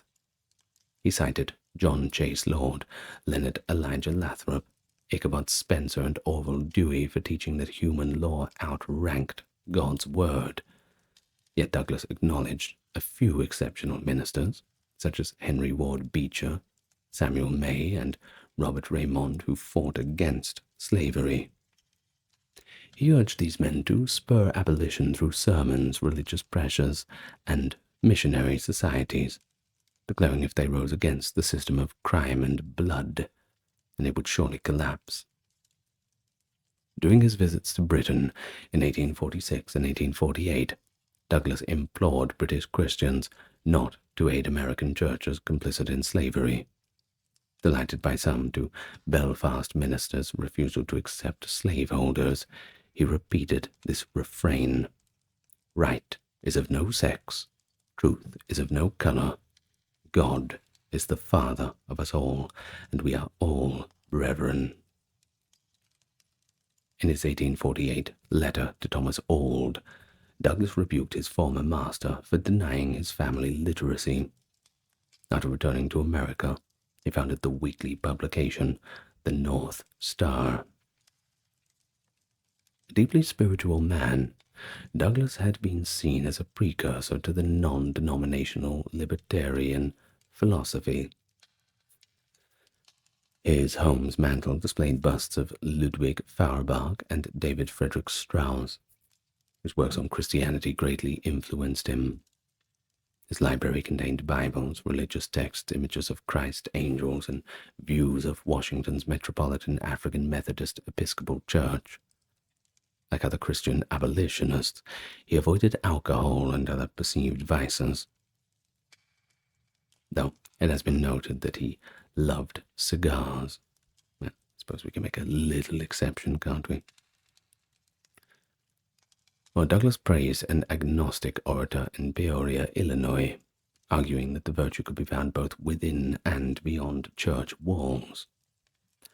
Douglass and Anna Murray then had 5 children: Rosetta, Louis, Henry, Frederick Jr., and Charles Raymond. Anna supported his public work and helped run his newspapers alongside their eldest children. 2 professional relationships, one with Julia Griffiths and with German journalist Ottilie Assing, sparked a few rumors. Assing, who came to Douglass in 1856 seeking permission to translate My Bondage and My Freedom, became his intellectual and emotional companion, often staying at his home for months at a time until 1872.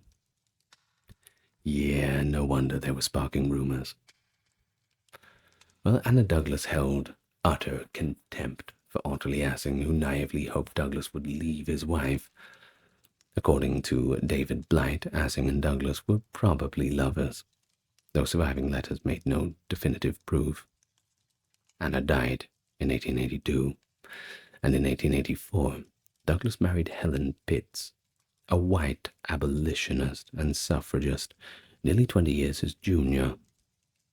She was the daughter of Gideon Pitts, Jr., Douglass's friend and fellow abolitionist, who worked as Douglass's secretary in Washington, D.C. Upon hearing of the marriage, Assing, diagnosed with incurable breast cancer, took her own life in France. Yeah, they were obviously together, surely. I mean, come on. But she did leave Douglass a $13,000 trust fund, it's about $400,000 today, along with a whole bunch of books and a large album. Douglass's new marriage provoked controversy, of course, as many thought it disrespected Anna's memory. Pitt's relatives ended contact with her, and Douglass's own children took it as a slight against their mother. Not all reactions were negative, though. One Elizabeth Getty Stanton congratulated them. In response, Douglas said that he had married a woman of my mother's colours first, and then of my father's colour. Remember, his father was white. Following his 1838 escape from slavery, Douglas and Anna settled in New Bedford, Massachusetts, an abolitionist center. They lived with Nathan and Mary Johnson, who helped Douglas adopt the new surname. He had been Bailey, then briefly Stanley and Johnson, before Nathan was actually the one who suggested Douglas, inspired by Sir Walter Scott's The Lady of the Lake. In 1841, the couple moved to Lynn, where Douglas's growing awareness of segregation led him to refuse a segregated coach seat on the Eastern Railroad. He and his friend, James N. Buffum, were forcibly removed by the guards from the train at Lynn Central Square Station. Douglas initially considered joining a white Methodist church, was unfortunately disheartened by its segregated structure. He joined the African Methodist Episcopal Zion Church, which also counted Harriet Tubman and Sojourner Truth as its members. Licensed to preach, in 1839 he honed his oratory skills by serving as a sexton, Sunday school superintendent, and a steward. Douglas spoke in Elmira, New York in 1840, and soon a black congregation grew there, eventually becoming the area's largest church by 1940. Throughout this period, Douglas attended abolitionist gatherings and joined several New Bedford organizations. He subscribed to William Lloyd Garrison's The Liberator, crediting it with second place in his heart only to the Bible. Garrison, likewise impressed by Douglas, had written favorably about his anti-colonialist views. In 1841, Douglas attended a Garrison lecture in New Bedford and spoke himself for the first time. That appearance led to his speech at the Massachusetts Anti-Slavery Society's convention in Nantucket, where at only 23 he overcame his anxiety and stirred listeners with his account of enslavement. In 1843, Douglas joined the American Anti-Slavery Society's 100 Conventions tour across the eastern and midwestern United States. He faced frequent harassment, and while speaking in Pendleton, Indiana, was attacked by a violent mob before being rescued by local Quakers, the Howdys. His hand was broken, leaving him with lasting pain. A stone marker in Pendleton's Falls Park now commemorates the assault. In 1847, Douglas wrote to William Lloyd Garrison, saying, "I have no love for America. The institutions of these countries do not recognize me as a man." Around the same time, he published his first autobiography, entitled Narrative of the Life of Frederick Douglass, an American Slave, written in Lynn, Massachusetts. It was an instant bestseller. It was reprinted 9 times in 3 years and circulated 11,000 copies, later appearing in Europe in Dutch and French. Doubters questioned how a man of color could produce such a powerful work, and thought that it was simply some white guy writing. But over his lifetime, Douglas would write 3 autobiographies, each building on the previous one. His 1845 narrative likely helped him raise funds to purchase his freedom in 1846. He followed it with My Bondage and Freedom in 1855, then Life and Times of Frederick Douglass, 1881, revising the later in 1892. Fearing his former owner, Hugh Auld, might try to reclaim him amid growing fame, Douglas followed friends' advice and sailed for Liverpool on August 16, 1845, later arriving in Ireland during the Great Famine. Not the best time to be in Ireland, by the way. While exhilarated by the absence of the American-style racial discrimination, he was disturbed by the extreme poverty of Dublin, which he pretty much said, reminded him of enslavement anyway. In a letter to Garrison, he wrote, "He who really and truly feels for the American slave cannot steel his heart to the woes of others." He befriended Irish nationalist and abolitionist David O'Connell, whose passion deeply influenced him. During nearly 2 years in Ireland and Great Britain, Douglass lectured in chapels filled to suffocation, including his triumphant London reception speech at Alexander Fletcher's Finsbury Chapel in May of 1846. He noted that, in England, he was treated not as a colour, but as a man. That same year, Douglass met Thomas Clarkson, the famed abolitionist instrumental in ending slavery through Britain's colonies. Supporters in Britain, led by Anna and Ellen Richardson of the Newcastle upon Tyne, gathered funds to buy Douglass's freedom from Thomas Auld. And so now, legally free, Douglass returned to America in the spring of 1847, soon after O'Connell's death, determined to reunite with his wife in Massachusetts and fight for the millions still enslaved. In the 21st century, Douglass's visit was commemorated by historical plaques installed on Cork and Waterford, Ireland, as well as London. You can go and see them too. Actually, Belfast has a statue of Douglass on High Street as well. They did that in just last year, I believe, or the year before.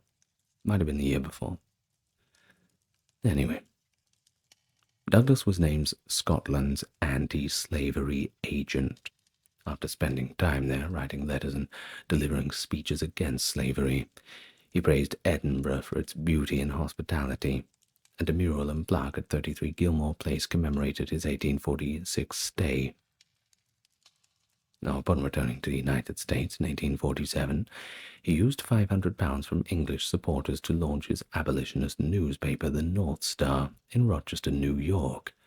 Initially co-edited by Martin Delaney, it soon became Douglass's solo venture. Douglass and his wife also sheltered more than 400 freedom seekers in their home. But Douglass would soon split with William Lloyd Garrison, who deemed the Constitution pro-slavery and even burned copies of it in protest. Influenced by Lysander's Spooner's The Unconstitutionality of Slavery in 1846, Douglass reversed his earlier views and concluded that the Constitution could be used to combat slavery. This shift, around 1847, marks a significant rift in the abolitionist movement. You see Douglass's speeches such as "Is the United States Constitution for or against slavery?" and "The Constitution of the United States, is it pro or anti-slavery?" in 1851 and 1860 respectively, explained his change of heart. He argued that dissolving the Union, as Garrison favored, would leave enslaved people entirely under the power of slave states. Thus, he maintained, true abolition demanded using every constitutional means to restore stolen rights. On the 10th anniversary of his escape, in September of 1848, Douglass wrote an open letter to Thomas Auld, his former master, criticizing his behavior and asking how family members who were still in Auld's custody. Douglass skillfully switches between formal and restrained, familiar, and then passionate throughout the letter. He is proud parent at one point, talking about how his situation has improved and how his own 4 young children are doing. However, he then abruptly changes tone. I'll read a little passage from the letter now. "Oh, sir, a slaveholder never appears to me so completely an agent of hell, and when I think of it and look upon my dear children, it is then that my feelings rise above my control. The grim horrors of slavery rise in all their ghastly terror before me. The wails of millions pierce my heart and chill my blood. I remember the chain, the gag, the bloody whip, the death-like gloom overshadowing the broken spirit of the fettered bondman, the appalling liability of his being torn away from wife and children, so being sold like a beast in a market." End of the letter. Douglass wrote a striking passage to Hugh Auld. describing how he would feel if Douglas took Auld's daughter Amanda into slavery and treated her as Auld treated him. Although he harbored no malice, Douglas concluded that Auld would find no safer shelter than Douglas's own home, where he would freely share anything for his comfort. In 1848, Douglas was the only black attendee at the first Women's Rights Convention in Seneca Falls, New York.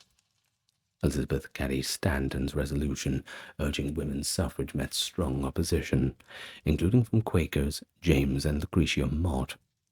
Douglas rose to endorse women's voting rights, proclaiming that he could not accept suffrage himself if it were denied to women. After the convention, he used his newspaper, the Nonstop, to promote women's rights, commending the marked ability and dignity of the proceedings and condemning critics who dismissed the woman's demands. Douglas noted parallels between feminism and abolition, reaffirming in a subsequent letter the paper's stance, "We hold women to be justly entitled to all we claim for men." Following the Civil War, Douglas diverged from Stanton over the proposed 15th Amendment. While Stanton opposed granting voting rights to black men before women, Douglas worried that linking the two causes could doom both of them. He believed that white women already had their influence through their fathers, husbands, and brothers, and that once black men secured suffrages, black women would share that advantage too. Though this disagreement distanced him from Stanton, Douglas repeatedly affirmed that he was never against women's enfranchisement. Meanwhile, he helped establish the American League of Colored Laborers, the nation's first black labor union, and served as its vice president in 1850. The following year, he merged the North Star with Gerrit Smith's Liberty Party Journal to form Frederick Douglass's paper, which ran until 1859. Douglas spoke at a gathering hosted by the Rochester Ladies' Anti-Slavery Society on July 5, 1852 in Corinthian Hall. He was well known as a participant in the radical abolitionist National African American Convention in Rochester in 1853, where he delivered what became known as "What to the Slave is the 4th of July." One biographer described it as perhaps the greatest anti-slavery oration ever given. Douglas was one of the 5 individuals whose names appeared on the convention's address to the American people, which was published under the heading "The Claims of Our Common Cause." Henry O. Waggoner, George Boyer Vachon, James Monroe Whitfield, and Amos Noe Freeman were the other 4. Douglas was also an early supporter of the school desegregation, because like many abolitionists, he thought that education would be essential for African Americans to improve their situations. He noted in the 1850s that African American children in New York received far less facilities for education than European Americans. Douglas demanded that the courts take action to allow all children to enter schools. He asserted that African Americans' needs for full inclusion in the educational system outweighed political concerns like suffrage. Douglas also discussed emancipation with radical abolitionists like John Brown, George de Baptiste, and others on March 12, 1859, at William Webb's Detroit home. 2 months prior to leading the Harper's Ferry raid, Douglas had another encounter with Brown when he came to his house. During his 2 weeks with Douglas, Brown wrote his provisional constitution. As he frequently did, Douglas also stayed with Shields Green, a runaway slave, for more than a year. Douglas took Green with him when he traveled from Rochester to Brown's communications headquarters in Chambersburg, Pennsylvania, via New York City, just prior to the raid. Blacks there recognized him and invited him to give a talk. Douglas concurred, but claimed that slavery was the only subject he covered. Brown sat in the audience, unidentified, while Green joined him on stage. Well, It was described as a flaming address, the notorious black orator, by a white reporter. The name of the actual talk I cannot say without having my entire channel being demonetized, so let's just call it Black Democracy. Do apologize for the unintentional censorship on that one. So in order to maintain confidentiality, Douglass and Greene met with Brown and John Henry Cargie in an abandoned stone quarry to talk about the raid, after what Douglass described as a day and a night of talks. He let Brown down by refusing to accompany him because he thought the mission was doomed from the start, which it pretty much was. Well, Brown wanted to go out in a blaze of glory. If you've watched my video about him, you'll know what I'm talking about there. David Blight described this as much more of an ex post facto bitterness than reality. You see, Greene chose to accompany Brown rather than accompany Douglass back to Rochester, which was a big surprise to Douglass. But Anne Brown claimed that Greene informed her that Douglass promised to reimburse him upon his return. Douglass is largely responsible for what is known about this incident. Not going with John Brown was obviously a life-changing event for him. Could have been a life-ending event for him if he did go. And it also had significant impact on his public persona.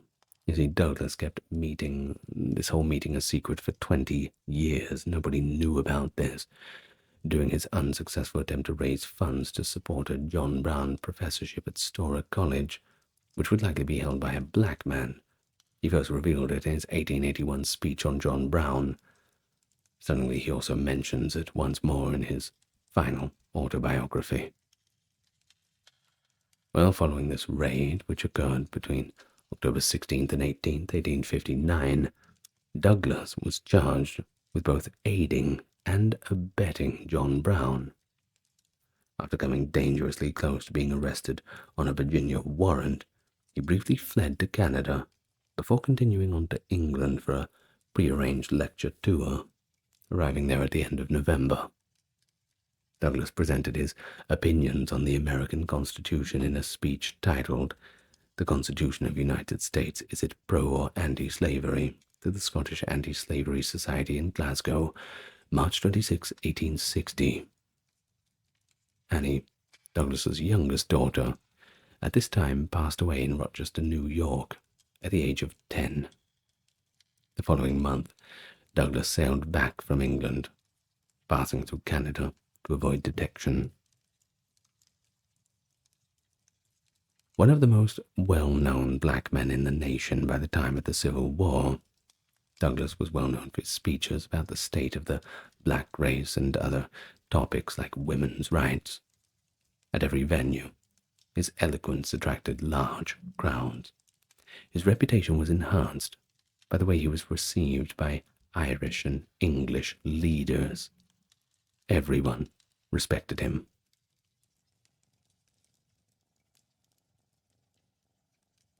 When his term ended in 1854, his friend and supporter Gerrit Smith declined to run again, but he had seriously been considered for his congressional seat. Because of strenuous objections from members of Congress, Smith advised him not to run.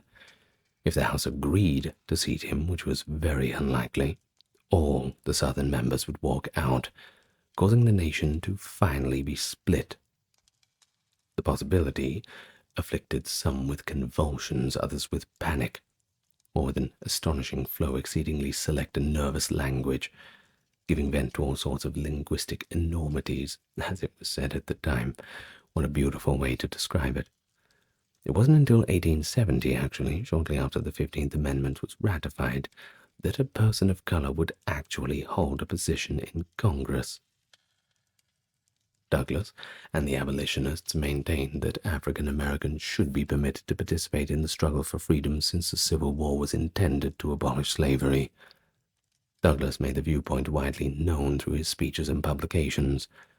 He also published his well-known broadside, Men of Color to Arms, to aid in the recruitment efforts after Lincoln had finally permitted black soldiers to serve in the army. March 21st, 1863. Charles Douglas, his eldest son, enlisted in the 54th Massachusetts Infantry Regiment, but spent a large portion of his time in the military sick. At the Battle of Fort Wagner, Louis Douglas participated too. Frederick Douglass Jr., another son, was also a recruiter. Douglas battled for equality for his people after the North was released from its obligation to return slaves to their owners to the South. In 1863, Douglas met with President Abraham Lincoln to discuss plans to relocate free slaves from the South and how to treat black soldiers. All slaves in Confederate-held territory were declared free on January 1st, 1863 by President Lincoln's Emancipation Proclamation. But slaves in Union-held areas were not covered, because the proclamation was only allowed under the Constitution as a war measure. They were set free on December 6th, 1865, when the 13th Amendment was adopted. Well, Douglas characterized the mood of those who were waiting for the proclamation. He wrote thusly, "We were waiting and listening as for a bolt from the sky. We were watching, by the dim light of the stars, the dawn of a new day. We were longing for the answer to the agonizing prayers of centuries." While the U.S. Douglas-backed abolitionist Radical Democracy Party candidate John C. Fremont in the 1864 presidential election, Douglas was disappointed that President Lincoln did not openly support black freedmen's right to vote. Douglas felt that African American men should have the right to vote because they were serving in the Union Army during the Civil War. Well, following the war, the 13th Amendment was ratified December 6, 1865, which made it illegal to have slaves, except as punishment for a crime. The 14th Amendment guaranteed birthright citizenship and forbade states from denying any person equal protection under the law or due process of law. All citizens were shielded from racial discrimination in voting by the 15th Amendment. Douglas discussed black suffrage with President Andrew Johnson following Lincoln's assassination. Douglas gave the keynote address at the dedication of the Emancipation Memorial in Lincoln Park, Washington, on April 17, 1876. He discussed Lincoln's complicated legacy openly, pointing out on both the good and bad qualities he thought the president had. I quote, "He had been ready and willing at any time, the first years of his administration, to deny, postpone, and sacrifice the humanity of colored people to promote the welfare of white people. Lincoln was neither our man nor our model." Not the best review, isn't it? Well, he pointed out that Lincoln had initially opposed the expansion of slavery, but did not support its abolition. He continued, "Can any colored man or any white man, friendly to the freedom of all men, ever forget the night which followed the first day of January 1863, when the world was to see if Abraham Lincoln would prove to be as good as his word?" He further stated, "Though Mr. Lincoln shared the prejudices of his white fellow countrymen against the blacks, it's hardly necessary to say in his heart of hearts he loathed and hated slavery." Viewed from genuine abolition ground, Mr. Lincoln seemed tardy, cold, dull, and indifferent, but measuring him by the sentiment of his country, and a sentiment he was bound as a statesman to consult, he was swift, zealous, radical, and determined. His speech awakened the audience, and Douglas received a standing ovation, probably saying a few things that some people wanted to say, but they weren't quite sure how to say them. Douglas is said to have received Lincoln's favorite walking stick as a token of gratitude from his widow, Mary Lincoln. His last home, Cedar Hill in Washington, D.C., which is now protected as Frederick Douglass National Historical Site, is still where that same walking stick is kept. Well, following the war, white insurgents swiftly emerged in the South, initially forming as a covert vigilante operation such as the Klan. The forms of armed insurgency varied. The White League and the Red Shirts were two strong parliamentary organizations that organized in the Deep South in the 1870s. They disrupted elections and turned out Republican office holders in their capacity as the military arm of the Democratic Party. Let me say it again, the Democratic Party. Isn't it weird how that works? Bit of a reverse card on you there. You see, Democrats reclaimed political power in all of the former Confederate states and started to reaffirm white supremacy 10 years after the war. They accomplished this through a combination of violence, segregation laws from the late 19th century, and a determined attempt to deny African Americans the right to vote.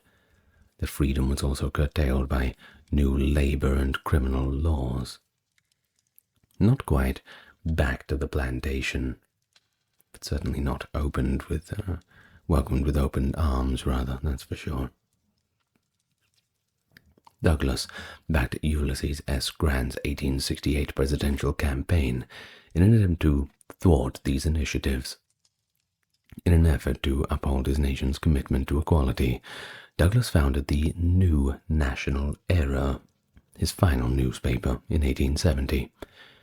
Along with Douglas, President Grant dispatched a congressionally sponsored commission to the West Indies to look into the potential benefits of annexing Santo Domingo for the U.S. Grant thought that by giving African Americans their own state, annexation would help ease the violent situation in the South. Congress continued to oppose the plan, despite Douglas and the commissioner's support. According to Douglas, if Senator Charles Sumner persisted in his opposition to annexation, he would regard him as the worst foe of the colored race has on this continent.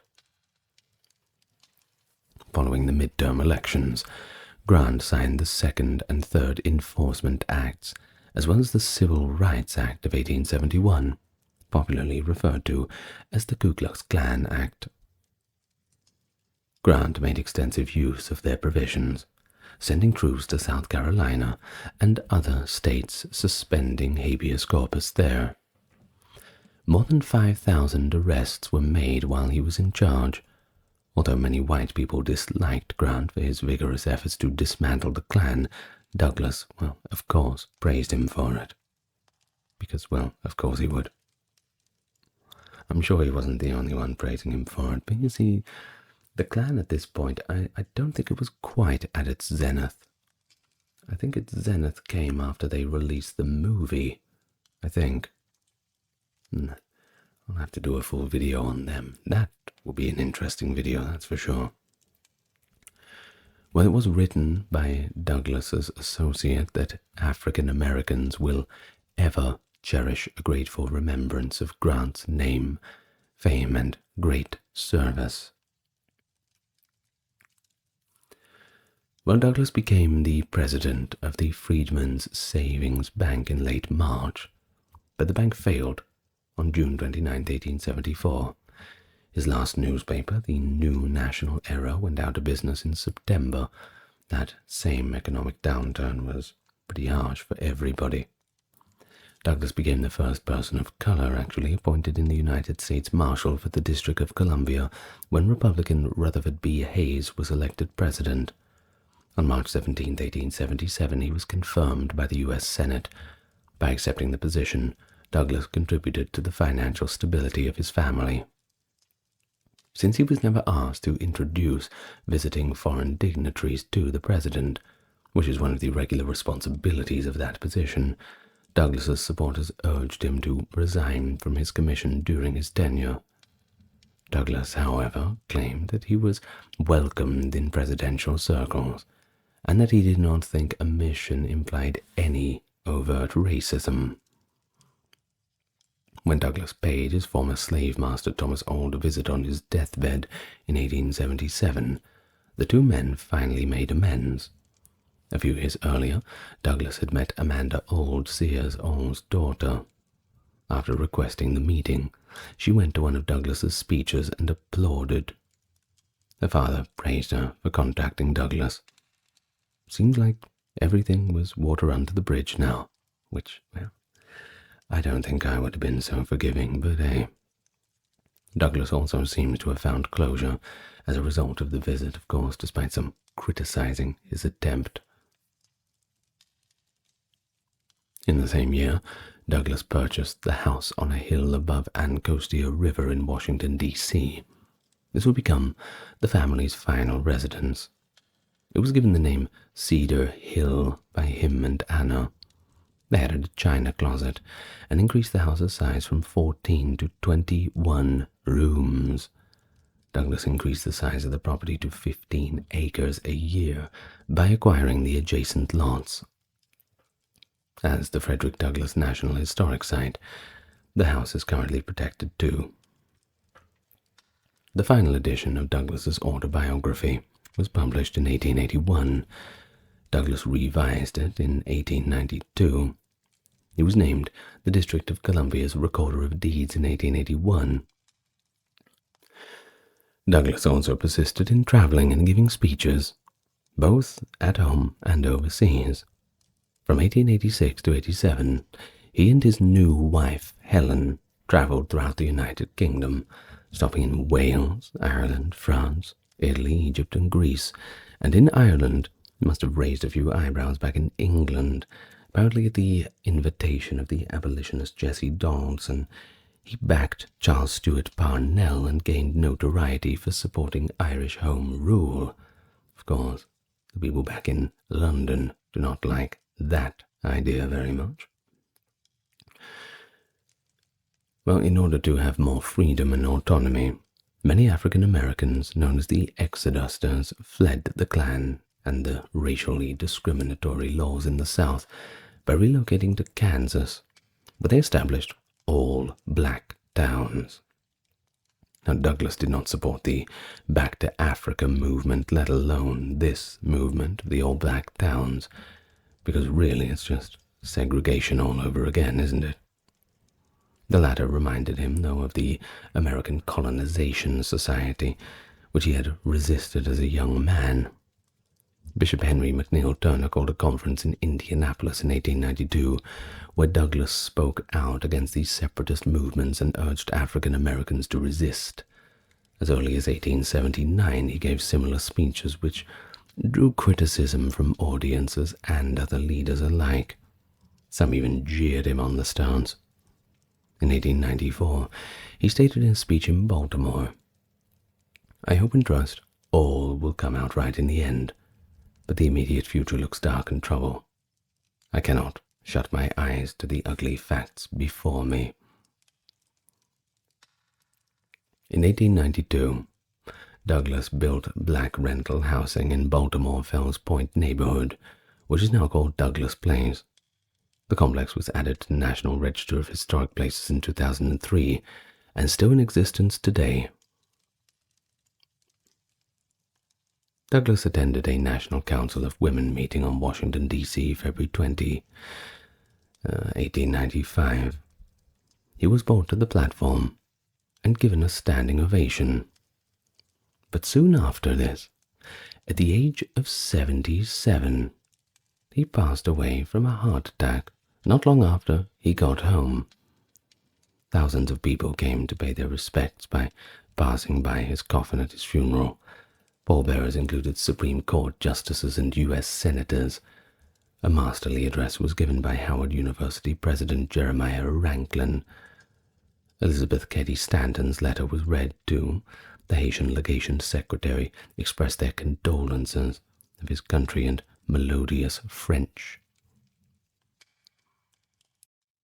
A watershed moment. The Boston Massacre. The 5th of March, 1770. An event that changed the trajectory of American history in an irrevocable way.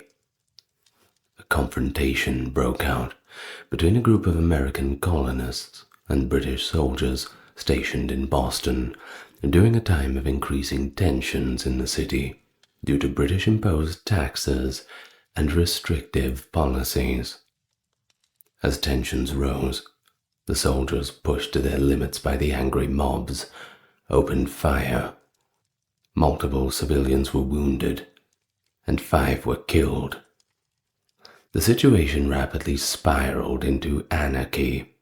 Patriot leaders such as Paul Revere and Samuel Adams wasted no time in using this tragic event as a potent symbol of British despotism. Indeed, the revolutionary movement was born out of the Boston Massacre, which united the colonists in their fight for independence from Britain and sparked popular outrage against the British rule.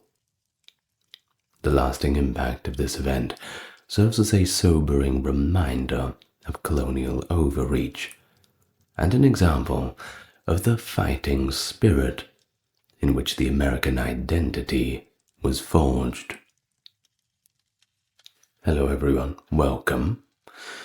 A little American history today as we head into more American history. I've got some pretty big plans. I won't reveal them just yet, but I'm just going to keep making videos anyway. So, well, as usual, best way to support the channel is to like, subscribe, and comment, share with your friends, all of that good stuff. And so with that being said, we will get straight on to the topic. We go back to Boston now, a city which I dearly want to visit. And so we find ourselves in the 18th century. And around this time, Boston was really getting its footing. It was a center of political, cultural, and economic life in the 13 colonies of pre-revolutionary British America. As the capital of the province of Massachusetts Bay, Boston was a bustling town with a bustling port to match, and therefore a vital link in the transatlantic trade. But then you had Philadelphia, and what is now known as New York City, sitting among Boston as the 3 most influential cities in British America.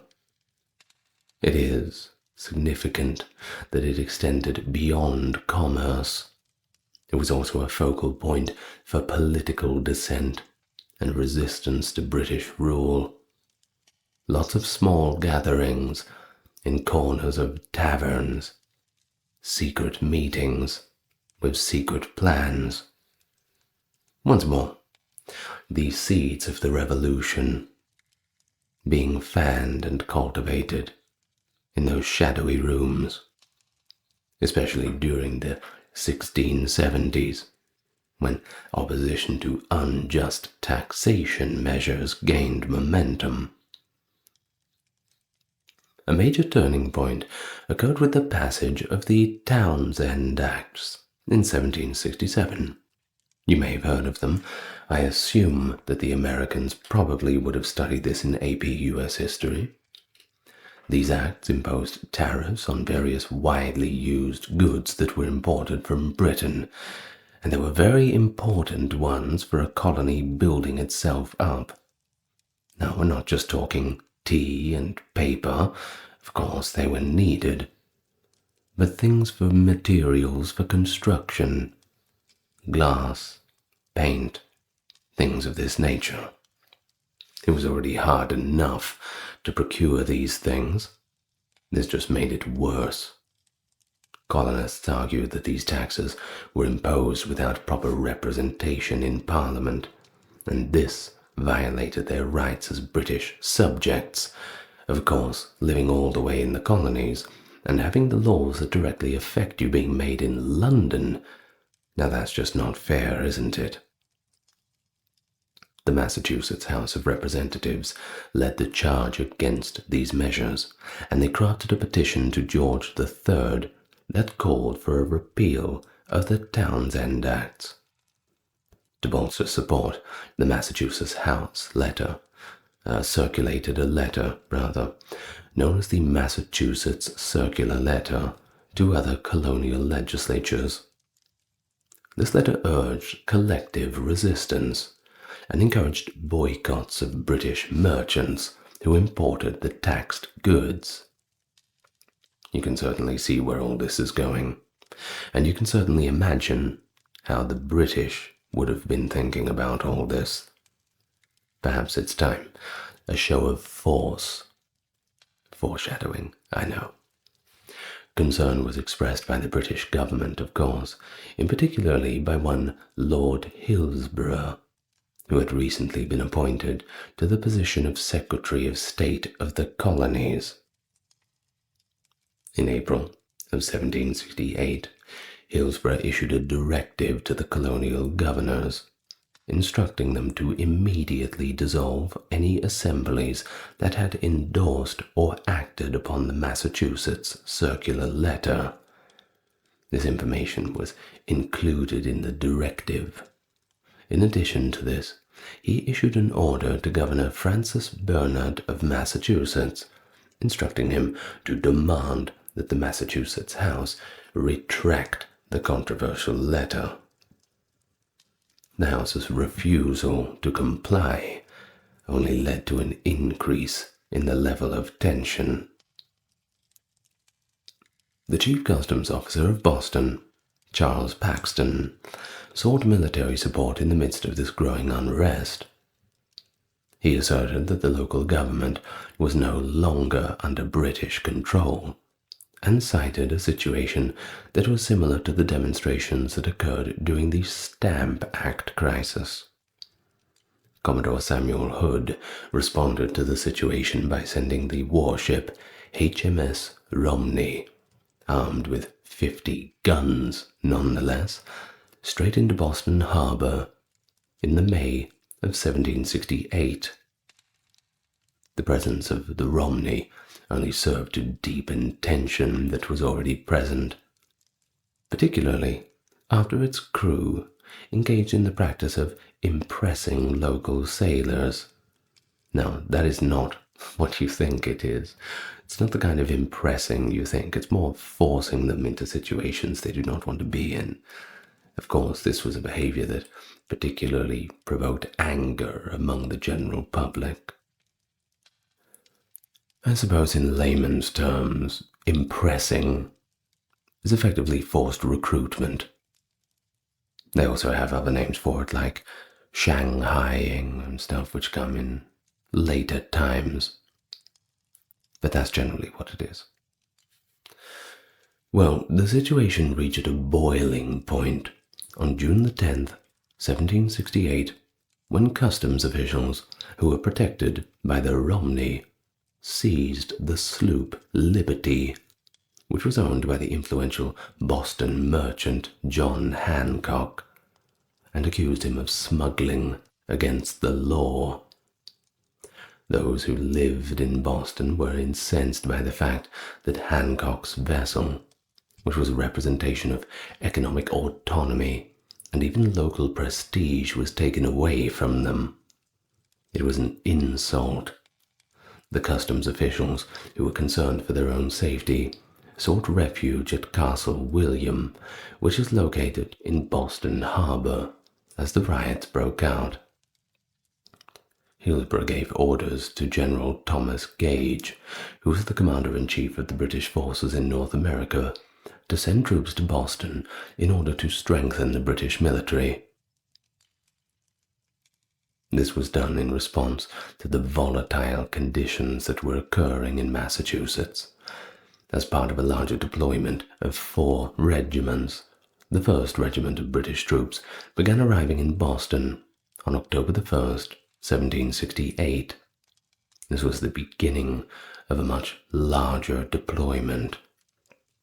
Even though 2 regiments were removed from the city the following year, the 14th and 29th Regiments continued to be stationed there. This strengthened the presence of the British military, and therefore increased the level of resentment among the local population. No one wants to live surrounded by soldiers, especially when people are viewing them as a foreign occupation. Not ideal. And so the Journal of Occurrences was another important document, a collection of newspaper articles that were written anonymously and documented the confrontations that took place between the civilians and soldiers in Boston. Many small cases, but of course there's always a straw that breaks the camel's back. The articles exacerbated the tension that were already present by occasionally embellishing the narratives, just for a little dramatic flair. After the death of Christopher Cedar, a young lad of 11 years of age, on February 22nd, 1770, at the hands of a customs official, these tensions significantly escalated. Now, Christopher Cedar was described as being about 11 years old. It was reported in the Boston Gazette that Cedar had passed away, and his funeral was highlighted as being the most important event that took place in Boston during that time period. Tensions were exacerbated as a result of the murder, but also the subsequent media coverage of it, which led to groups of colonists seeking out groups of soldiers to provoke, while soldiers themselves sought confrontation.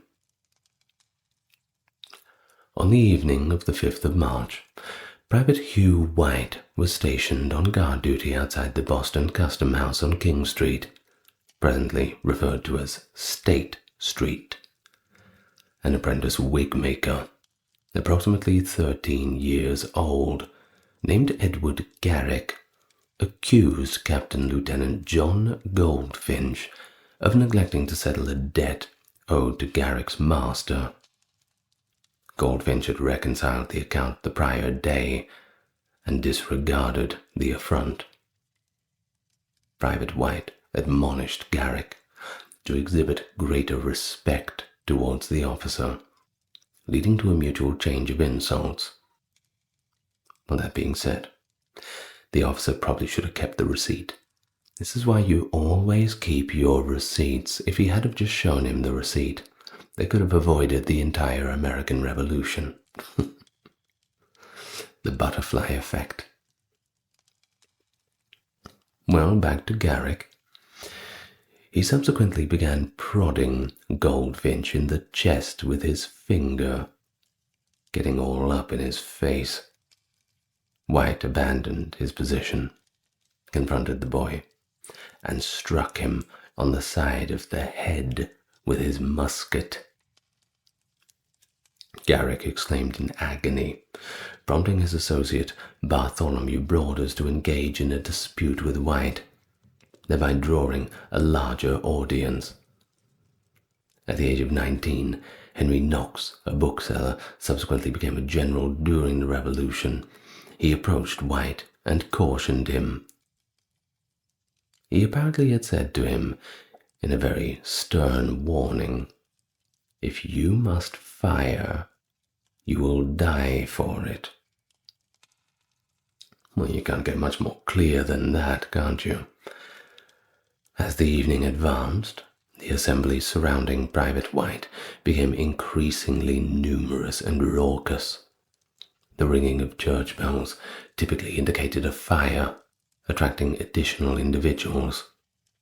Over 50 Bostonians surrounded White, led by a mixed race, former enslaved individual named Crispus Attucks, hurling objects at the sentry and provoking him to discharge his weapon.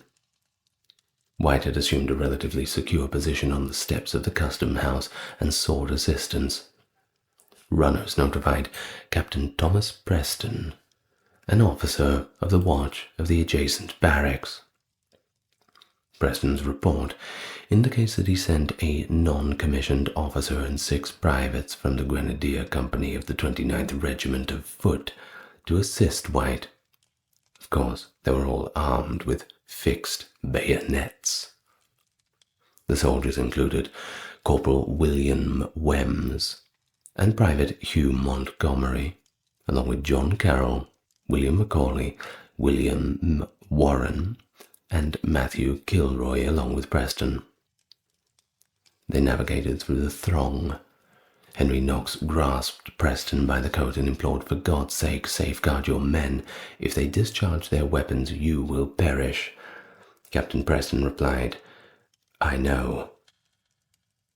Upon reaching Private White on the custom house stairs, the soldiers loaded their muskets and positioned themselves in a semicircular formation. Preston commanded to the crowd, estimated between 300 and 400 individuals, to immediately disperse. But the crowd persisted, encircling the soldiers, provoking them by shouting, "Fire! Fire!" spitting at them, and hurling snowballs and various small objects. Innkeeper Richard Palms approached Preston while wielding a cudgel and inquired whether the soldiers' weapons were loaded. Preston assured him of their readiness to fire, but indicated they would only do so upon his command. He subsequently noted in his deposition, that he was unlikely to issue such an order, as he was positioned directly in front of them. It was at this point where an object was thrown, striking Private Montgomery, which caused him to fall and drop his musket.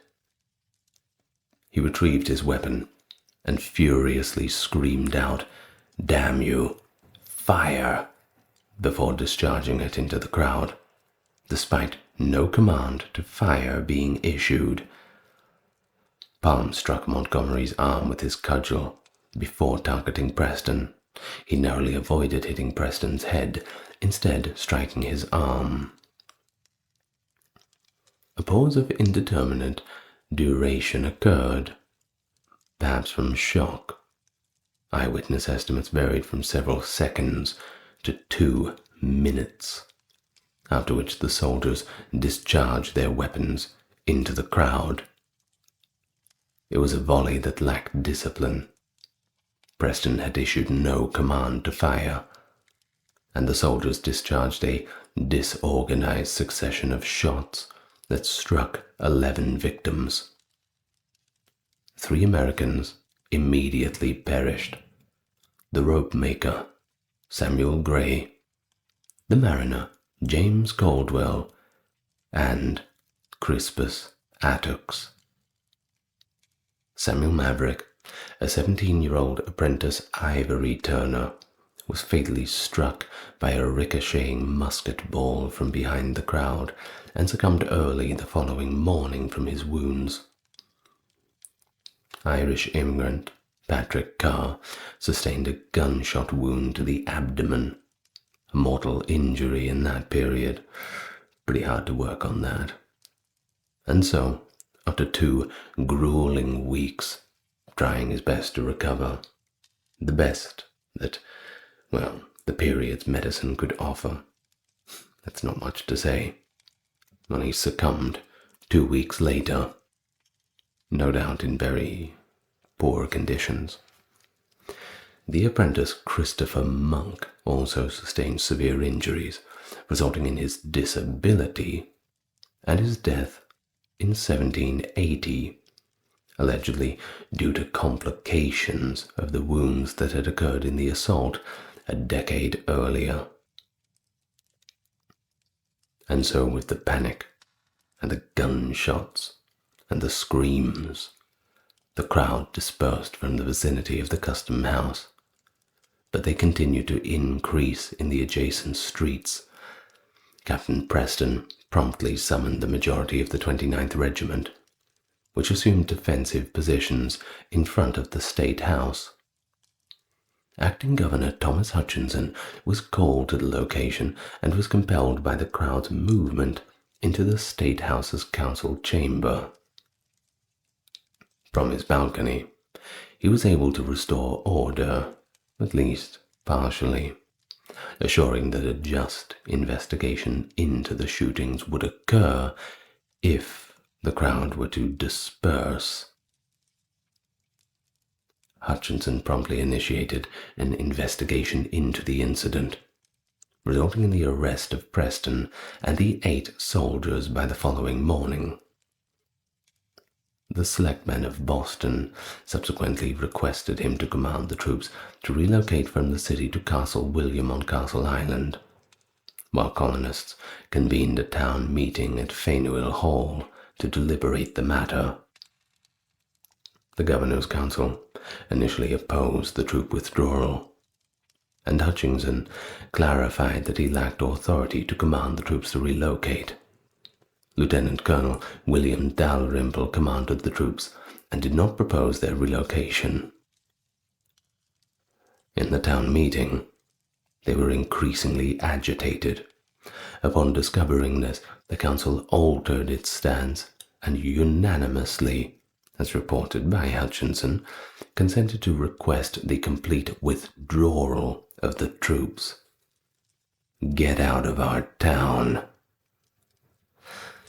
Secretary of State Andrew Oliver indicated that had the troops not been withdrawn, they would have likely faced destruction from the hands of the people. Whether this be termed rebellion, result in forfeiture of our charter, or lead to any other consequence. The 14th was relocated to Castle Island without incident approximately 1 week later, with the 29th following soon thereafter, thereby depriving the governor of the effective means to maintain order in the town. The initial 4 victims were interred with ceremony on March the 8th in the Granary burying ground, one of Boston's oldest cemeteries. Patrick Carr, the 5th and final victim, succumbed on the 14th of March and was interred alongside them on March 17th. And now what I'm going to do for you is read from some of the first-hand accounts of the Boston Massacre from the people who were there. First, let us hear from Charles Hobby, a Boston lawmaker. This is the account that was recorded from him. Before the hours of 9 and 10 o'clock, being in my master's house, was alarmed with the cry of fire. I ran down as far as the townhouse, and then heard that the soldiers and the inhabitants were fighting in the alley. I then left them and went to King Street.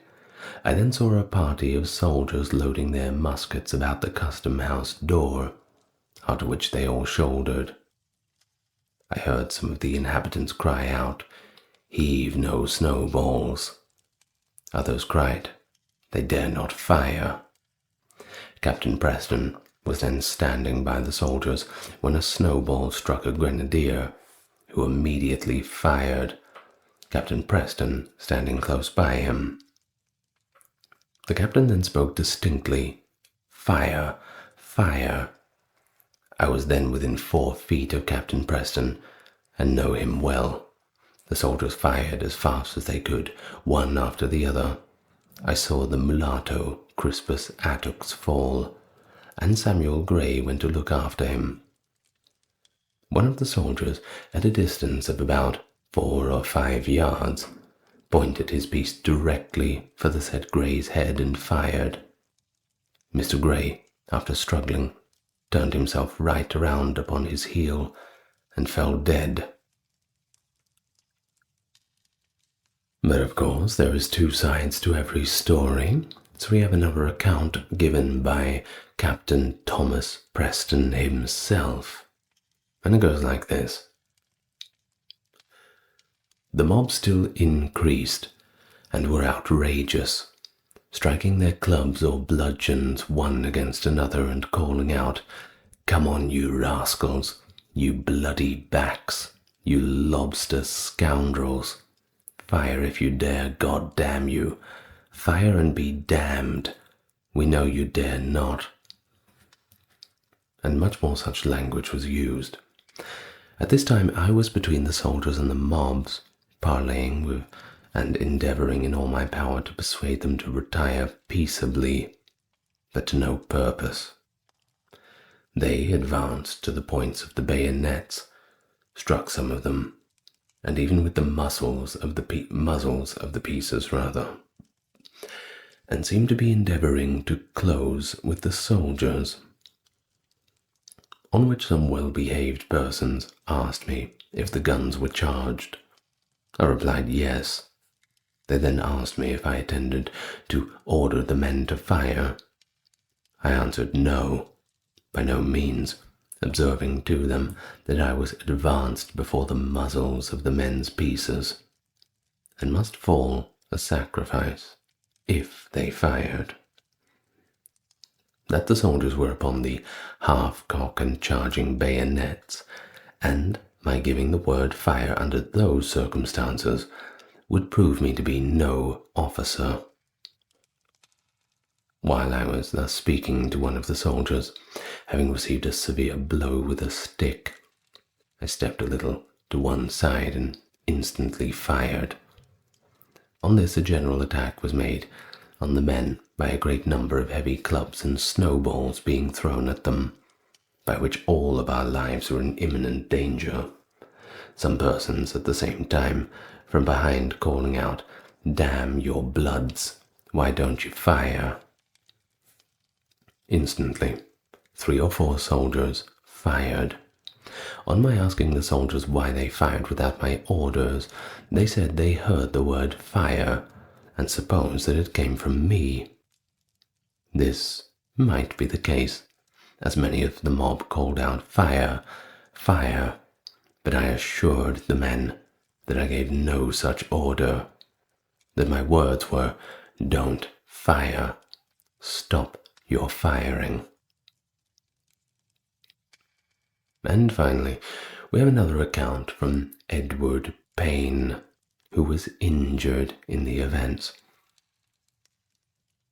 On the evening of the 5th, on hearing the bells ring, he supposed there was fire, but on going out he was informed there was not any, but a riot. The people round the sentinel were then crying out, "Fire, fire, damn you, why don't you fire?" Soon after, he perceived a number of soldiers coming down towards the sentinel, with their arms in horizontal posture, and their bayonets fixed. The people before the custom house drew up before the door. The people who still remained in the street and about the soldiers continued calling out to them to fire. In this situation, they remained some minutes, when he heard a gun snap, and presently a single gun fired, and soon after several others went off, one after another, at which time a ball passed through the deponent's right arm, upon which he immediately retired to the house. And that's the end of the account from Edward Payne. Now, on March 27th, 8 soldiers, Captain Preston, and 4 civilians were charged with murder. The civilians located in the customs house were accused of discharging firearms. Bostonians remained antagonistic towards the troops and their families, of course. General Gage believed that the troops were causing more damage than benefit, prompting him to order the 29th Regiment to leave the province completely in May. Governor Hutchinson exploited the prevailing high tensions to orchestrate postponements of the trials until later in the year. In the aftermath of the incident, a propaganda conflict ensued between patriots and loyalists in Boston. Both factions disseminated pamphlets that conveyed, markedly divergent narratives, primarily published in London as well to sway public opinion over there. After all, that's where the political decisions get made. The Boston Gazette depicted the massacre as an element of a broader strategy to suppress a spirit of liberty and emphasized the adverse effects of stationing troops in the city. Henry Pelham, an engraver and the half-brother of the renowned portrait artist John Singleton Copley, illustrated the event through an engraving, and it did not make the British look very good. Silversmith and engraver Paul Revere meticulously replicated the image and is frequently acknowledged as its creator. The engraving features numerous provocative details. Captain Preston is depicted as commanding his soldiers to discharge the weapons, with a musket visible firing from the window of the customs office, designated as Butcher's Hole. Yes, it certainly does not paint the British in a very good light, doesn't it? Artist Christian Remick applied colour to several prints by hand. Certain copies of it depict a man with 2 chest wounds and a relatively darker complexion. Of course, this aligns with the descriptions of Attucks. Others don't feature a African-American looking victim anyway. The image was disseminated in the Boston Gazette and, of course, gained extensive circulation, serving as a potent anti-British editorial. The depiction of these soldiers in their crimson uniforms and injured men with blood all over them was displayed all across the colonies. Anonymous pamphlets were also disseminated, portraying the event from markedly divergent viewpoints. A short narrative of the horrid massacre was published with the support of the Boston Town Meeting, primarily authored by James Bowdoin, a member of the Governor's Council and a prominent critic of British colonial policy, alongside Samuel Pemberton and Joseph Warren.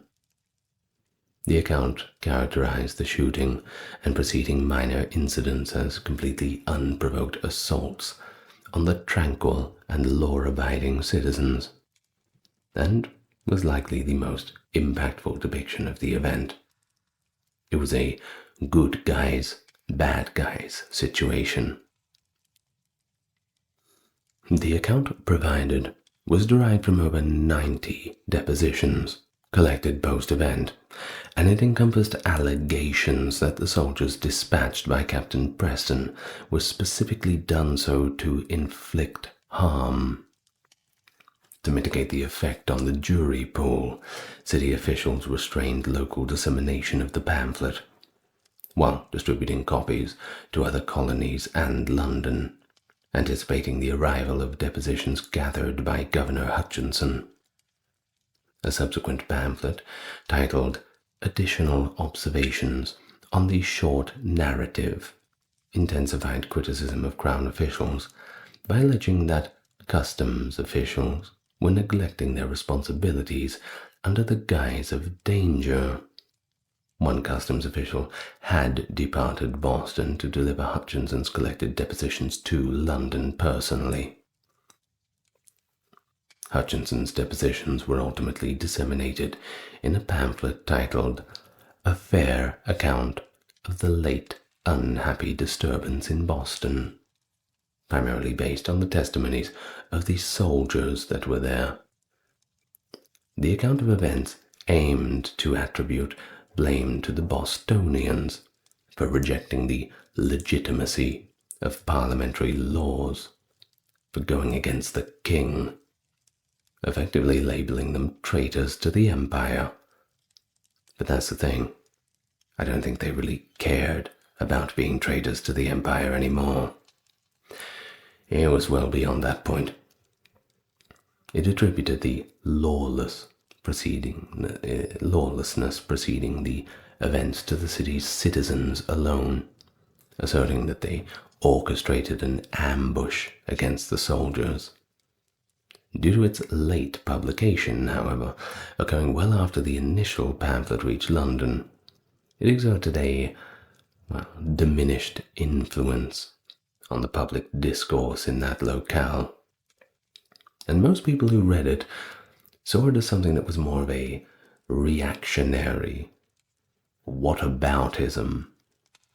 No one really believed it. The government, however, was resolute in providing the soldiers a fair trial to preclude any justification for retaliation from the British and to prevent the alienation of moderates from the patriot cause. Numerous attorneys declined to represent Preston because of their loyalist affiliations, prompting him to solicit John Adams for assistance with the case. Adams, a prominent patriot, was considering a bid for public office, but consented to assist to guarantee a just trial. Josiah Quincy II joined him after receiving assurance that the Sons of Liberty would not contest his appointment, along with loyalist Robert Auchmuty. Sampson Salter Blowers assisted them by investigating the jury pool, while Paul Revere created a detailed map of the bodies for use in the trial. The town of Boston engaged Massachusetts Solicitor General Samuel Quincy and private attorney Robert Treat Payne for the prosecution. The defense team deemed it beneficial for Preston and the enlisted personnel to undergo separate trials, and secured this separation, and thus Preston was tried late in October 1770 and acquitted after the jury determined that he had not commanded the troops to discharge their weapons. The trial of 8 additional soldiers commenced on November 27, 1770. Adams instructed the jury to disregard the soldiers' British nationality. He described the crowd that incited the soldiers as a diverse assemblage of impudent youths, African Americans, mulattoes, Irishmen, and foreign sailors, and he subsequently remarked, "I cannot comprehend why we should hesitate to label such a group as a mob, unless the term is deemed too dignified for them. The sun will neither halt nor extinguish, nor will the rivers cease to flow, due to the mob in Boston on March the 5th that assaulted a contingent of soldiers."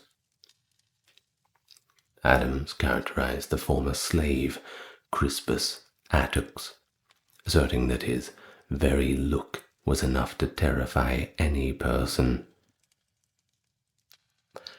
Well, that's not very nice. And with one hand he took hold of a bayonet, and with the other knocked the man down.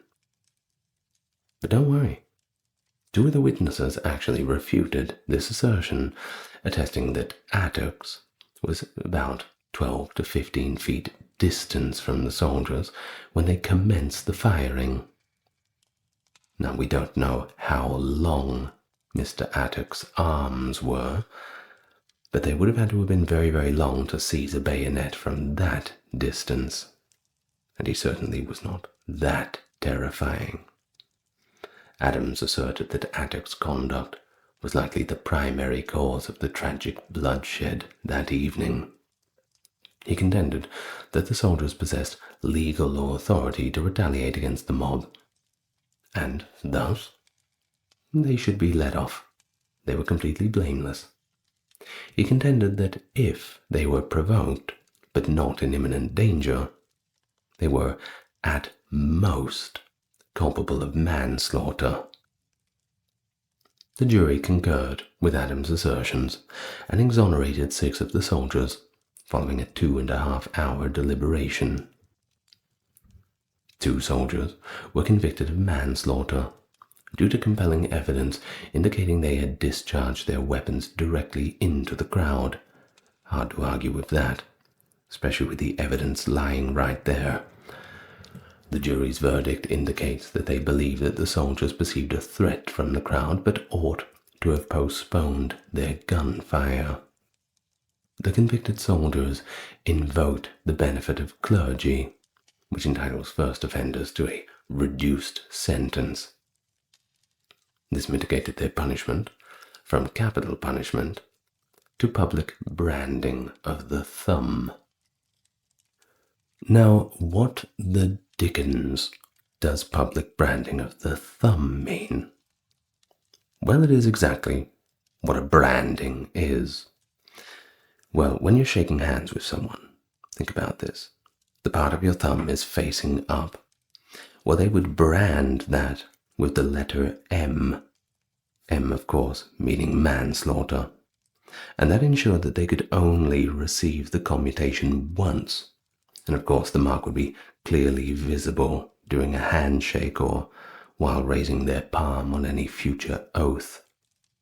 So you imagine you're meeting your girlfriend's parents and you shake your, hopefully, father-in-law's hand, and when he looks down, his eyebrow raises and says, you've killed somebody before, haven't you? Kinda hard to explain that one away. Either way, that's what public branding of the thumb was. Now, Justices Edmund Trowbridge and Peter Oliver directed the jury, with Oliver specifically commenting on Carr's testimony. He commented, although Carr was not under oath, you must consider whether a man on the brink of death should be deemed credible, particularly in favor of those responsible for his demise. And that is a very good point.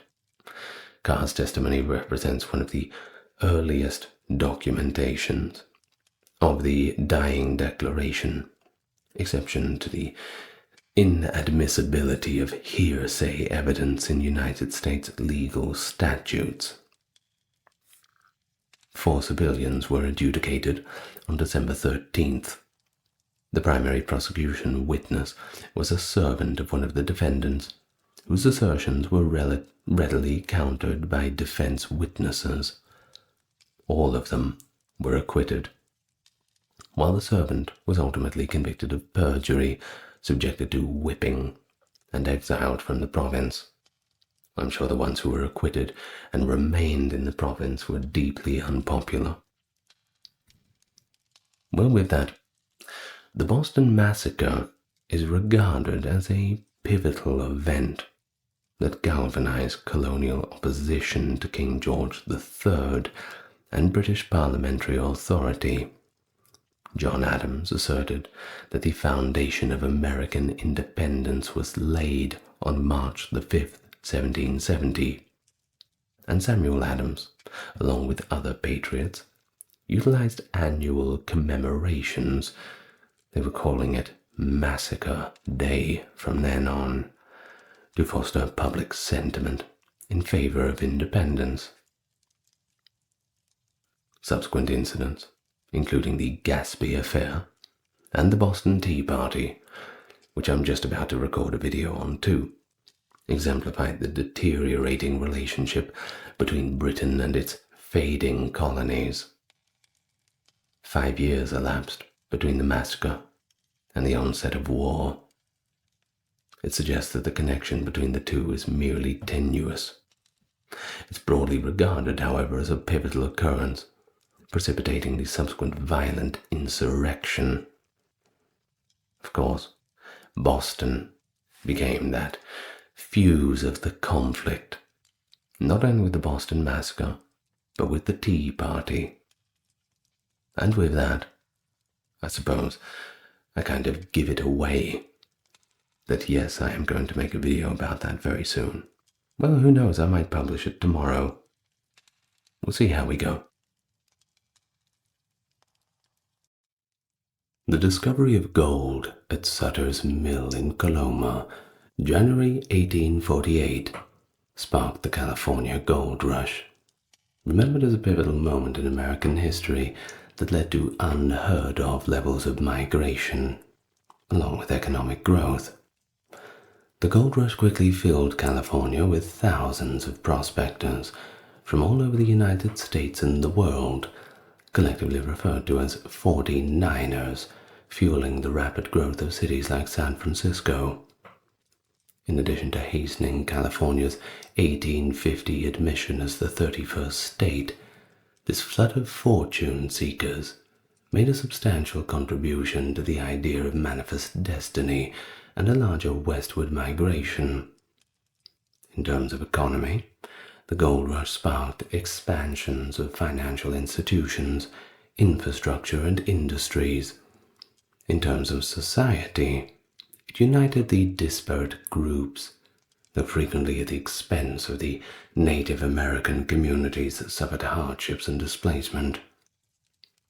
Furthermore, the landscape of California was impacted for a long time by the environmental consequences of mining operations. As a representation of opportunity and aspiration, the California Gold Rush has left its impression on the country's expansionist narrative and shaped the cultural and economic landscape of the American West. And hello, dear viewer, here we are again, back doing a little bit more American history. I hope you're enjoying it. I know I am. So, you know what to do the whole like, comment, subscribe thing, and we can begin now. And we begin as early as the 9th of March, 1842, some 8 years before the traditional start of the California Gold Rush, where gold was found at Rancho San Francisco, located in the mountains north of modern-day Los Angeles. Now, a native of California, Francisco Lopez, stopped on the bank of a small creek while looking for stray horses. This is roughly 35 miles northwest of Los Angeles and 3 miles east of what is now Newhall. And it was there that Lopez made a very lucky discovery.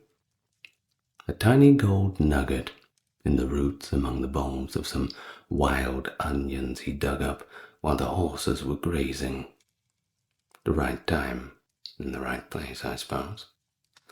He discovered more gold after searching further. Lopez brought the gold to the appropriate authorities, who verified its value. Lopez and others started looking for additional stream beds in the area which might contain gold deposits. They discovered a number in what is now Ventura County, in the northern eastern part of the forest. But after that, a little bit of the gold, after being shipped back to the more established United States, nothing really happened. It received very little attention. Near his first discovery, he discovered gold again in 1843, and up until 1846, Sonoran Mexican miners worked the deposits. Before 1848, Mission Indians also made small gold discoveries in California, but nothing to really spark a rush. Well, of course, when you find gold, you don't want everyone else coming, so to prevent this, the locals told them to keep the location a secret. But then, the military conflict in Upper California resulted when the Treaty of Cahuenga was signed in January of 1847, 9 months into the Mexican-American War. James W. Marshall discovered gleaming metal in the tail race of Sutter's Mill, a lumber mill he was constructing for the Sacramento pioneer John Sutter, close to Coloma on the American River, on January 24th, 1848. Marshall then showed Sutter what he had discovered, and the two tested the metal in private. Of course, Sutter was shocked when the test revealed that it was indeed gold, and he wanted to keep the news all to himself, because he was afraid of what would happen to his plans for an agricultural empire in the event of a gold rush. The Treaty of Guadalupe Hidalgo, which officially ceded California to the United States, was ratified on the 30th of May, and with that, the Mexican-American War had come to an end. It was peacetime, at least for a while. People were going to have to find something else to do with their time. In order to secure the mineral rights of the land where the mill stood, Sutter sent Charles Bennett to Monterey in February 1848 to meet with Colonel Mason.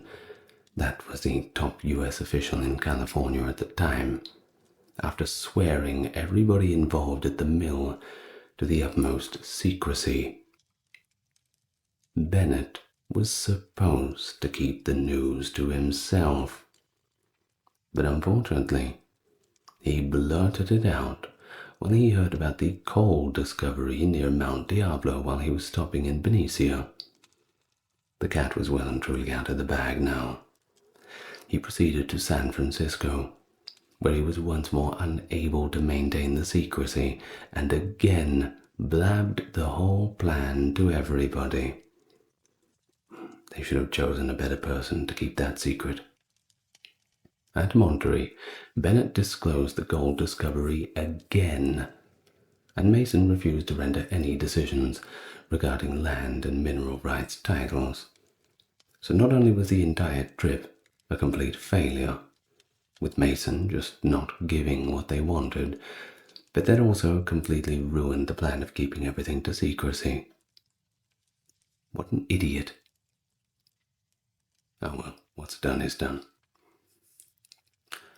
Samuel Brannan, a merchant and newspaper publisher from San Francisco, verified the discovery by March 1848.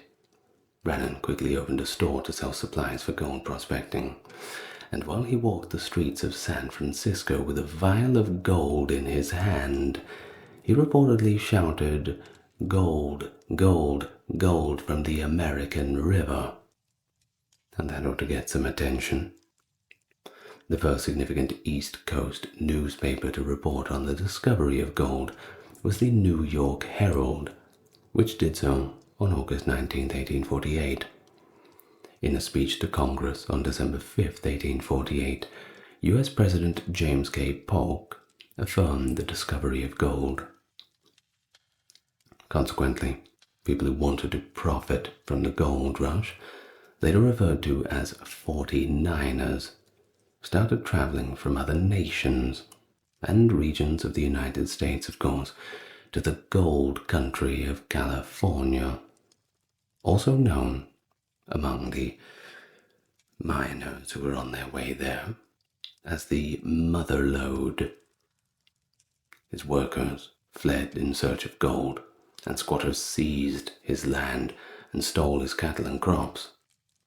Sutter's business plans were, as he feared, completely destroyed. But hopefully he'd find a little bit of gold himself. That might make up for it. Before the rush, San Francisco had been hardly a blip on the map. A small settlement, nothing really going on there. But when the locals found out about the discovery, it initially turned into a ghost town with shuttered business and shops, but as merchants and newcomers came in, it really began to kick off. In 1848, they had about 1,000 people living there. Not quite derelict. But by 1850, there were 25,000 full-time residents. Miners resided in deck cabins, from derelict ships, wood shanties, or tents. The rapidly expanding city, however, lacked churches and religious services.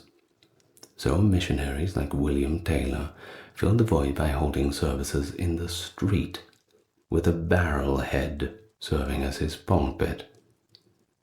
Fair enough, you do what you can with what you got, don't you? His sermons, of course, drew large crowds, and as soon as he had enough kind donations from prosperous gold miners to construct the first church in San Francisco, that is exactly what he did. There were no simple routes to California, unfortunately, during what had been called the first world-class gold rush, and 49ers encountered hardships and frequently died en route. The majority of the Argonauts, as they were called, initially traveled by sea. It would take 4 to 5 months to sail around the tip of South America from the east coast, covering about 18,000 nautical miles. Another option was to go to the Panamanian Isthmus Atlantic side, traverse the jungle for a week in canoes and mules, and then wait for a ship bound for San Francisco on the Pacific side. Additionally, there was a route that began in Veracruz and went across Mexico. These transportation companies brought enormous wealth to their owners, including those in the United States. The Mail Steamship Company, the Accessory Transit Company, and the federally subsidized Pacific Mail Steamship Company were among them. The overland route, especially the California Trail, was used by many gold seekers to traverse the continental United States. Typhoid, cholera, and shipwrecks were among the deadly risks associated with each of these routes. Steamship travel from New York City via overland portages in Nicaragua and Panama, followed by steamship return to San Francisco, was largely responsible for the early years of the Russia's population growth in the San Francisco area. Many eastern seaboard ships required their passengers to bring kits, which were usually filled with personal effects like guidebooks, tools, clothing, etc. The Argonauts also brought with them other supplies, barrels of salt pork, rice, biscuits, cured beef, in addition to their personal belongings. Depending on the steamship they were on, passengers could fish off the edge, have fun on deck, smoking it up and conversing with one another. Engaging in other activities too. It's a very good way to network when you're stuck on a ship for a couple of weeks. But ironically, despite the fact that segregation between wealth disparities was prevalent throughout the steamships, gambling was the most popular activity. The rich and the poor were kept apart in every way, however. Of course, to get to California, you could pay for varying degrees of travel. First class, stowage. You could probably just try and hang on to the edge of the ship if you were that desperate. The routes of the less expensive steamships were, of course, typically longer. But on the other hand, passengers would reach California more quickly on the more costly ones, so time is money, especially when there's only so much gold in the ground. You'd want to get there before anybody else. I mean, they call it a gold rush for a reason. One would think you would be rushing to get there, right? When people traveled together, there were obvious social and economic differences, because those who spent more money were given accommodations that others were simply not. They would obviously want to set themselves apart from those who couldn't afford those accommodations by demonstrating their superior class power. In order to meet the demands of the expanding population, supply ships brought goods to San Francisco. Many ships were turned into stores, taverns, hotels, warehouses, and even jails, when hundreds of them were abandoned after the crew simply left to work in the gold fields. Of course, they may as well repurpose the ships. A lot of them were planning to make their money on the frontier, build a ridiculously large house, and then just live out the rest of their days. Of course, many want to go home too, but you gotta do something with the ship while it's sitting there in the harbor. Of course, many ships were also demolished and turned into landfills as the city grew and new locations were required for construction. And so within a few years, there was a significant but little-known influx of prospectors into what is now Siskiyou, Shasta, and Trinity counties in far northern California. Thousands of gold seekers traveled up the Siskiyou Trail and across the northern counties of California after gold nuggets were discovered at the modern location of Eureka in 1851. Beginning in the spring of 1848, Californians themselves were the first to rush to the gold fields.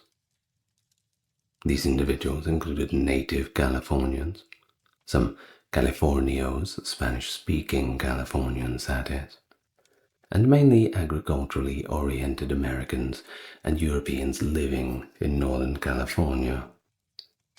At that time, they were simply referred to in English as Californians. Families made up the majority of these early miners, and everybody pitched in. It was pretty common to see women and children of all ethnic backgrounds banding alongside the older men. In order to accommodate the influx of men, some enterprising families established boarding houses. In these situations, the women frequently brought in a steady income while their husbands looked for gold. At first, news of the gold rush spread slowly. People who lived close to California or who learned of the news from ships traveling the quickest routes from California were the first people to go and look for the gold. Several thousand Oregonians who traveled the Siskiyou Trail were the first significant group of Americans to arrive. People from the Sandwich Islands and thousands of Latin Americans, including those from Peru, Mexico, and even as far away as Chile, arrived next, both by land and by ship. And the Argonauts, as they were called, by the end of 1848, approximately 6,000 of them had arrived. That year, only a handful, probably less than 500, left the United States by land. The earliest gold seekers were sometimes called 48ers, because they were able to amass a substantial quantity of readily accessible gold, sometimes amounting to thousands of dollars every single day. No wonder they wanted to keep it a secret, right? The average daily gold finds made even by the average prospectors were 10 to 15 times the daily wages of a laborer on the East Coast. It was possible to earn the equivalent of 6 years' wages back home after working for 6 months in the gold fields. And some wanted to launch businesses in California. Others just wanted to get rich and then go home with it. Word of the gold rush had spread globally by early 1849, and a huge influx of merchants and gold seekers started to arrive from almost every continent. In 1849, Americans made up the largest group of 49ers, arriving by the tens of thousands via various sailing routes and overland routes across the continent. Many East Coasters managed to cross the Appalachian Mountains by boarding riverboats in Pennsylvania, pulling the keelboats to wagon train assembly ports on the Missouri River, and then following the California Trail in a wagon train. Numerous others arrived by the Pacific Mail Steamship Company's steamships and the Panamanian Isthmus. Ships carrying Hawaiian newspapers brought the news to Australians and New Zealanders, and thousands of people were afflicted with gold fever from these places, boarding the ships for California. Latin America, especially in the mining districts of Mexico near Sonora and Chile, was the source of many 49ers. In 1849, a small number of Asian merchants and gold seekers, mostly from China, started traveling to Gumsan, which means Gold Mountain in Chinese, which is the Chinese name for California. Well, at least in the old Chinese rendering, at least. Nowadays it's different. It's Jiujinshan, I believe. Jiujinshan, which is like old Golden Mountain. It's either Los Angeles' name or... Yes, I believe that's the name of Los Angeles, Jiujinshan. Well, with a greater distance to travel still reeling from the effects of the 1848 revolutions, the first European migrants started to arrive in late 1849, primarily from France, but then there were a small number of German, Italian, and British immigrants as well. About 90,000 people, half by land, half by sea, are thought to have arrived in California in 1849. Between 50 and 60,000 of these were probably Americans, with the remaining coming from other nations. But at least 300,000 immigrants, merchants, and gold seekers were thought to have come to California by 1855, and that's from all over the world, in addition to tens of thousands of Mexicans, Britons, Chinese, Australians, French, Latin Americans. There were, of course, smaller groups, including African Americans, Filipinos, Basques, Turks, but yes, the majority were Americans. Well, among the first people to permanently settle in the foothills of the Sierra Nevada were people from small villages in the hills close to Genoa, Italy. They brought with them traditional agricultural skills they developed to withstand the harsh winters. There were likely fewer than 4,000 miners of African descent who had traveled from Brazil, the Caribbean, and the southern states. In 1849 to 1850, a few hundred Chinese had come to California, and in 1852 over 20,000 of them had reached San Francisco. Of course, in the goldfields they were easily recognized by their unique attire and appearance. You must remember back then, it was part of the Qing dynasty, and they all had to have the long hair as a requirement that the ruling class had put upon all non-Manchus. So it was pretty easy to spot a Chinese person anywhere, until about 1912, where they had their revolution. Of course, they endured brutal racism from the miners, who directed their resentment towards foreigners. This caused them great suffering, especially when a Chinese miner managed to find some gold. You would bet the people did not like that. And somewhat out of jealousy, they'd take it out on the rest of the community. And this isn't just to say that this is just the normal American miners. It was pretty much everybody. That's just the way that the world was back then. Now, women, of course, participated in the gold rush as well, but they were comparatively few in number. In fact, just 700 of the 40,000 people who came to San Francisco Bay by ship in 1849 were women, and that includes the rich, the entrepreneurs, the single, the married, and those women who wanted to practice their craft in the saloons. There's more than one way to make money on the goldfields. They came for different reasons, of course. Some with their husbands, because they didn't want to be left on their own. Some came because their husbands sent for them. And some came just simply for the adventure and the money. Numerous women, of course, became widows before even seeing California, and many people perished from the trail from cholera, fever, accidents, and a host of other calamities. And so in California was not often to encounter these widows as a result of mining disputes as well. Women who had the opportunity to escape their traditional jobs in the goldfields also took that opportunity.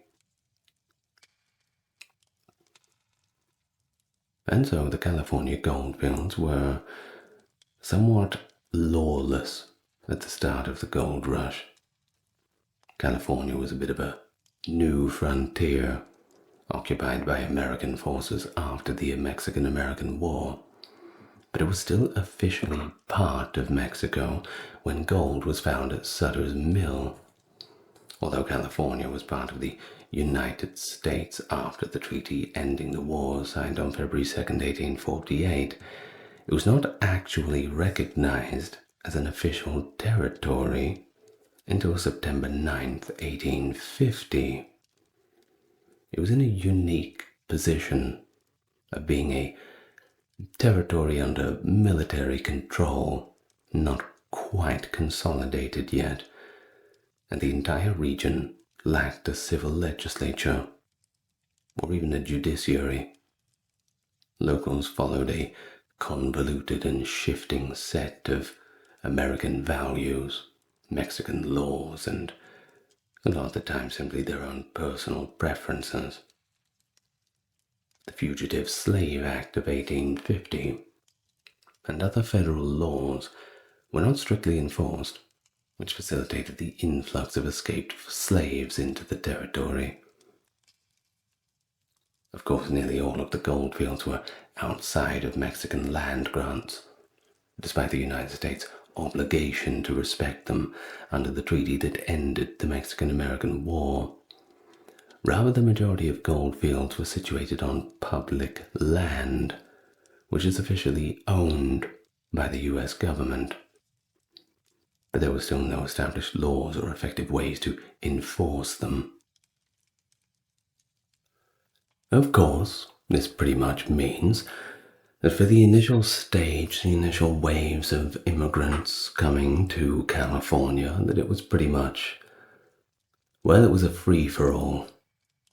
No taxes, no license fees, not even any private property in the early goldfields. Formally, the miners did adopt a few mining laws from Mexico. A claim could be staked by a prospector, but it was only valid while it was actively being worked. If you left the site, well, someone could just jump right in the hole and, well, just continue from where you left off. Of course, this, as you can imagine, caused more than a few arguments. You see, miners only spent enough time at a claim to assess its potential. They would leave the site in pursuit of a better one if they judged it to be of low value, which was the case for the majority. The other miners would, of course, claim jump the land if a claim was left untended or unworked. Claim jumping was when a miner started operations on a site that had already been claimed. Conflicts were frequently resolved violently, and occasionally they were arbitrated by groups of prospectors. There was, of course, ethnic tensions, as one can imagine. Due to simple pressure, the large number of prospectors in some areas may have caused the size of the current claim to decrease. Early 49ers were able to pan for gold in rivers and streams, or to use their hands to pick up loose gold flakes and nuggets due to the rich concentration of gold in the California gravel beds. Hard-working miners and groups of miners advancing to placer mining employed cradles and rockers or long toms to process greater amounts of gravel, since the panning was just not large enough. Coyoteing was another technique used by the miners, which entailed excavating a shaft 6 to 13 meters deep, about 20 to 43 feet, into placer deposits alongside a stream. The richest pay dirt veins were then reached by digging tunnels in every direction. Once again, dangerous work. Groups of prospectors would divert a river's water flow into a sluice alongside the river, and then excavate for gold in the newly exposed river bottom in the most intricate form of placer mining. According to current estimates, during the first 5 years of the gold rush, up to 12 million ounces, or 370 tons thereabouts of gold, were actually extracted. In the following phase, hydraulic mining was applied to old gravel beds that contained gold on bluffs or on hillsides by 1853. High-pressure hose directed a strong stream of jet water at gravel beds that held gold in contemporary form of hydraulic mining that first was invented in California and subsequently used all over the world. The gold would then settle to the bottom, where it was collected after the loose gravel and gold passed over the sluices. Hydraulic mining is thought to have recovered 11 million troy ounces, or 340 tons of gold by the mid-1880s, which is equivalent to about 15 billion US dollars in modern prices. Larger volumes of silt, gravel, heavy metals, and other contaminants entered streams and rivers as a result of these extraction techniques. California hydraulic mining was restricted by court decisions and federal legislation between 1882 and 1893. In fact, as of 1999, the effects of hydraulic mining are still visible in many places because the exposed earth and downstream gravel deposits left behind are frankly unsuitable for any plant life, not to mention agricultural problems. Gold recovery operations continued after the end of the gold rush, prospecting for gold that had been gradually washed down into a flat river bottom and sandbars of California's Central Valley and other gold-bearing regions of the state. Lying Scott Valley in Siskiyou County was the last step in recovering loose gold. And then towards the end of the 1890s, dredging technology, which was also invented in California for the specific purpose, and it's estimated that had recovered over 20 million troy ounces, or 620 tons of gold. Gold seekers also participated in hard rock mining during the gold rush and in the decades that followed.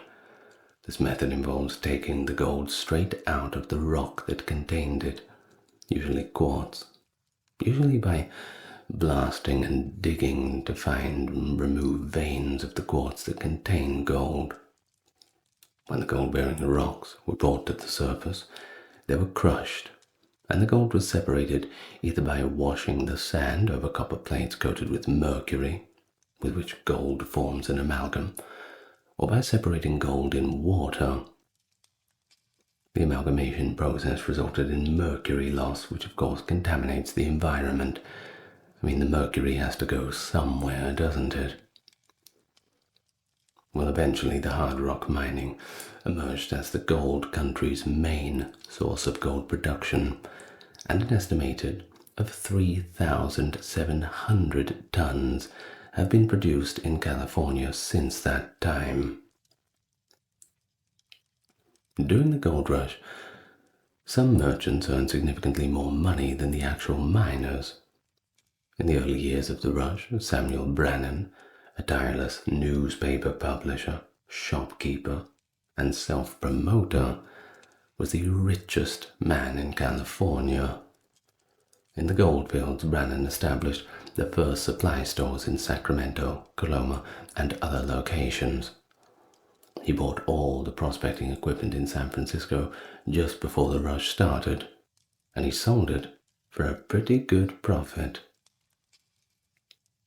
Some people who were looking for gold, though, did manage to make quite a lot of money.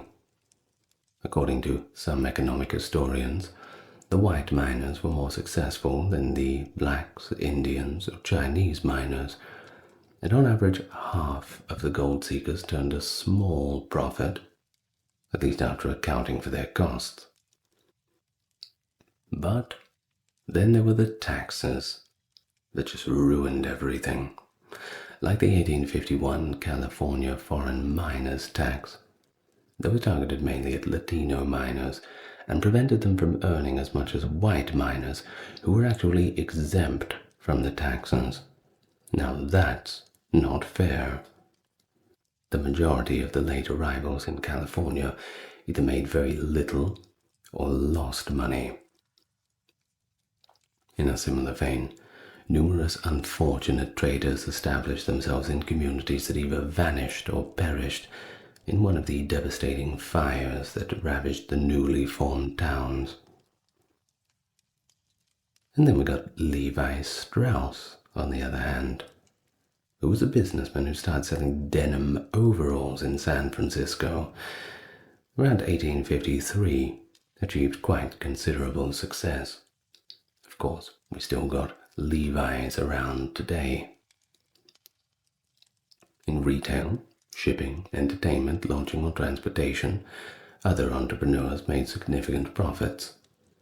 The highly lucrative industries of boarding houses, food preparation, sewing and laundry were frequently operated by married, single or widowed women who recognized that men would be willing to pay a woman for her services while they were out chasing the gold. Large profits were also made by brothels, particularly when paired with gambling establishments and saloons. The state of the economy had drastically changed by 1855. Only medium to large groups of workers, either as employees or in partnerships, could profitably recover gold from the gold fields. The proprietors of these gold mining businesses were the ones who benefited financially by the middle of the 1850s. Additionally, California's economy and population had grown sufficiently, and it was at this point incredibly diverse. Enough size to generate revenue from a wide range of traditional ventures. The gold itself took a variety of routes when it was extracted. Initially, a large portion of the gold was spent locally to buy miners' food, supplies, and housing. Additionally, it was used for entertainment, which included everything from a traveling theater to gambling, alcohol, and of course, those more physical entertainments.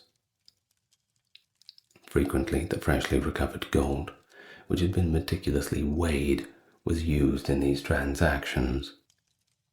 The gold was then used by the merchants and vendors to buy supplies from packers or ship captains who were transporting the goods to California. After that, the gold traveled from California to the manufacturers of goods worldwide, either via mules or via ships. The second route was taken by the Argonauts themselves, who either sent the gold home or brought their hard-earned diggings back with them after personally obtaining a sizable quantity. For instance, it is estimated that French prospectors and merchants sent about US $2.6 billion worth of today's conversion, worth of California gold back to France. Of course, most of it just returned to the brokerage houses back in New York City, where the serious business was done. Local banks and gold dealers issued banknotes or drafts, paper money that was accepted in the area, in exchange for gold as the gold rush went on, and private mints produced their own gold coins. Gold bullion was converted into official U.S. gold coins for circulation in 1854 with the establishment of the San Francisco Mint. In order to use the gold in the booming California economy, California banks later sent it to national banks in the United States in exchange for national paper money. And so, just like that, from a sleepy, little-known backwater town to the world's most formidable destination for hundreds of thousands of people. That is how California was transformed by the gold rush. The newcomers frequently displayed this exceptional civic-mindedness and inventiveness, bringing all of the good things, and sometimes the bad things about their home countries, to the New World. For instance, during the gold rush, Cities and towns were incorporated. A state constitutional convention was called. A state constitution was drafted. Elections were conducted. And delegates were dispatched to Washington, D.C. to negotiate California's new statehood. It was during this period that California's second gold rush, i.e. not actual gold, but large-scale agriculture, had begun. Almost immediately, roads, churches, schools, and all kinds of civic associations were established. Americans made up the great majority of the immigrants, and California then became the 31st state of the United States on the 9th of September, 1850. Well, as a result of growing pressure, of course, from the improved political communication ties with the rest of the country, it can no longer be ignored. As for San Francisco, their population grew from 500 to 150,000, and that's just between the years of 1847 and 1870. Transportation between California and the East Coast greatly enhanced as a result of the gold rush's wealth and population. In 1855, the Panama Railway was completed, crossing the Panama Isthmus. Steamships, such as those owned by the Pacific Mail Steamship Company, started operating regularly between San Francisco and Panama. From there, mail, passengers, and cargo would board steamships bound for the East Coast, after crossing the isthmus by train.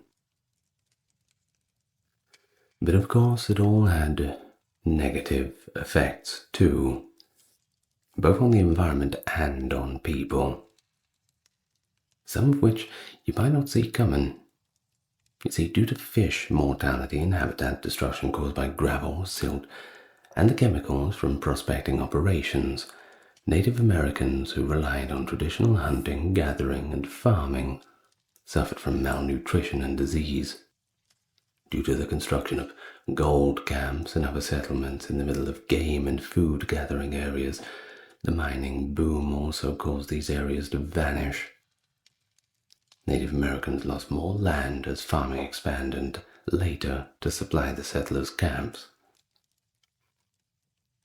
Tribespeople living on or close to mining districts were always a target of organized attacks in certain places. Native Americans and settlers engaged in a number of conflicts, and they were frequently viewed by miners as obstacles to their success. According to Marshall Gold Discovery State Historic Park interpretive lead Ed Allen, miners occasionally killed as many as 50 native people in a single day. Larger-scale attacks against native populations, sometimes tribes or villagers not even involved in the initial act, may follow retaliatory attacks on lone miners. A group of settlers attacked a band of Windu Indians during the Bridge Gulch Massacre in 1852, after a citizen was killed. This was one J.R. Anderson, and following his murder, the local sheriff organized a squad of men to find the Indians, and when they found them, they killed over 150. The problem was, these were a completely different band of Windu that had killed Anderson, and out of all the village, only 3 children had made it out alive. Now, between 1846 and 73, non-Indians killed between 9,500 to 16,000 California Indians, according to one historian, Benjamin Madley. The majority of these massacres, which are defined as the intentional killing of 5 or more disarmed combatants, or largely unarmed non-combatants, including women, children, and prisoners, whether in the context of battle or otherwise, took place during this time. The killings were the main reasons why California's indigenous population dropped below 20,000 between 1849 and 1890. The California governor estimates that between 1849 and 1870, 4,500 Native Americans were killed in other violent crimes. In addition, California opposed ratifying the 18 treaties that federal agents and tribal leaders had actually signed in 1851. Then there were the death squads, financed and supported by the state government, which appropriated more than $1 million to support the paramilitaries' operations in support of mining operations. California's first governor, Peter Burnett, stated that the state was a battlefield between races, and that the only options for dealing with the California Indians was either removal or eradication. He stated that a war of extermination will continue to be waged between the two races until the Indian race becomes extinct, must be expected. Burnett, like many of his contemporaries, believed that genocide was just a necessary part of the plan, and that his constituency in California had to move forward, even though they could not predict the outcome with anything other than pain and regret. In addition to Native Americans, foreigners, particularly Chinese and Latin American immigrants from Sonora, Mexico, and Chile, were pushed out of the mines by laws, unfair taxation, and overtly anti-foreign attacks after the initial boom had ended. The death and crime rates following the gold rush were exceptionally high, and the ensuing vigilantism also had a significant negative impact on the American immigrants, as 1 in 12 49ers ended up dying, with empty pockets at that. From February the 23rd to March the 6th in the year 1836, the Battle of the Alamo raged, an important chapter in the Texas Revolution, a valiant defense against insurmountable obstacles. Against the might of the Mexican army, under General Antonio Lopez de Santa Anna, a small band of about 200 Texan defenders, among them the legendary Davy Crockett, Jim Bowie, and William B. Travis, bravely resisted within the fortified mission of San Antonio de Bexar. The brave Texans were eventually defeated, having to endure constant attacks and short supplies. But the tragic loss of life at the Alamo sparked a passionate call for independence, which would become famously summed up by the phrase, "Remember the Alamo." A moving symbol of bravery and sacrifice, this conflict rallied the Texas militia, paved the way for the eventual triumph in the struggle for Texas sovereignty, and of course lives on in the sense of pride for generations to come. Hello and welcome. It's good to have you back for another video on American history. And yes, I am getting quite interested in it. Growing up in Australia, we never studied it. So now is my opportunity, and perhaps it is yours too, if you are not a viewer from the United States. And if you are, I hope I can do it a justice. As always, best way to support the channel is by leaving your thoughts in the comments, doing the like and the comment subscribe thing. It's all good for the engagement. But for now, let's get nice and relaxed, and we can go back to the battle that would decide the fate of Texas.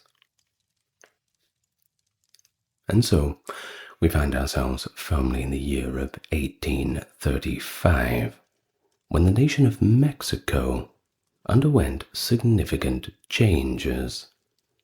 Conservative forces' electoral victory set off a chain of events that resulted in the repeal of the Federalist Constitution of 1824 and an adoption of a new one on October the 23rd, 1835. The 7 Laws were a set of constitutional amendments that ended Mexico's first federal era and established a unitary republic, known as the República Mexicana, the Mexican Republic. They were enacted in 1836, after being formally established on December the 15th, 1835, under President Antonio Lopez de Santa Anna. Their purpose was to fortify and consolidate the national government. After 10 years of political unrest, economic stagnation, threats of actual foreign invasion, conservatives decided that centralized power was a better course for the country. The previous constitution aimed to establish a political system that would somewhat mimic the success of the United States. Many immigrants revolted. They were not happy with the new policies, which included prohibitions of immigration and also slavery, as well as the heightened enforcement of laws and import duties. The free ride was over. American immigrants, some of them legal, but mostly illegal, had made up the majority of the population in the Mexican-Texas border region. A significant portion of these immigrants brought their slaves with them, and by 1836 there were an estimated 5,000 enslaved people out of an estimated almost 39,000 non-native people. These individuals were extremely loud in their disapproval of Mexico's law enforcement and shift towards centralism, because they were simply used to a federalist government that granted them special exemptions from Mexican law, and of course a wide range of individual rights. Among them, of course, included the right to own slaves. Local federal exemptions to the slavery ban, negotiated by Stephen Austin and others, were completely terminated by the new centralized government. Mexican authorities, who were already weary following earlier U.S. attempts to acquire Mexican Texas, attributed a large portion of the unrest in Texas to the U.S. immigrants, many of whom had entered the country illegally, and they did very little to fit in, didn't learn the culture, didn't learn the language. It's kind of ironic, isn't it? Well, given today's discourse. Either way, they kept enslaving people, even after slavery was completely outlawed in Mexico. And so, the first battle of the Texas Revolution was fought in October between Texans and Mexican troops. Santa Anna started putting together a sizable force, the Army of Operations in Texas, to put an end to the immigrant uprising and restore order. Many of his soldiers had been drafted against their will, and the majority were fresh recruits. The Mexican troops that were already in Texas were methodically routed by the Texans. After the siege of Bear, the final contingent of Mexican troops in the area, led by General Martin Perfecto de Cos, Santa Anna's brother-in-law, surrendered on the 9th of December. Oh, and just quickly, I am aware that there are several different pronunciations for that word bear being B-E-X-A-R. I believe the Spanish pronounce it as Bayar, or Behar, something along those lines. But most people that I found, and most of the research I did, was pronouncing it as bear, so we'll continue with that in mind. Well, very recent arrivals to the area, mostly illegals from the United States, now made up the majority of the Texan army. Unprepared for a protracted campaign, however, many settlers from Texas had already simply gone home. Santa Anna led a resolution designating foreign immigrants who were found fighting in Texas as effectively the same as pirates. He was simply upset about what he saw as U.S. meddling in Mexican affairs. The resolution essentially outlawed the capture of prisoners of war, and you know what that means. The pirates who were captured during this time were immediately disposed of. In a strongly worded letter to the U.S. President Andrew Jackson, Santa Anna restated this point. It is unlikely that the majority of the American recruits in the Texan army knew that there would be no prisoners of war, because the letter was not widely disseminated. But the ones that found out, I'm sure, were not happy with the surprise. Well, the Mexican garrison at the Alamo mission, a former Spanish religious outpost that the recently expelled Mexican army had turned into a makeshift fort, was taken by the Texan soldiers as Mexican troops left San Antonio de Bear, which is now just known as San Antonio, Texas.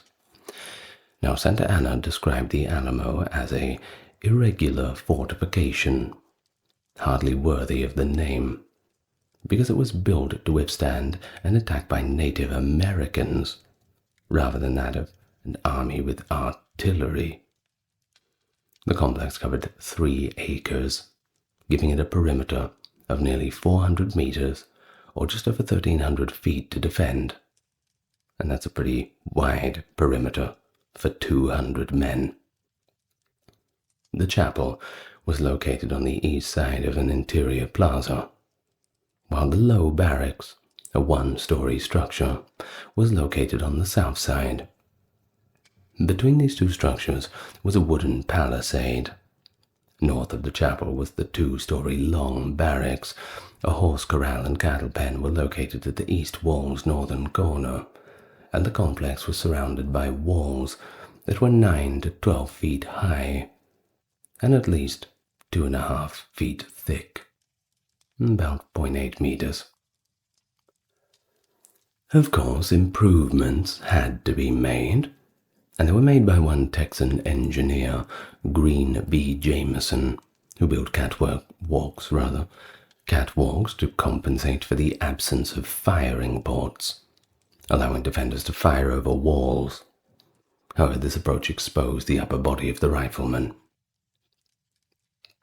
Jameson placed the 19 cannons that Mexican forces had left along the walls. The New Orleans Greys had bought a big 18-pounder to Texas, and that certainly will help things. This cannon was placed in the compound's southwest corner by Jameson. He boasted that the Texans could whip 10 to 1 with our artillery. To Sam Houston, commander of the Texan Army. By January 6th, 1836, the Texan garrison had fewer than 100 soldiers left, and was terribly understaffed and under-equipped. The acting commander of the Alamo, Colonel James C. Neal, wrote, "If there has ever been $1 here, I have no acknowledgment of it." Neal emphasized that the garrison was probably not going to be able to survive a siege that lasted more than 4 days, and asked for more troops and supplies. The government of Texas, however, was in disarray and could not do much to help. There were 4 men who said they had been given command of the whole army, and that ought to cause some trouble. Neal asked Sam Houston, one of them, for help on January 14th in assembling ammunition, clothes, and supplies, what little they could rustle up. Now, Houston was unable to spare as many men as would have been required to mount a successful defense. Rather, he dispatched 30 men under Colonel James Bowie to destroy the complex and remove the artillery from the Alamo. Because the Alamo garrison did not have the required draft animals, Bowie was unable to move the artillery. Giant piles of iron. Yeah, they're not easy to push. Well, because David Bowie was soon convinced by Neil that the site was strategically significant. They figured they better keep as much artillery as they could. He stated, "The salvation of Texas depends in great measure to keeping Bear out of the hands of the enemy. It serves as the front picket guard, and if it were in the hands of Santa Anna, there is no stronghold from which to repel him in his march towards the Sabine." Bowie claimed in a letter to Governor Henry Smith that Colonel Neil and myself have come to the solemn resolution that we will rather die in these ditches than give it up to the enemy. Only a small number of reinforcements were permitted. On February 3rd, Cavalry Officer William B. Travis arrived in Bear with 30 men. A few volunteers showed up 5 days later. Among them, the well-known frontiersman and former U.S. Tennessee Congressman Davy Crockett. Determined to assemble more reinforcements and supplies, Neil departed the Alamo on February the 11th. Travis, the governor's senior regular army officer, took over as commander. A large portion of the garrison was made up of volunteers, and they refused to accept Travis as their commander. Rather, Bowie, known as a fierce fighter, was chosen by the men to be their leader. Unfortunately, he got really drunk that night and wreaked havoc in Bear as a celebration, but, well, we all need to have a break sometimes, don't we? Bowie did consent, however, to share command with Travis in order to lessen the ensuing animosity. Santa Anna kept amassing men at San Luis Potosi, while the Texans were struggling to find supplies, not to mention reinforcements. You see, by the end of 1835, his army had grown to 6,019 men, much bigger than the Texas side. Santa Anna directed his army to move inland to Bear, the Texas political hub and location of Cosa's defeat, rather than advance along the coast, where supplies and reinforcements could be readily transported by the sea. In late December, the army started its march northward. Officers trained the men during the lengthy march. Due to high recoil, many of the new recruits refused to fire from the shoulder and were actually unsure of how to effectively aim their muskets. The pace of progress was slow. Many of the teamsters, who were all civilians, quit when they didn't get paid. Can't blame them. And there were not enough mules to carry all the supplies. A large portion of the already limited supplies were consumed by the numerous soldiers, or women, or children who accompanied the army. Soon, the soldiers were given only partial rations. They crossed the Rio Grande on February the 12th, and it was at this time that Texas saw a record low temperature, and apparently about 40 centimeters of snowfall by February 13th, about 15 inches. The Mexican soldiers suffered greatly, also from the Comanche raiding parties, who were not very happy to see them there. Not too famous for their hospitality.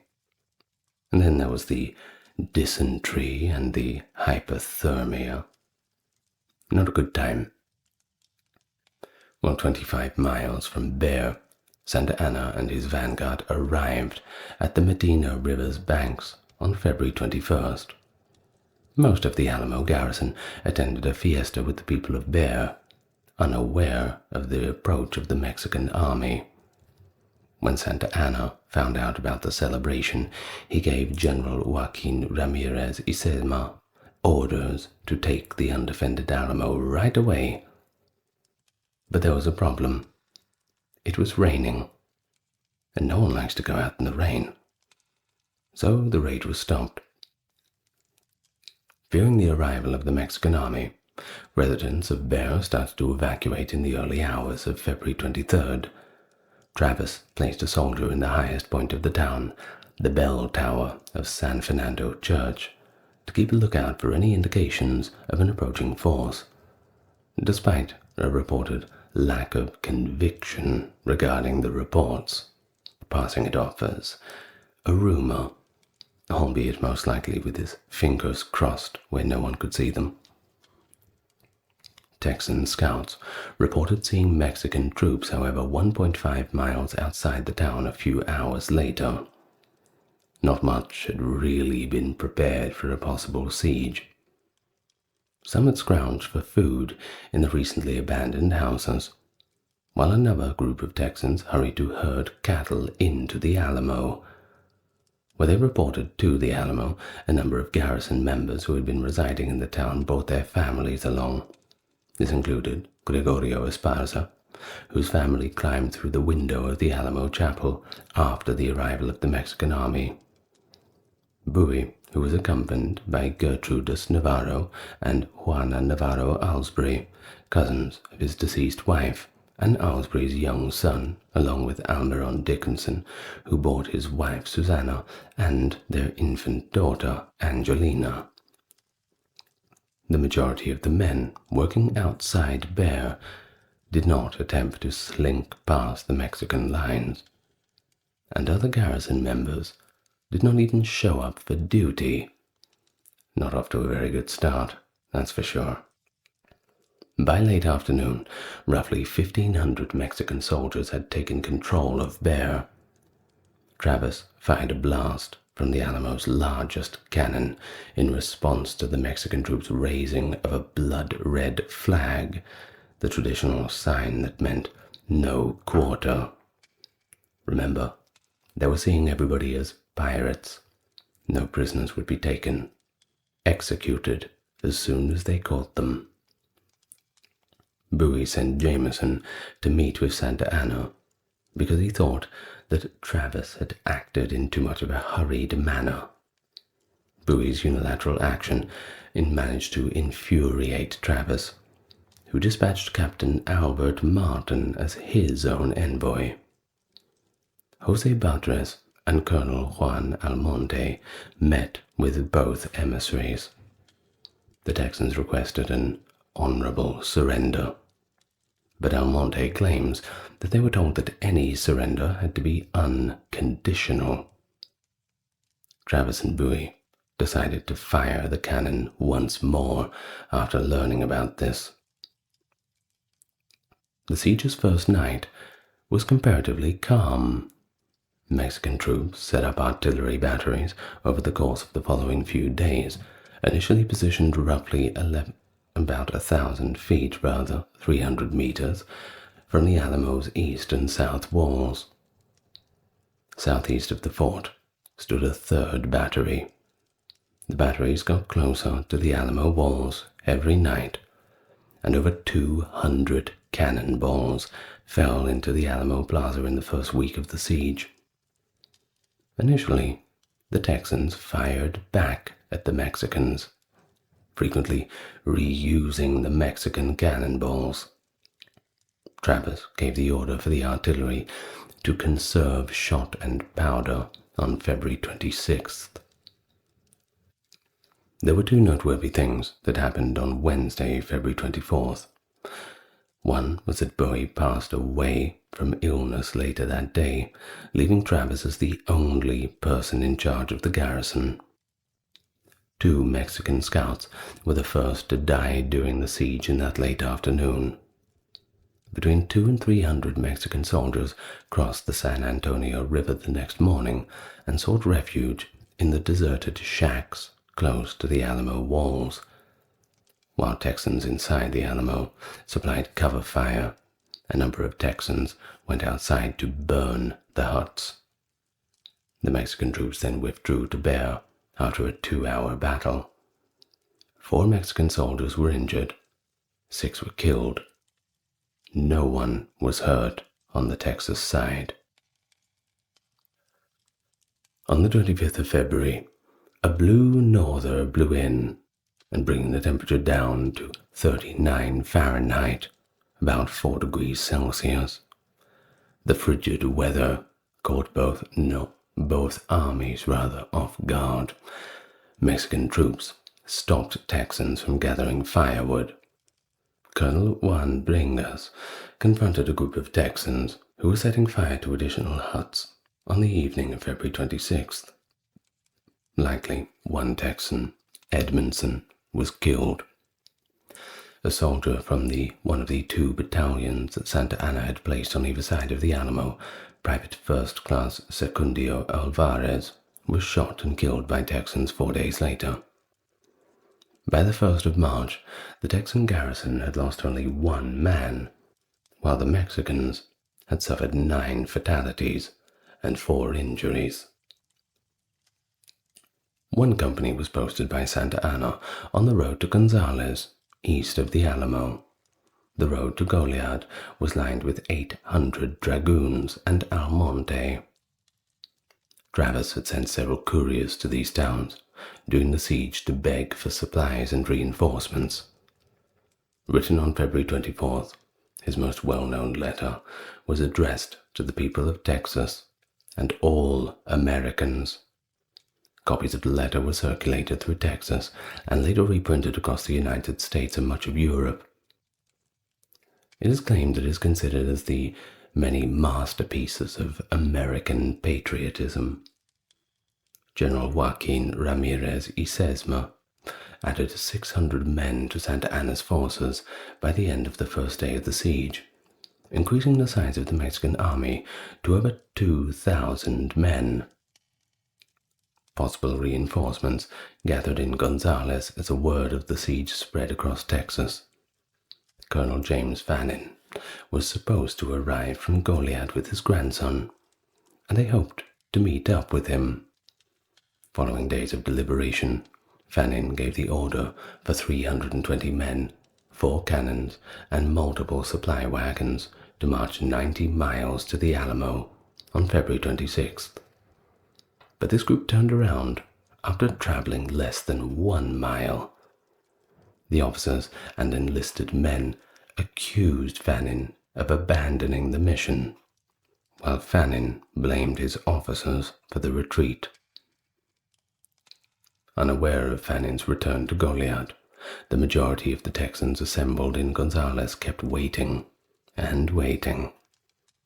Travis, impatient with the delay, gave Samuel G. Bastian the order to go to Gonzales to hurry up the reinforcements on February 27th.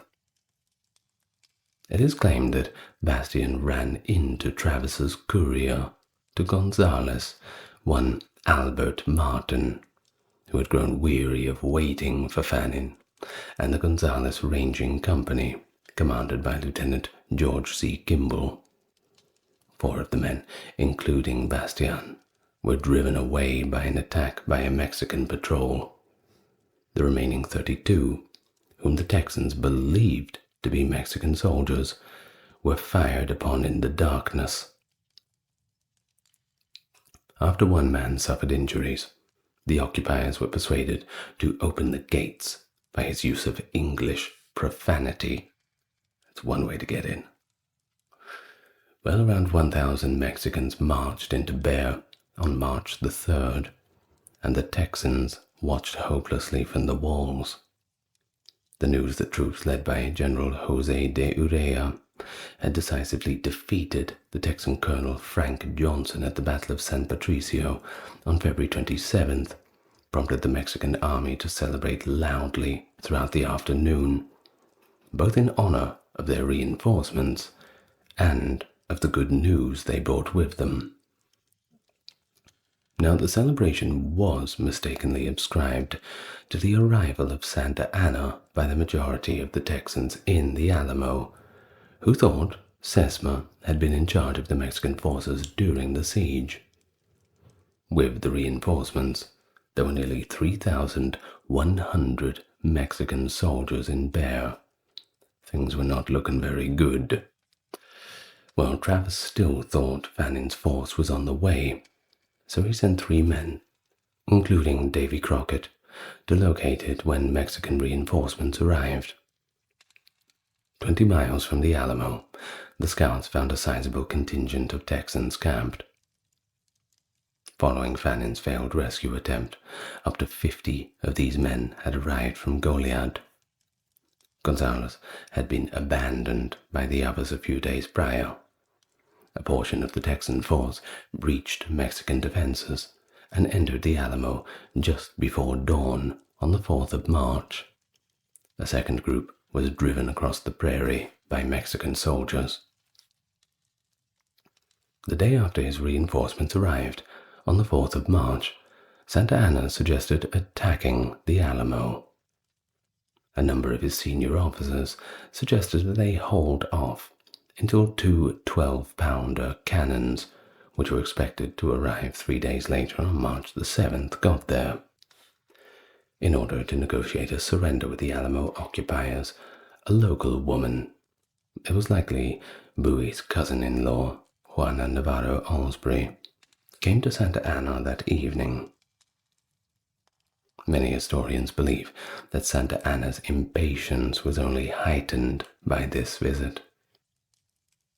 Santa Anna told his employees the next morning that the attack would happen early on March the 6th, so that the soldiers from Bear wouldn't have to fight their own families. Santa Anna made arrangements for them to be released from the front lines.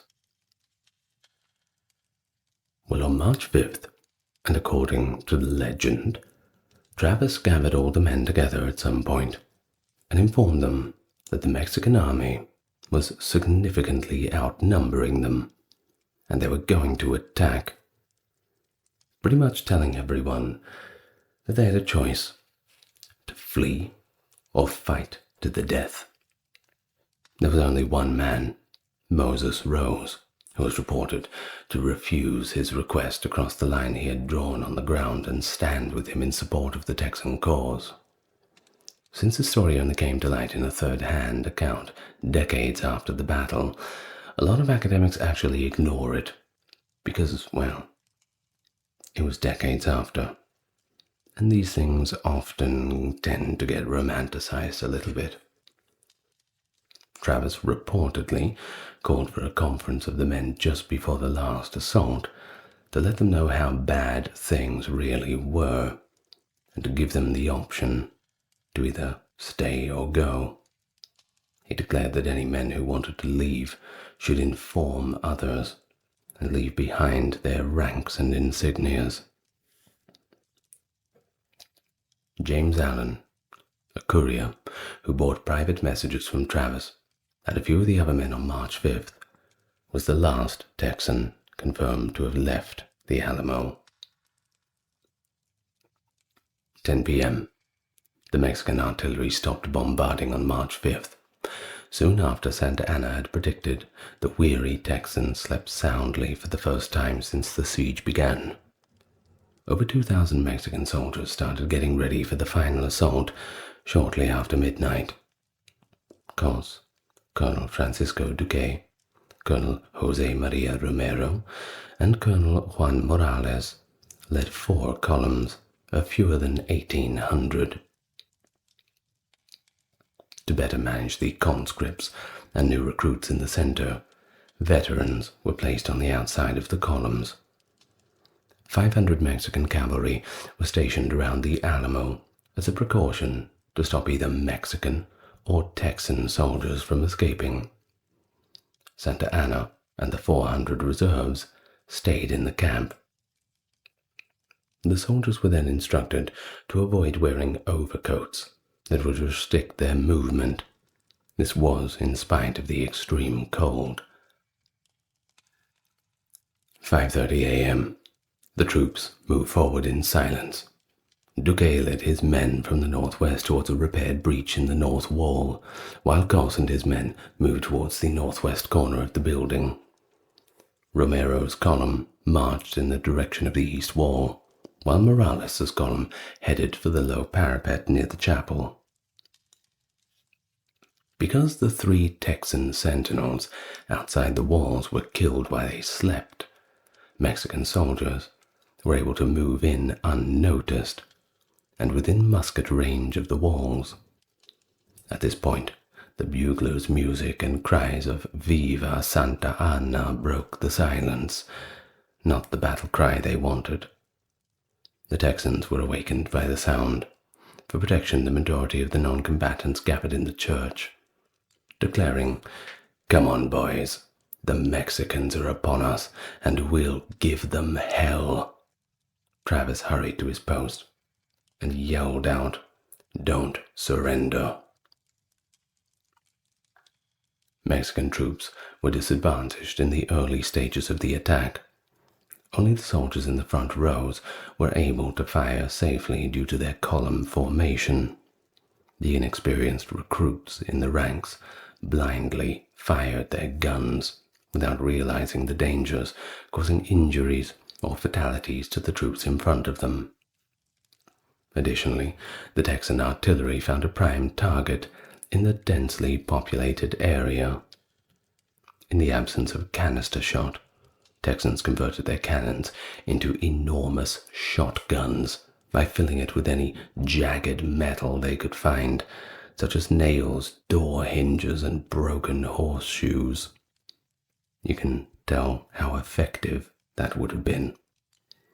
Jose Enrique de la Peña wrote in his diary that half of the company of chasseurs from Toluca were destroyed by a single cannon volley. After suffering a wound to his thigh, Duque fell from his horse and was nearly crushed in the panic of his own men. Duquesne's column was soon taken over by General Manuel Castrillon. Soldiers in the rear of the Mexican ranks pushed them forward despite some in front faltering. Texans were exposed to Mexican fire as they had to lean over the walls to shoot as the troops gathered against them. According to one account, Travis pulled out his sword and stabbed a Mexican officer to death who had stormed the wall before he passed away from his wounds, making him one of the first occupiers to be killed. Travis was shot while firing his shotgun into the soldiers below him. The Mexican ladders didn't often reach the walls and were not very effective. Only a handful of soldiers managed to scale the ladders before being swiftly killed or just beaten back. It became more and more difficult for the Texans to reload, however, as they fired their previously loaded rifles while trying to prevent Mexican soldiers from scaling the walls. Multitasking, not their strong point. Mexican troops regrouped and then withdrew when their second attack was thwarted. They launched a third 15 minutes into the conflict. Romero's column, which was headed for the east wall, was hit by cannon fire during the third strike and moved to the north, where it mixed with the second column. Under fire from Texans on the west wall, Cossa's column, also swerved to the north. Santa Anna panicked and sent reserves into the same area after realizing that the majority of his army was gathered against the north wall and feared a rout. The Mexican soldiers nearest the north wall discovered that there were numerous openings and toe holds, as the wall was indeed somewhat improvised. General Juan Amador was among the first to climb the 12-foot wall, and his men rushed up upon it in response to his challenge. If he's going, they're going. Amador let Mexican soldiers flood into the complex by opening the postern in the north wall. There were few occupiers in the west wall, so others climbed through gun ports. The Texan gunners at the south end of the mission turned their cannon northwards and fired into the advancing Mexican soldiers as the Texan occupiers left the north wall and northern end of the west wall. In a matter of minutes, the Mexicans had scaled the walls, killed the gunners, and taken control of the Alamo's 18-pounder cannon, leaving the south end of the mission completely exposed. Romero's men were now flooding in through the cattle pen after seizing the compound's east wall.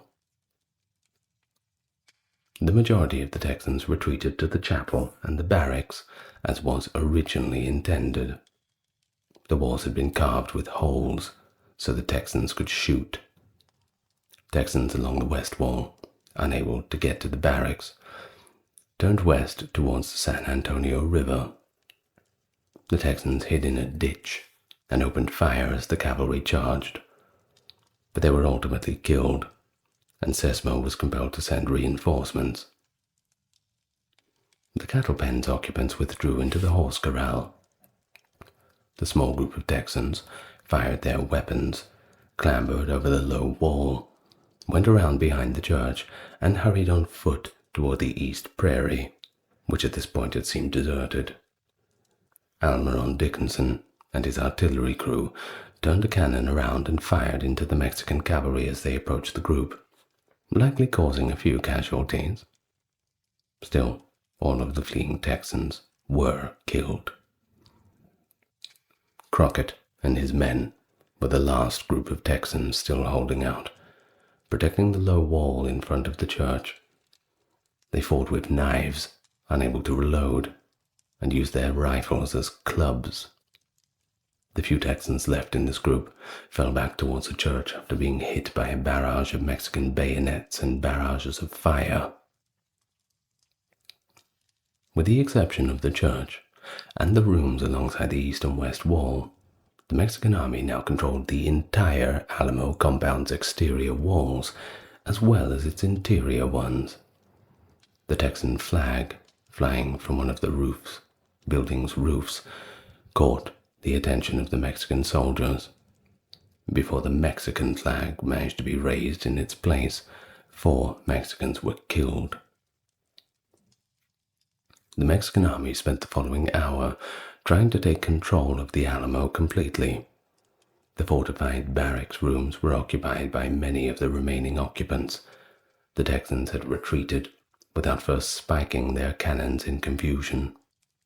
The cannon was turned towards the barracks by Mexican soldiers.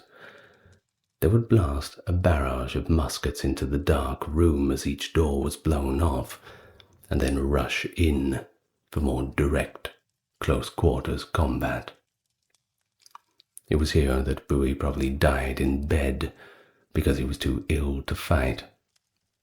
His death was reported in conflicting ways by a battle witness. According to some, Bowie was bayoneted by multiple Mexican soldiers as they entered his room and carried him out alive.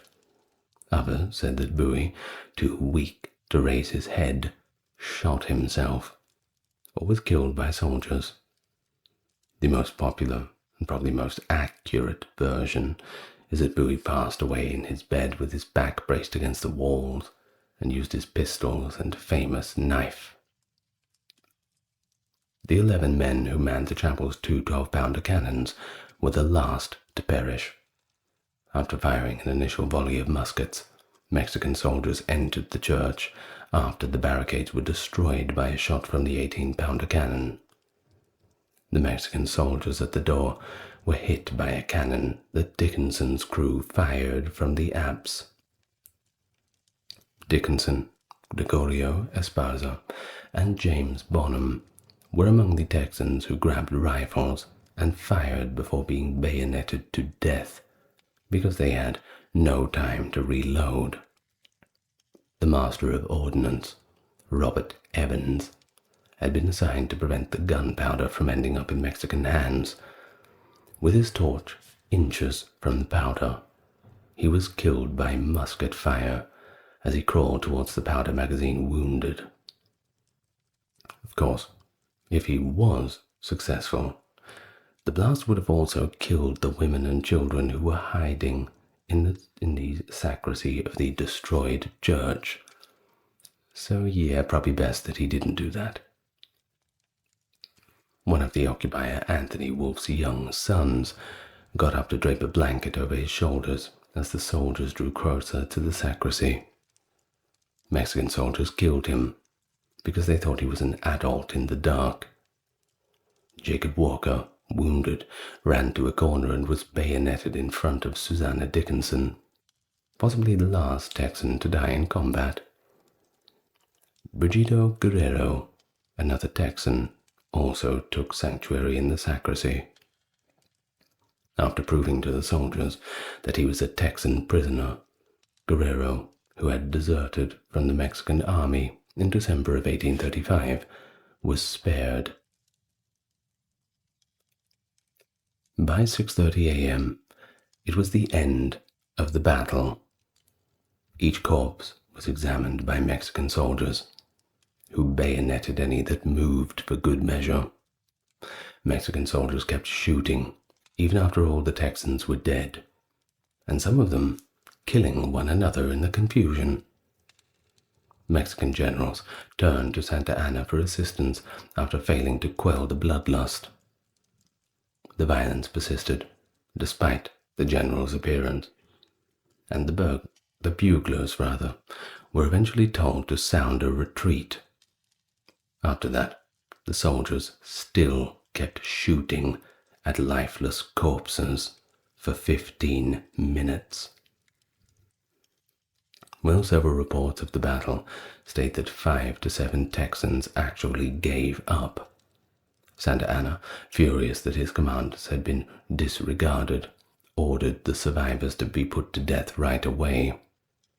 There were rumors circulating for weeks following the battle that Crockett was one of the people who gave up. Might have been propaganda, though. You know what it's like.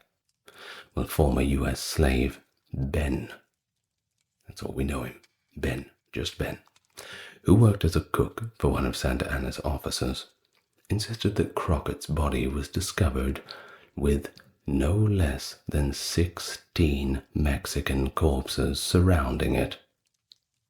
Which version of Davy Crockett's death is true is up for debate among historians.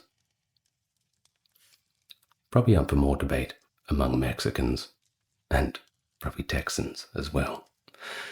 I'm sure the no less than 16 Mexican corpses surrounding him is probably, a lot of people would probably choose that story. I suppose there's no way for us to really prove it otherwise. Well, according to reports, Santa Anna had said that the battle was but a small affair. With such victory as this, we'll go to the devil, said another officer, obviously in reference to the bloodlust afterwards. Santa Anna stated in his first report that 600 Texans had been killed, while only 70 Mexican soldiers had been killed and 300 injured. According to Ramon Martinez Caro, his secretary, 400 were killed. There were between 60 and 200 Mexican soldiers killed according to the other estimates, and another 250 to 300 were wounded. Although some survivors, like Susanna Dickinson, and some historians have estimated that between 1,000 and 1,600 Mexican soldiers were killed and wounded, but the actual number of casualties is probably less than 600. Well, in the aftermath, the Mexican soldiers were treated by the Texas physician J.H. Barnard, who reported 300 to 400 dead and 200 to 300 wounded. Between 400 and 600 Mexicans were killed, according to the majority of the Alamo historians.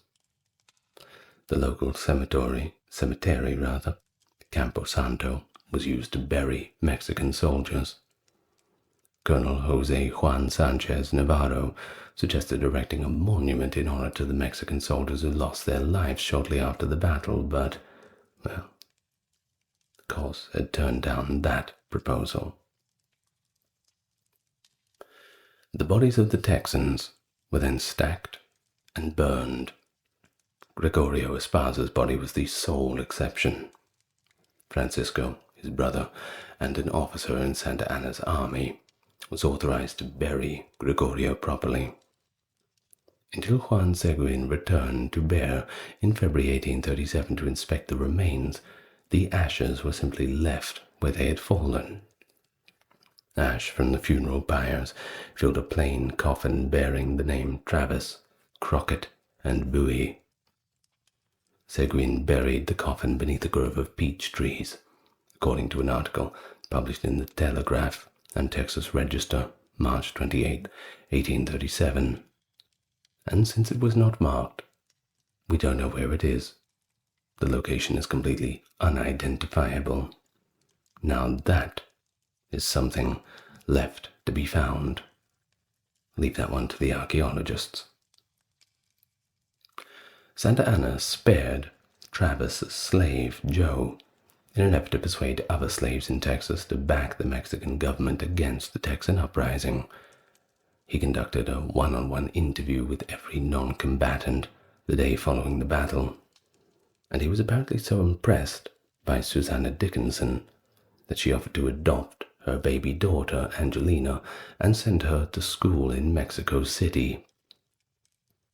Dickinson actually declined the offer, which Juana Navarro Alsbury did not receive, despite the fact that her son was roughly the same age.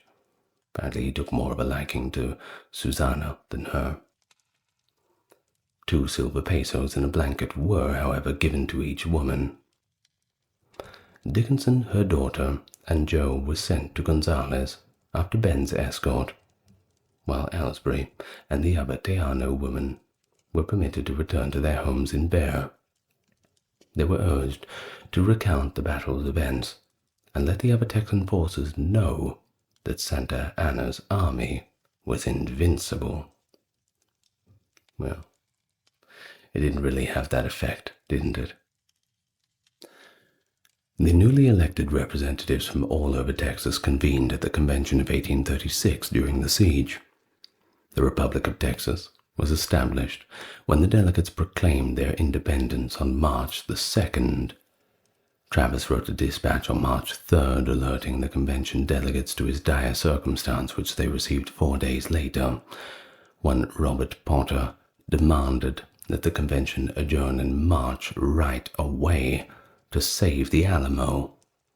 But at this point, he did not realize that it was already fallen. In order to draft a constitution, Sam Houston persuaded the delegates to stay in Washington on the Bear. Houston traveled to Gonzales to assume command of the 400 volunteers, who were still awaiting Fannon's leadership of them to the Alamo after being the designated sole commander of all Texan troops. On March 11th, just hours after Houston arrived, Andre Barcenas and Anselmo Bergeras arrived with the news that all of the Texans were dead at the Alamo and that the fortress had fallen. Houston detained the men as enemy spies in an attempt to stop a panic. When Susanna Dickinson and Joe arrived at Gonzales and verified the report, they were freed a few hours later. When Houston realized that the Mexican army would soon be moving towards the Texan settlements, he ordered his new army to retreat and advised all nearby civilians to leave. Most Texans, including those in the new government, fled as a result of this, causing a mass exodus that is known as the Runaway Scrape. And so the Mexican army in Texas was nearly 6 times larger than the Texan army, even after their defeat at the Alamo. Santa Anna believed that Texan soldiers would swiftly evacuate the area and that the resistance would be put down as soon as they learned of the difference in troop numbers and what had happened at the Alamo. But on the contrary, men rushed to join Houston's army after hearing of the fall of the brave men at the Alamo. An editorial in the New York Post stated, "Had Santa Anna treated the vanquished with moderation and generosity, it would have been difficult, if not impossible, to awaken that general sympathy for the people of Texas, which now impels so many adventurous and ardent spirits to throng to the aid of their brethren."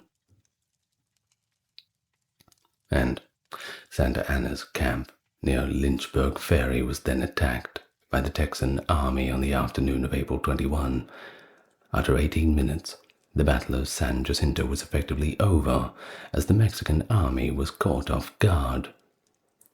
"Remember the Alamo," was reportedly yelled by many of the Texan soldiers as they massacred the escaping Mexican troops during the battle.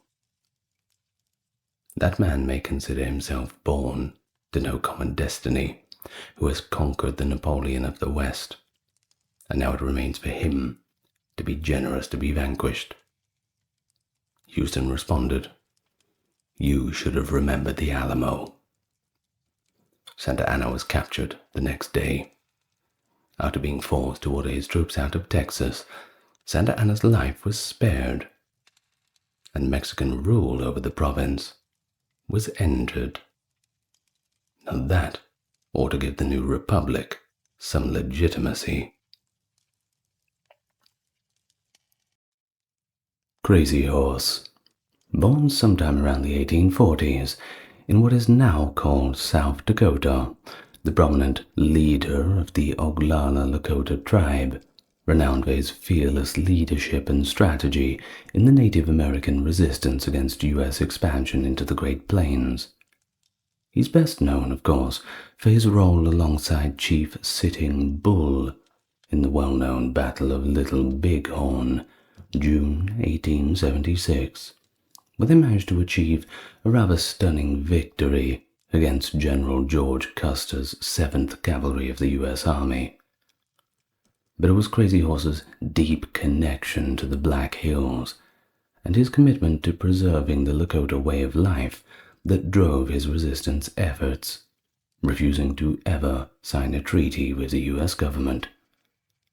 Tragically, his life ended under what seems to be rather controversial circumstances in 1877, while in military custody at Fort Robinson, Nebraska. But today, Crazy Horse is celebrated as a symbol of Native American pride and resistance, immortalized by the ongoing Crazy Horse Memorial Project in South Dakota, honoring his legacy and the heritage of indigenous peoples across North America. Welcome to the channel, everyone. Well, we're doing another somewhat modern history today. I've been enjoying doing things that are a little bit more within our modern time period. Not quite up to the point of the world wars and all that, and I'm not sure if I will get to that, but if you want to see me do the world wars, why don't you tell me in the comments, or just tell me what you want me to do. Give me some ideas. The list is already quite exhaustive, but hey, we may as well add to it. Now, of course, as always, do the whole like, subscribe thing, you know what to do. But I'm going to just say before I start this video about the names and terminologies in language. Now, I could go through this whole thing using the native pronunciations and names, but there are two problems. The first being that generally we know these subjects of the talk by their English names. Think about Crazy Horse and Sitting Bull, these sorts of things. If I was to quote their native names, you may not know who I'm talking about. So there's that. But the second is the pronunciations that I did make the effort to look up, and I did look them up, were unfortunately not very unified. One says it one way, another says it a different way, and everyone's got a different opinion, each claiming that they are correct. So, for the sake of everybody having an easier time of it, we're just going to be using the English names. Now, with that in mind, let us begin the life of Crazy Horse. So whereabouts do we begin? Well, sometime between 1840 and 45. We're not quite sure. There's no real record of Crazy Horse's birth, but we generally have a consensus between those years of 1840 and 45, give or take. Now, there was another native, He-Dog, who claimed that he and Crazy Horse were both born in the same year during the same season. And when was E-Dog born? Well, according to census data and other interviews, this gives us a date of around 1842, smack bang in the middle of the estimate. Pretty safe. Now, on to another. Encouraging Bear, an Oglala medicine man and spiritual advisor to Crazy Horse, weighs in on the issue too. And he says that Crazy Horse was born, I quote, in the year when his band, the Oglala, took 100 horses, in the autumn of that year. Now, this is referring to the Lakota calendar. Now, the Oglala winter counts. Cloud Shield recorded the theft of 100 horses, possibly supported by accounts from the American Horse and Red Horse, placing the year around 1840 to 41.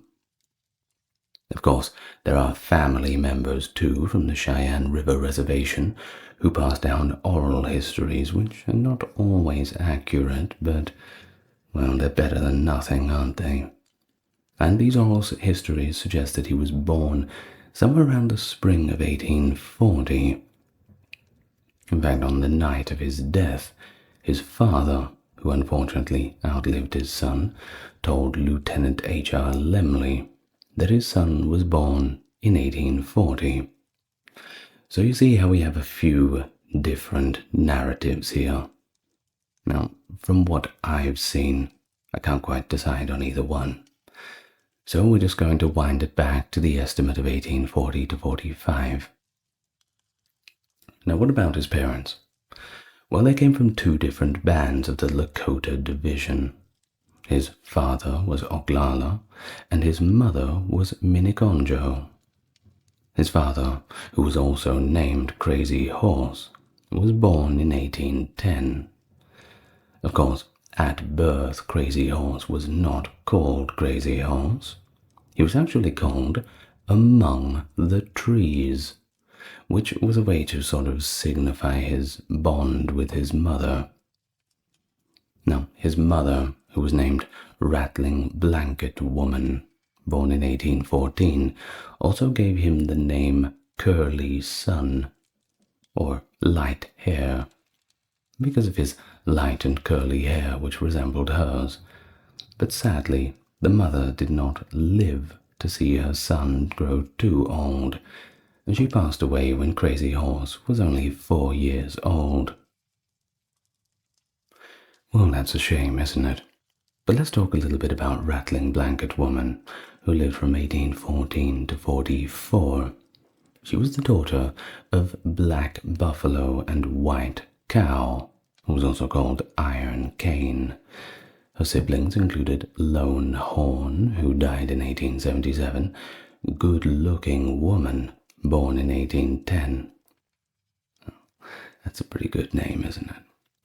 And a younger sister originally named Looks At It, born in 1815, later renamed to They Are Afraid of Her. I'm loving these names. It's really interesting, isn't it? Now, Rattling Blanket Woman has been identified as Miniconjo and a sister of Spotted Tail, who became the head chief of the Brule.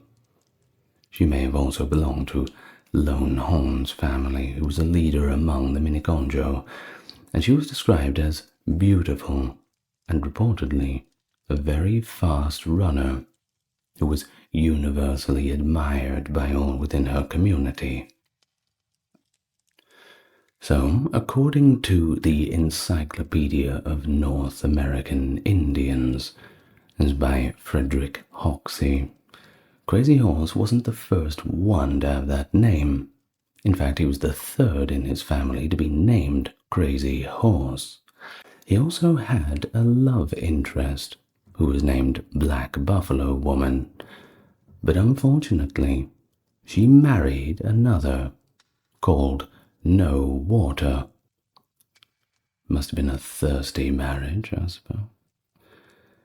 Well, Crazy Horse did once convince her rather, to run away with him, prompting No Water to begin an altercation and chase after them. When No Water found them together, he shot Crazy Horse in the face, leaving a lasting scar. We will get back to that story a little bit later in some more detail, but we'll move on from it first. Well, it wasn't over for him. He survived, and Crazy Horse actually married twice.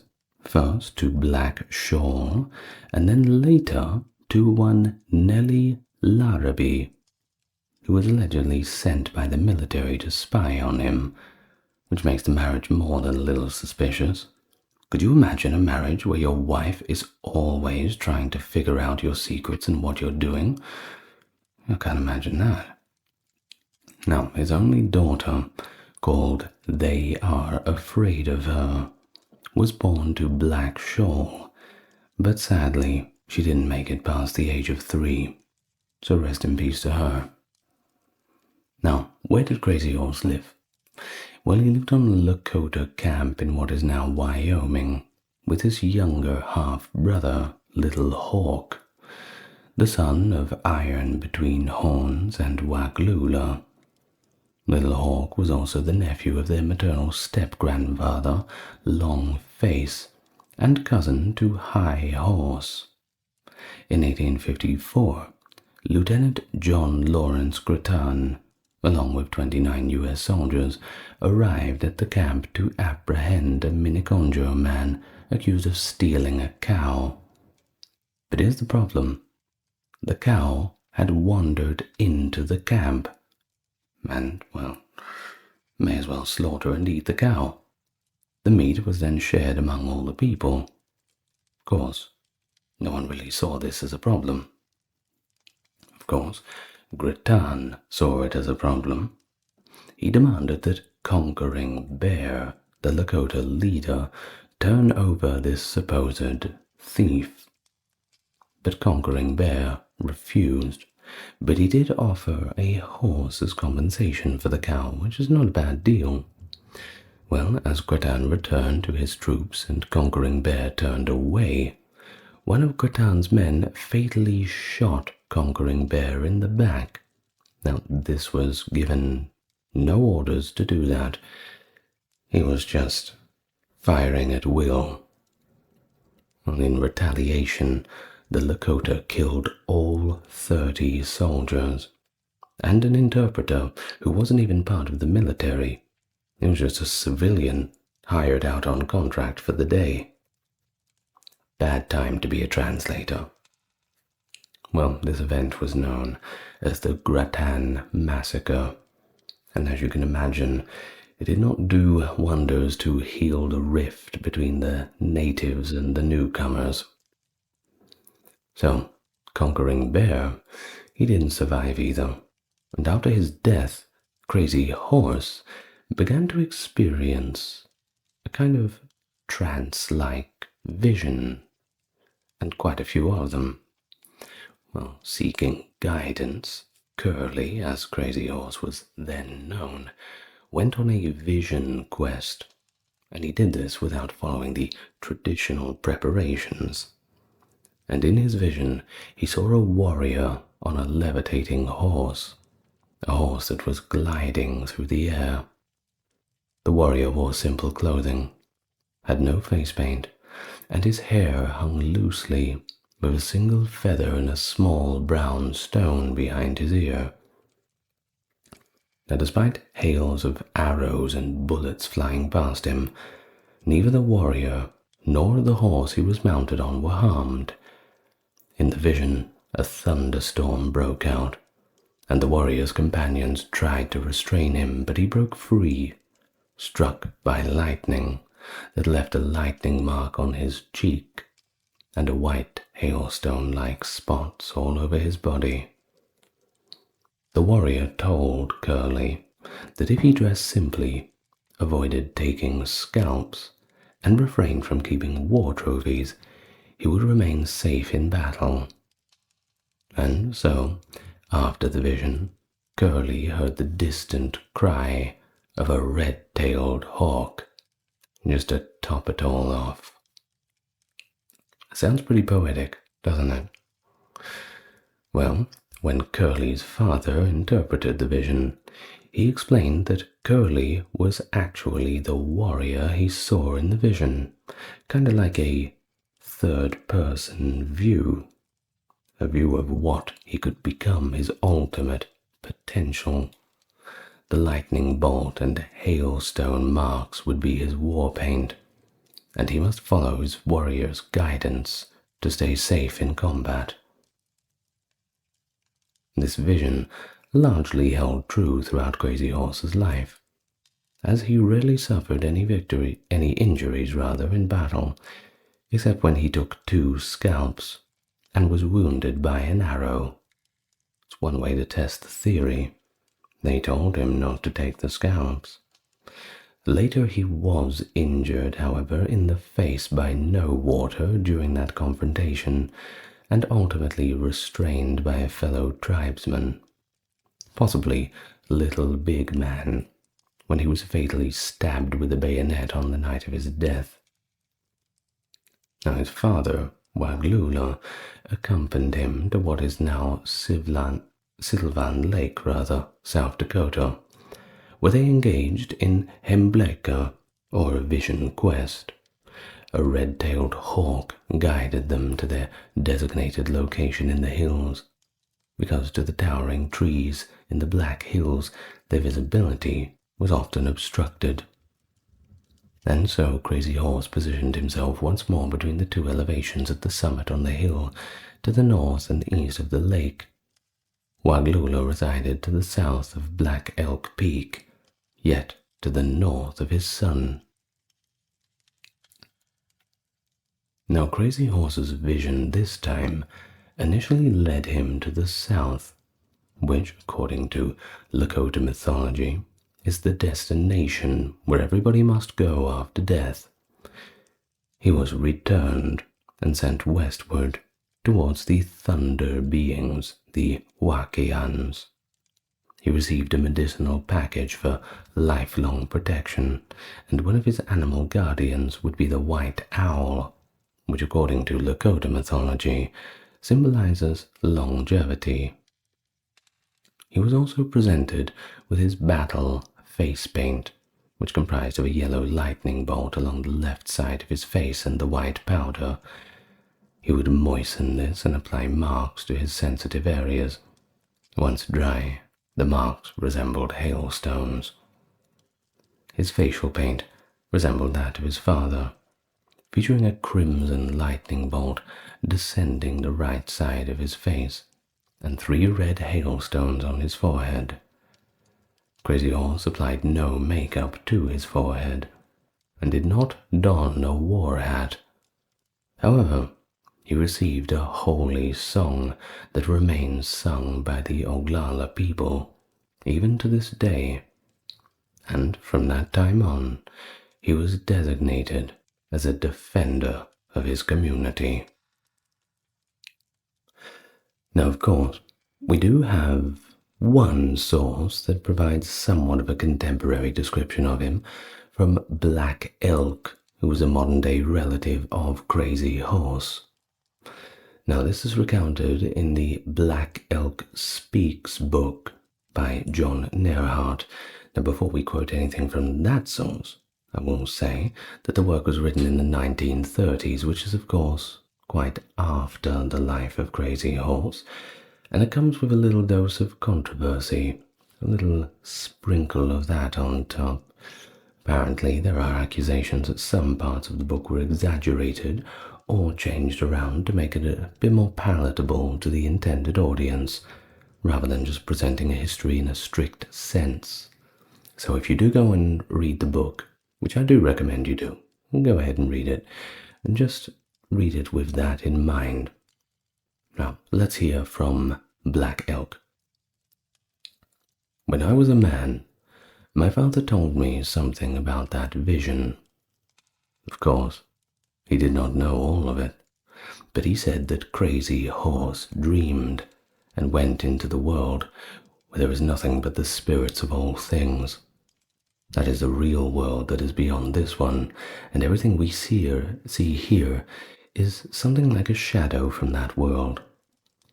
He was on his horse in that world, and the horse and himself on it, and the trees and the grass and the stones and everything were made of spirit, and nothing was hard, and everything seemed to float. His horse was standing still there, and yet it danced around like a horse made only of shadow. And that is how he got his name, which does not mean that his horse was crazy or wild, but that in his vision it danced around in a queer way. It was this vision that gave him his great power, for when he went into a fight, he had only to think of that world to be in it again, so that he could go through anything and not be hurt, until he was killed at the soldiers' town on White River. He was wounded only twice, once by accident, and both times by someone of his own people, when he was not expecting trouble and was not thinking. Never by an enemy. End of the account from Black Elk. Well, Crazy Horse also obtained a black stone trinket from a medicine man named Horn Chips to safeguard his horse, a black and white pinto designated Inyan, rock or stone. Now he positioned the stone behind the horse's ear to amalgamate the medicine from his vision quest with Horn Chips, ensuring unity between himself and his steed whenever they charged into combat. But there is a prevailing narrative that, however, asserts that Horn Chips presented Crazy Horse with a magical stone that shielded him from gunshots. Consequently, Crazy Horse was never struck by a gunshot. Suppose that's proof that it works. Furthermore, Horn Chips is kind of an incorrect designation for this medicine man, but notwithstanding its persistent misapplication since its initial publication since 1982, his Lakota name was Waptura. Yet the government assigned him the moniker Chips, leading to his designation as Old Man Chips. Horn Chips was one of his sons, also referred to as Charles Chips. Now, once again, we're going to read from the work of Nerhard, from that book that we just had the source from. Another kind of description of his personality, kind of marked by this humility and solitude, but also a little bit of mystery. It's also reported that he exhibited quite a bit of generosity towards the impoverished, the elderly, and children. From the text we read, he was a queer man and would go about the village without noticing people or saying anything. In his own teepee he would joke, and when he was on the warpath with a small party, he would joke to make his warriors feel good. But around the village, he hardly ever noticed anybody, except the little children. All the Lakotas liked to dance and sing, but he never joined a dance. And they say nobody ever heard him sing either. But everybody liked him, and they would do anything he wanted, or go anywhere he said. End of the account.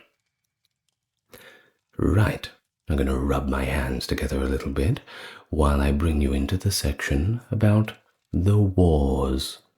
Of course, you don't get into these sorts of things without talking about the military aspect.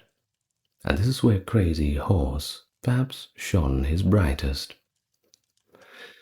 Now, of course, we all know that this time was a pretty chaotic one. Of course, I'm assuming that people have some kind of background on what the mid-19th century was like on the frontiers.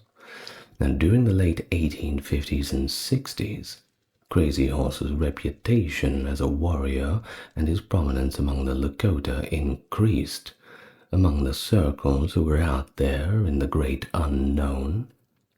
Well, he was quite the name. Definitely somebody that you wanted on your side, too, that's for sure. Now, the Lakota recount narratives about him in their oral traditions, which is where we get 90% of our information from. And from that information, we can deduce that his initial kill was a Shoshone raider who had slain a Lakota lady preparing buffalo meat beside the Powder River. Crazy Horse also engaged in multiple confrontations between the Lakota and their historical adversaries, including the Crow, Shoshone, Pawnee, Blackfeet, and Arikara within the Plains tribes. And yes, don't think for one moment that before the European settlers came along, conquerors, colonizers, whatever you want to call them, that everything was all peace, love, and pipe smoking. Well, it was most certainly not. Once again, war is as old as time, transcends all cultures, all peoples. Conflict is a general rule, not an exception. With that being said, let's move on. Now, in 1864, following the decimation of the Cheyenne and Arapaho by the 3rd Colorado Cavalry in the Sand Creek Massacre, the Oglala and Miniconjo bands formed an alliance with them against the U.S. troops. Crazy Horse then participated in the Battle of Platte Bridge and the Battle of Red Boots in July of 1865. Now, in 1865, because of his combat prowess and benevolence towards the tribe, Crazy Horse was designated as an Ogle Tankaun, a shirt wearer, kind of a name for a war leader by the tribe. Of course, this is a great honor, and you don't get that sort of title easy. Now, on December 21st, 1866, Crazy Horse and 6 other warriors, comprising of both Lakota and Cheyenne, lured Captain William Fetterman's 53 infantry and 27 cavalry soldiers under Lieutenant Grumond into an ambush. You see, they were dispatched from Fort Phil Kearny to investigate a prior assault on a lumber train. Crazy Horse enticed Fetterman's soldiers to ascend a hill. Grumman's cavalry pursued the remaining 6 decoys up Pennow Head Ridge and ascended towards the Pennow Creek, when numerous Cheyenne women provoked the soldiers too. Now, at the same time, the Cheyenne chief Little Wolf and his warriors, concealed on the opposite side of Pennow Head Ridge, obstructed the approach back to the fort. Then the Lakota warriors charged suddenly over the hill and made an assault upon the army. Supplementary Cheyenne and Lakota, concealed in the buckbrush along the Pennow Creek, effectively encircled the soldiers. Well, it was all over for the American troops. Realizing their encirclement, Grumman sent his horsemen towards Fetterman. The united warrior forces of approximately 1,000 eliminated all the U.S. soldiers. And since then, it was subsequently referred to, at least by the American populace, as the Fetterman Massacre. It constituted the Army's most significant setback on the Great Plains up to that point. Never before had they had a worse day than that. Or at least not since the earlier times of the wars with Britain. It had been a long time. Now, the Lakota and Cheyenne refer to it as the Battle of the 100 in the Hand. But of course, that wasn't the end of it. There was more war to come. August the 2nd, 1867. The Wagon Box Fight, as it is known, Crazy Horse engaged in that one near Fort Phil Kearny. Here's what happened. A contingent of Lakota soldiers, including between 1,000 to 2,000 individuals, assaulted a wood-cutting operation in proximity to the fort. The majority of the soldiers retreated immediately to a circular formation of wheelless wagon crates. Reminds me somewhat of ancient Gaul, that kind of tactics. Now they utilized them as cover as they engaged the Lakota with gunfire. Of course, the Lakota no doubt suffered significant casualties as the soldiers utilized the new breech-loading rifles. These could discharge 10 times per minute, not like the old guns. The previous muzzle-loading rate was about 3 times per minute, and you had to train yourself up to get to that point. You know, the process of the big stick and putting the gunpowder down and patting it down and all this sort of thing. It's a little bit cumbersome. Once every 20 seconds is a pretty good fire rate for an old musket. Now the Lakota advanced after the troops discharged their weapons initially, anticipating the lag in reloading their antiquated muskets before they could fire again. So you see, they would hear this gunshot ring out and think, okay, we've got 20 seconds, let's go at them. But then all of a sudden, 5 seconds later, on comes another volley. Uh-oh, that's not meant to happen. Well, the soldiers incurred 5 fatalities and 2 injuries, whereas the Lakota, their casualties range from 50 to 120 at the higher estimates. Not a good day for them at all. And a significant number of Lakota were interred in the hills encircling Fort Phil Kearny in Wyoming. Well, in the autumn of 1870, Crazy Horse extended an invitation to Black Buffalo Woman to join him on a buffalo hunt in the Slim Boots region of contemporary northwestern South Dakota. Now, she was the spouse of No Water, known for his excessive alcohol consumption. That's why they call him No Water. Well, the Lakota tradition permitted a woman to initiate divorce from her husband at any moment she pleased, and she accomplished this by residing with relatives or another man, or by placing the husband's possession outside her dwelling. Just throw him out to the curb. While some recompense may be necessary to alleviate the emotional distress, the spurned husband was anticipated to simply accept the wife's choice. I mean, what else is he going to do about it? Of course, No Water was not at the camp when Crazy Horse and Black Buffalo Woman departed for the buffalo hunt. No Water located Crazy Horse and Black Buffalo Woman in the Slim Boots region. Upon discovering them in a tent, he screamed out Crazy Horse's name from the outside, and when Crazy Horse responded, No Water brandished a pistol inside the tent and targeted Crazy Horse. Uh-oh. Touch the Clouds, the first cousin of Crazy Horse and son of Lone Horn, was seated in the tent closest to the entrance. He elevated the pistol as No Water discharged, redirecting the bullet to Crazy Horse's upper jaw.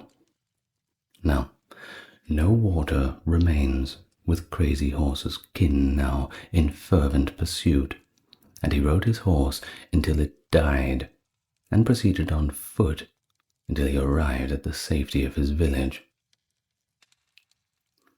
And that's the account of what went down between Crazy Horse and No Water in a little bit more detail. Now, there was a number of elders that persuaded Crazy Horse and No Water to put their differences aside, and that further bloodshed should be avoided. As for No Water, Well, he compensated Crazy Horse for shooting him by providing him with 3 horses. Personally, I would have asked for a little bit more than that, but, well, times have changed. Now, due to his association with a married woman, Crazy Horse was deprived of his status as shirt wearer, the war leader moniker, which, well, that is a bit of an insult. But hey, shouldn't have ran off with somebody else's wife.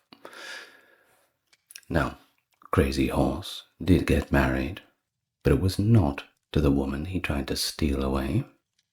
He actually wed Black Shawl at this time, an Oglala Lakota and kin of Spotted Tail. The elders dispatched her to treat Crazy Horse following his confrontation with No Water. And, well, I guess it was probably proximity. Crazy Horse and Black Shawl Woman entered into matrimony in 1871. Congratulations. And, of course, even better, they had the Soul Child. They are afraid of her, but as we mentioned, she passed away shortly after in 1873. And Black Shawl lived a lot longer than Crazy Horse did. In fact, she lived all the way up to 1927. Unfortunately, amid the influenza epidemics of the 1920s, which managed to take out quite a few more than just her. Now, we talk now about June 17th, 1876. Of course, you may recognize the date. Crazy Horse commanded a coalition of over 1,500 Lakota and Cheyenne in a surprise assault against the brevetted Brigadier General George Crook's contingent of 1,000 cavalry and infantry, along with 300 allied Crow and Shoshone warriors during the Battle of the Rosebud. Of course, this is all the prelude to the big battle. Now, the skirmish, while minimal in human casualty, postponed Crook's integration with the 7th Cavalry, commanded by George A. Custer. It contributed to Custer's eventual defeat at the Battle of Little Bighorn, which we get to now. June 25th, 1876, at 3 p.m., Custer's 7th Cavalry launched an assault on a substantial encampment of Cheyenne and Lakota tribes near the Little Bighorn River, signifying the commencement of his final fight. Now, the specifics of Crazy Horse's conduct during the conflict are a little bit unknown, but we recount it mainly from the U.S. Army sources. The primary assault was spearheaded by Hunkpapa warriors under the leadership of Chief Gal.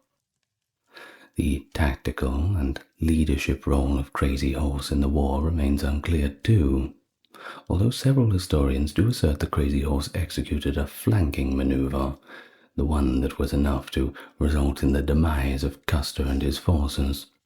The sole verifiable truth is that Crazy Horse was indeed a significant player in the combat.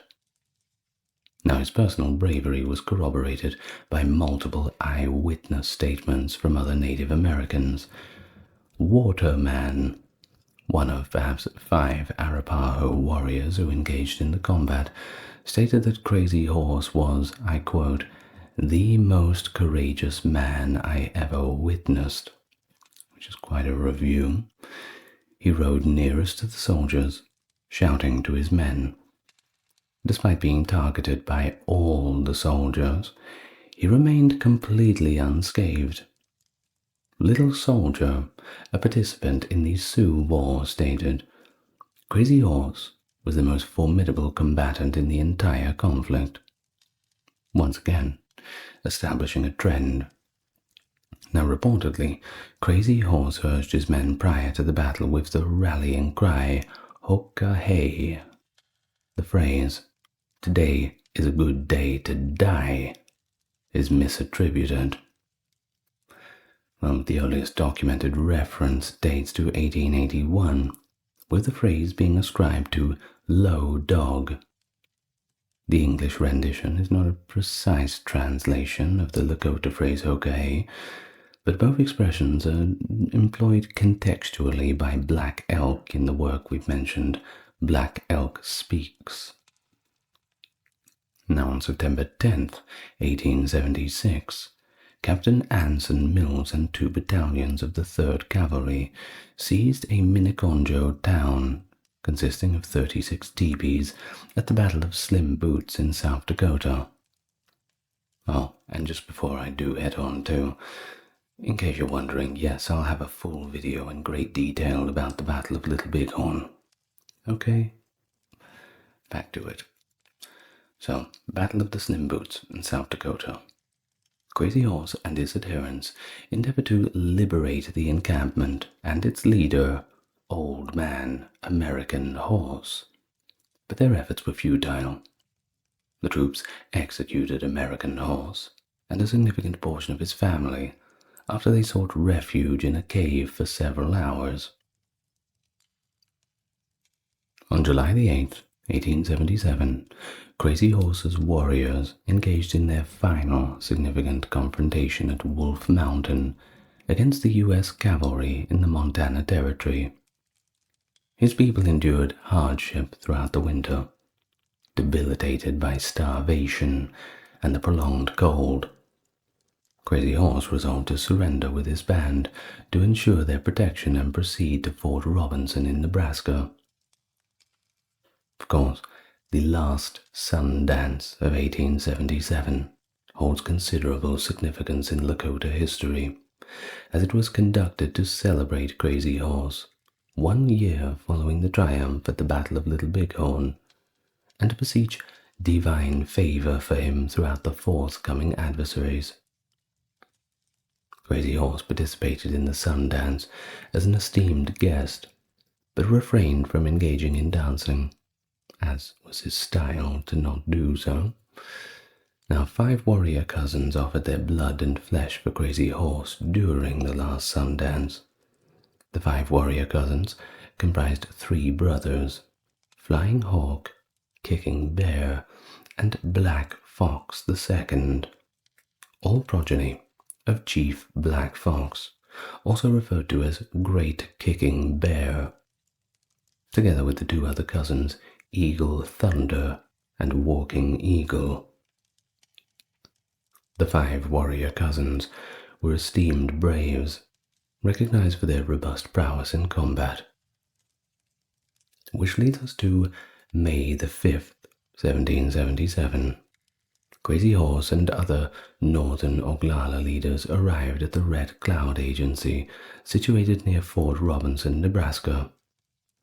In a solemn ceremony, He Dog, Little Big Man, Iron Crow, and the others convened with First Lieutenant William P. Clark as the initial step in their formal surrender.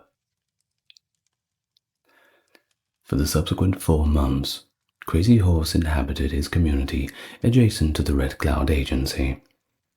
The attention garnered by Crazy Horse from the army incited the envy of Red Cloud and Spotted Tail, 2 Lakota who had previously assimilated into white culture. Speculations on Crazy Horse's inclination to withdraw and revert to traditional lifestyles began to circulate at the Red Cloud and Spotted Tail agencies. In the August of 1877, officials at Camp Robinson were informed that Nez Perce, led by Chief Joseph, had escaped from their reservation in Idaho and were advancing northward across Montana towards Canada. Upon Lieutenant Clark's request for Crazy Horse, and the Miniconjo leader touched the clouds to enlist with the army against Nez Perce, they expressed their objections, citing their commitment to peace upon surrendering. One account of these events indicates that Crazy Horse ultimately consented, declaring his intention to battle until all the Nez Perce were exterminated. However, the statements were seemingly misconstrued by Frank Groard, a half-Tahitian scout another U.S. cavalry scout from the summer of 1876. You see, Grouard said that Crazy Horse declared he would proceed north and engage in combat until no white man remains. He didn't say that. Well, when confronted on his interpretation, Grouard departed from those who questioned him. Another interpreter, William Garnett, was summoned but promptly observed that the scale was escalating in tension. Well, due to these issues at the Red Cloud Agency, General George Crook was instructed to halt at Fort Robinson. A council of Oglala elders was convened and subsequently cancelled when Crook received erroneous information that Crazy Horse had declared the night before his intention to kill the general during the meeting. Right there at the dinner table, just jump over and start stabbing wildly. Of course, Crook commanded the arrest of Crazy Horse and thereafter left, delegating the execution of his order to Lieutenant Colonel Luther P. Bradley, who was the garrison commander at Fort Robinson. Supplementary forces were deployed from Fort Laramie.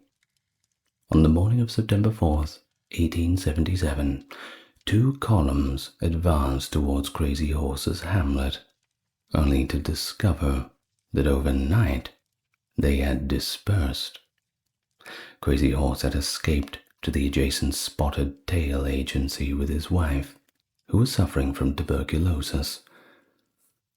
Now, following a conference with military officials at Camp Sheridan, the nearby military installation, Crazy Horse consented to accompany Lieutenant Jesse M. Lee, the Indian agent at Spotted Tail, back to Fort Robinson. And on the morning of September 5th, 1877, Crazy Horse and Lieutenant Lee, along with Touch the Clouds and several native scouts, set out towards Fort Robinson. Upon arriving that evening outside the office, Lieutenant Lee was instructed to relinquish Crazy Horse to the officer of the day. Lee objected to this, however, and rushed to Bradley's apartments to discuss the matter. But unfortunately it was to no avail. Bradley received orders for the arrest of Crazy Horse to be executed under the cover of darkness and transported to division headquarters. Lee then surrendered the war chief to Captain James Kennington, responsible for the post guard, who escorted Crazy Horse to the guardhouse. Upon entry, Crazy Horse grappled with the guard and Little Big Man in an effort to flee, and immediately outside the door, in the struggle, in the panic, Crazy Horse was stabbed with a bayonet by a guard member. He was then transported to the adjutant's office, where he received care from the assistant surgeon, Valentine McGillicuddy. Unfortunately, late that night, he succumbed from his wounds. The subsequent morning, Crazy Horse's remains were entrusted to his aged parents, who transported them to Camp Sheridan and positioned them at a burial scaffold. The subsequent month, upon the relocation of the Spotted Tail Agency to the Missouri River, Crazy Horse's parents transferred the remains to a confidential site. At least 4 potential sites are indicated on a state highway memorial at Wounded Knee, South Dakota, but his ultimate burial site is undisclosed. And so what do you think? That struggle at the end, that was, by the estimation of the one who bayoneted him, all because he was trying to flee. Do you believe it? Do you think it was perhaps out of frustration, or somehow pure hatred, that a bayonet was driven through Crazy Horse? Maybe. That's a bit of speculation that we don't quite know if it's true or not. But of course, controversy is, a lot of the time, just speculation. But what is not speculation is you clicking the subscribe button. Well, not speculation, perhaps desperation. Anyway, I'll thank my top-tier patrons and supporters both on YouTube and Patreon.